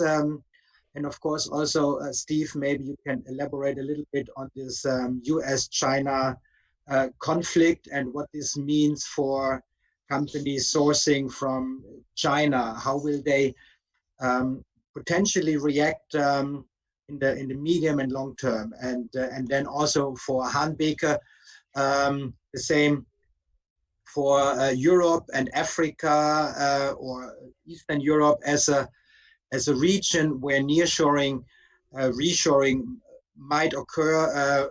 Same question, who could be leading this reshoring, nearshoring trend? And maybe finally also to Mr. Candelia, for Asia, is there potential to really grab more business that might move out of China in India and other countries, supplying, as you mentioned before, the huge population in Asia and the middle class that is increasing so rapidly in Asia as well. So maybe we start with Steve. Great, thanks. Yeah, so I think COVID-19, among other things, is going to go down in history as a great accelerator. You know, just expediting so many trends that had already largely been in place. You know, we have already talked about e-commerce, where companies that were able to be online or quickly become online were able to capture some sales that they weren't able to make in their on-store shopping. One of my member companies actually made a comment to me that Cyber Monday, which is the big online holiday shopping day in the United States, it's usually the last Monday in November. And he said every day in April and Monday was like Cyber Monday. You know, you had to quickly ramp up and to be able to take advantage of it. You know, on supply chains, yeah, there's a lot of trends that we've been seeing and that are certainly hastening and quickening. Diversification out of China is probably the biggest one. That doesn't mean everything leaves China. Obviously, if you're in China to sell to China, you know, or other places, you might stay there. But a lot of companies, and you mentioned the U.S.-China trade war, the Cold War, or the hot trade war, you know, because it is a hot trade war. We are exchanging tariffs with each other. So by that metaphor, it's definitely very pointed. But the tensions are encouraging a lot of folks to move their supply chains out of China, or many of their supply chains out of China to the extent they can. China will always still be big, but that's leading to a lot of diversification. And not just for finished production, but also for the level 2 and level 3 suppliers. So we are in some fabrics and other inputs. We're seeing those move out as well. And again, there's a variety of reasons behind that. We think supply chains are also becoming much more regional.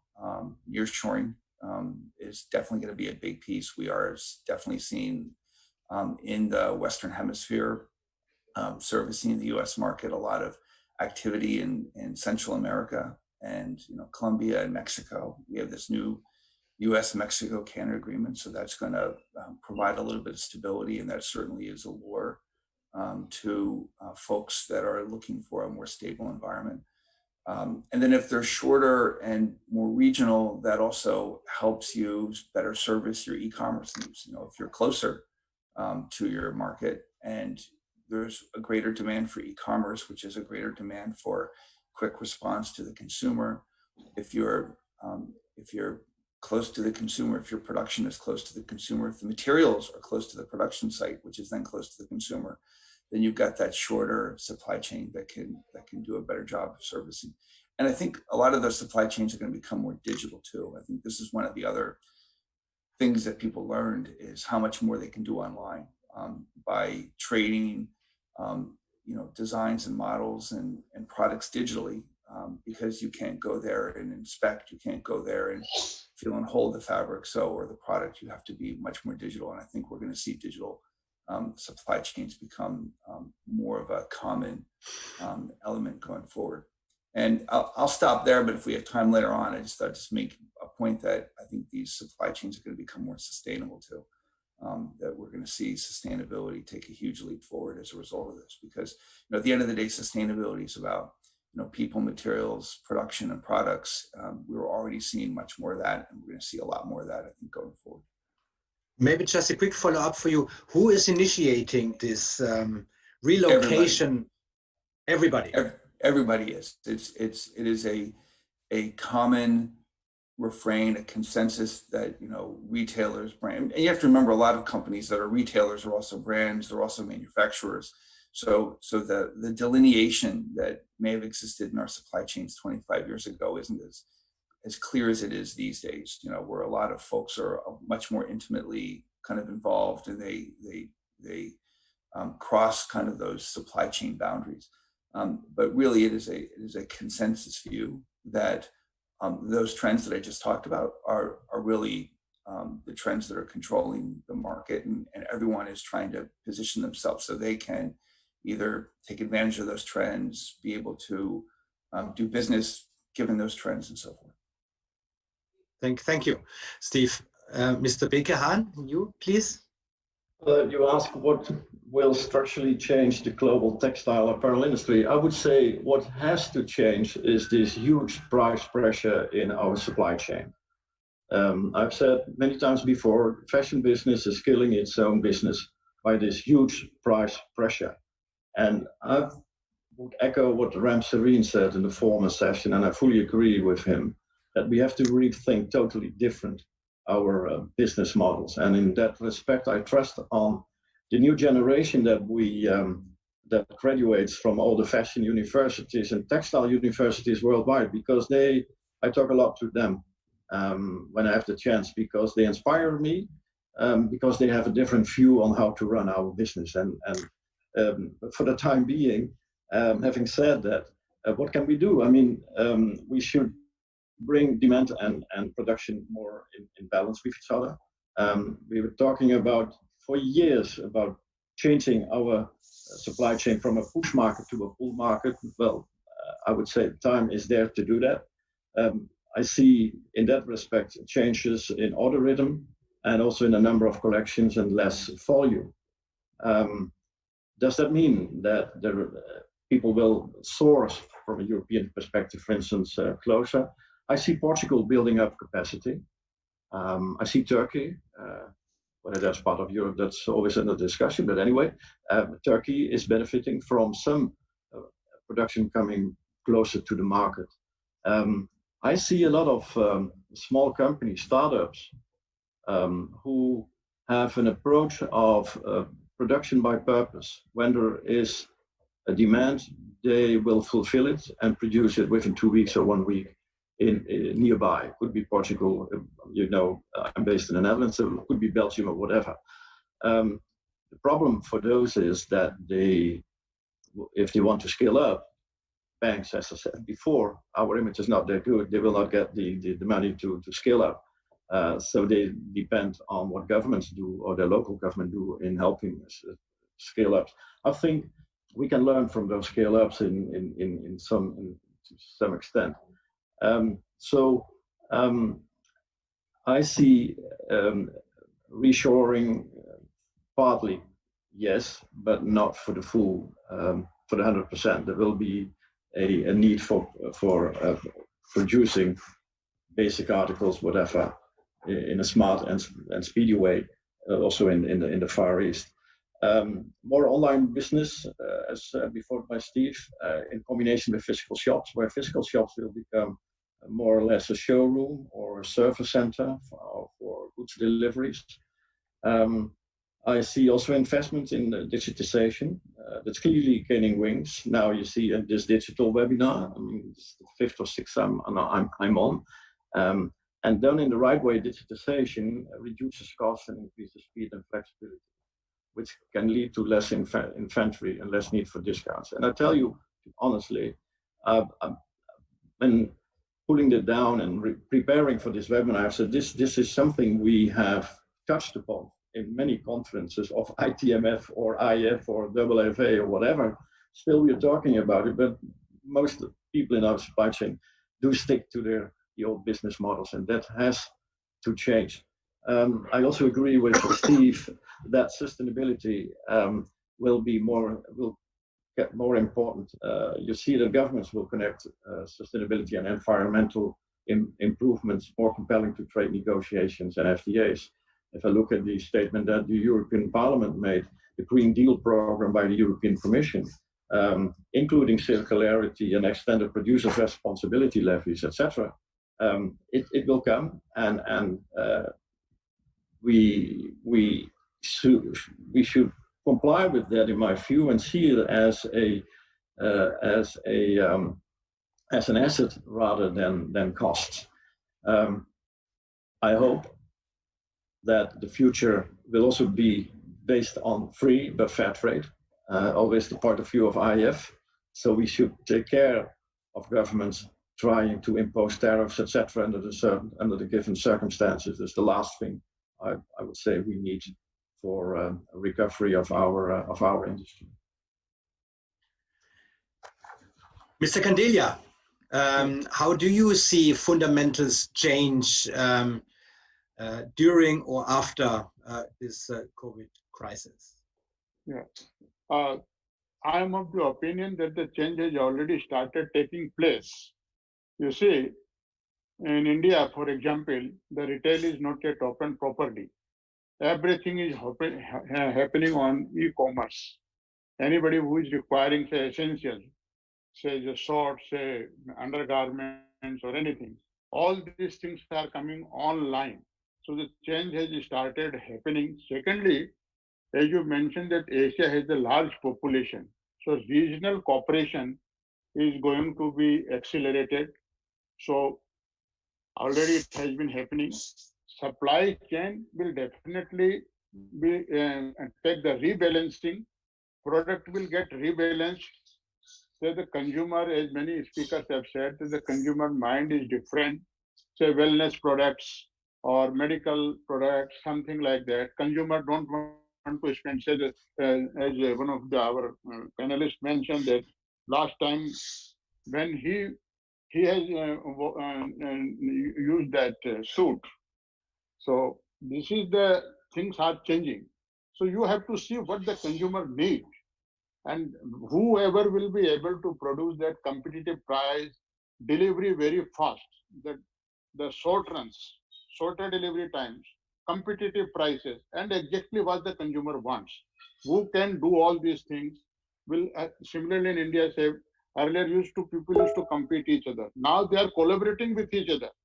I say that, okay, even if I am the same line, you sell my product, I sell your product in my region, you sell my product in your region. Similarly, the value chain partnership is happening. Okay, we ultimately offer the garment to a buyer and we join hands. So supply chain is rebalancing of supply chain is taking place. So many new things are coming up. So ultimately, consumer is the king. He will decide from where and what supply chain disruption will be there. Thank you. I fully share that the future textile supply chain will be much more demand driven. I'm inclined to say that the fast fashion business model is actually the model to follow if it's combined with sustainability aspects like circular economy. Do you share this view that, Steve, coming back to you, that those companies, just as Mr. Candelia just highlighted, that really look for what the customer is looking for, not just for what they can produce, that they will prevail during this crisis, and that this crisis will result in a more consumer-friendly textile supply chain? Well, yeah, and I agree with what Hans said too. This is a trend, a thought pattern that was already going on in the industry. Was how does the buying cycle, how does the fashion cycle, how does the consumer cycle need to change to create a more sustainable industry in general? And then as we've seen how our industry has been able to survive and some of the problems that have existed over the last 4 or 5 months as a result of COVID, it's just reinforced the urgent need to change that. That as we come out of this and move forward, it's got to be done in a more sustainable fashion. It's got to be done with stronger, more sustainable relationships between all participants in the supply chain. That there is a shared participation throughout, and all the stories that we were seeing over the last over the first couple of weeks as we were going through this about all the different folks in the supply chain being kind of left high and dry because the liquidity had completely dried up. We can't go through that again. So we've got to figure out a way to kind of create a model where we're able to withstand that kind of pressure a lot more, and can go forward with an approach that allows us to recover from that, to withstand those kinds of pressures, and then recover from that going forward. And this is kind of the point I was making before about sustainability being more than just about the environment. It's about, materials and products and people. And, our industry for a long time has really been focused on corporate social responsibility. And there have been great things that our industry has done over the years, but, we continue to find this as an area of continuous improvement. So every day will be better than yesterday, and tomorrow we're going to be much better than we are today. And that's the mindset that we have to embrace, that we're going to continue to improve. And this is an area that we have to spend a lot of time working on. Yes, thank you. Maybe last question. I think our time will be up in 1 or 2 minutes. If I'm correct, I'm not sure how long we have, whether we have 1 hour or 1 hour 15 minutes. You are on mute. You are on mute. You are on mute, Sunanda. Yes. 7:15 was a closing time. So we have still 15 minutes? No. So now 1 hour. No, now it is 7:30. So until 7:30, right? Yeah, we have to close. Yeah, so then I close, and I thank all my panelists and the chair, and I hand back to the chair, Mr. Candelia. Thank you, thank you, Dr. Schlinger, for your very probing questions to the panelists and taking out best out of them for the attendees. So that has been a very remarkable answers and the foresight, and I thank you very much. I thank you, Mr. Lamar, Mr. Becke, for their well thought answers to all your probing questions, and I think audience must have got a lot of insight into this. But I would like to say only one thing, that after the end of every tunnel there is a light, how long the tunnel may be, and I am sure that someday we will cross the tunnel and light will be there, and everything will again, it may take some time, sometimes tunnel is longer, sometimes tunnel is shorter. So with these words, I thank you, all of you. Thank you very much. And I hand over the With this, let me thank Mr. S.K. Candelia for chairing the session, Dr. Christian Stindler for moderating the session, and all our esteemed panelists, Mr. Stephen Lemmer and Mr. Hanbecker, for their valuable insights. Now I would request Mr. D.L. Sharma, Deputy Chairman, City, to propose the vote of thanks.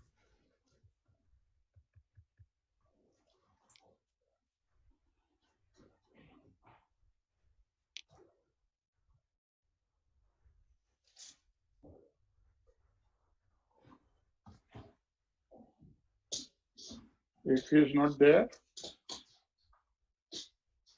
So you can do, sir. Okay. I'm really grateful to all the panelists. Yeah, I'm here. Yes, please, Sharmaji, please take over. Please take over. So good evening. Proxy. Thank you very much for the. Okay, please carry on. Please carry on. Please carry on. Yeah, I was on the mute actually. I just wanted. No issue. Please carry on. Please carry on. Please carry on. So, good evening, ladies and gentlemen. I would like to thank all the eminent chairpersons of all the sessions, the speakers, the moderators, the panelists, and the audience in general who are on this call from all across the world for sparing their precious time for this important event. I know how it is difficult it is to keep themselves free in the pandemic time.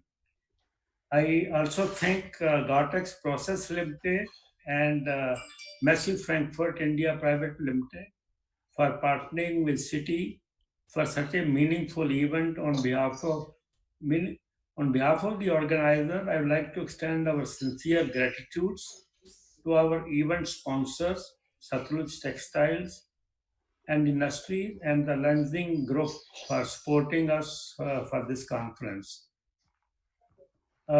In our present conference on rebooting the textile and apparel industry, we have deliberated at length amongst the textile industry stakeholders to find quick and apt solutions of the issues and challenging emerging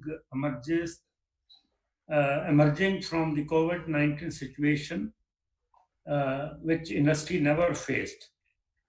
We also see that new opportunities in the COVID, like one of the verticals is manufacturing the personal protective equipments, PPE, that's added into the industry. That's an opportunity which came post-COVID. However, I'm now optimistic that with the kind of much needed support and guidance of the government, the Indian textile sector will overcome all these issues it is facing at the moment. And at present, we are also, having an opportunity, as I said, on the export of the PP materials. So I take this opportunity finally to once again thank all the speakers and the moderators and the panelist members for giving their valuable time, for making the event a grand success, and look forward to engaging with you in the near future as well. At the end, let me thank wholeheartedly the organizers, the city, the Gore-Tex team, and the Textile magazine for their painstaking, and also our media partners for their support and painstaking efforts to make this conference a great success. Thank you very much for being with us today. Thank you. Thank you. Thank you, sir. Thank you. Thank you, everyone. Thank you. In the end, I would like to give my sincere gratitude to all the chairmen of both sessions, moderators, panelists, and the audience for being key contributors in making this one-of-a-kind conference a grand success and giving us a ray of time. I would like to thank once again for partnering with City in organizing this event. Also, I would like to thank our sponsors, Satluj Textile Industry and Lensing, and media partners for supporting us for this conference. Also, appreciate and thank the entire organizing team of this e-conference in City and Gore-Tex amidst the COVID-19 challenges. With this, we would conclude the e-conference on rebooting the textile and apparel industry with a hope to meet again like this in the future. Thank you. Thank you. Thank you. Bye-bye.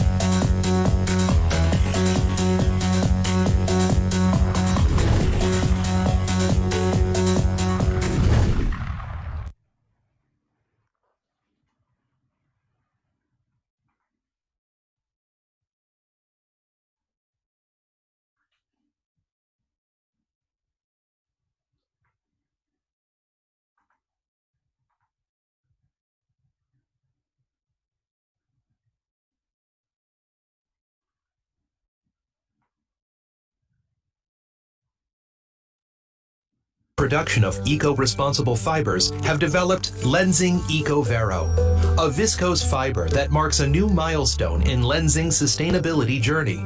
The Lenzing EcoVero fibers are certified with the EU Eco label, which is only awarded to products with a significantly lower environmental impact throughout their life cycle. And to ensure you of their origin, we decided that you deserve nothing less than full transparency. Lenzing purchases wood from responsible managed forests. FSC and PEFC certifications prove that the material is delivered from sustainable sources. Now, to ensure that the final product in your hands is really made of our treasured sustainable viscose, we devised a special manufacturing system so that even after long textile processing and conversion steps, Lenzing EcoVero fibers can be robustly identified in the final product. Because this is what full transparency means. Lenzing EcoVero, our new milestone in eco-responsible viscose.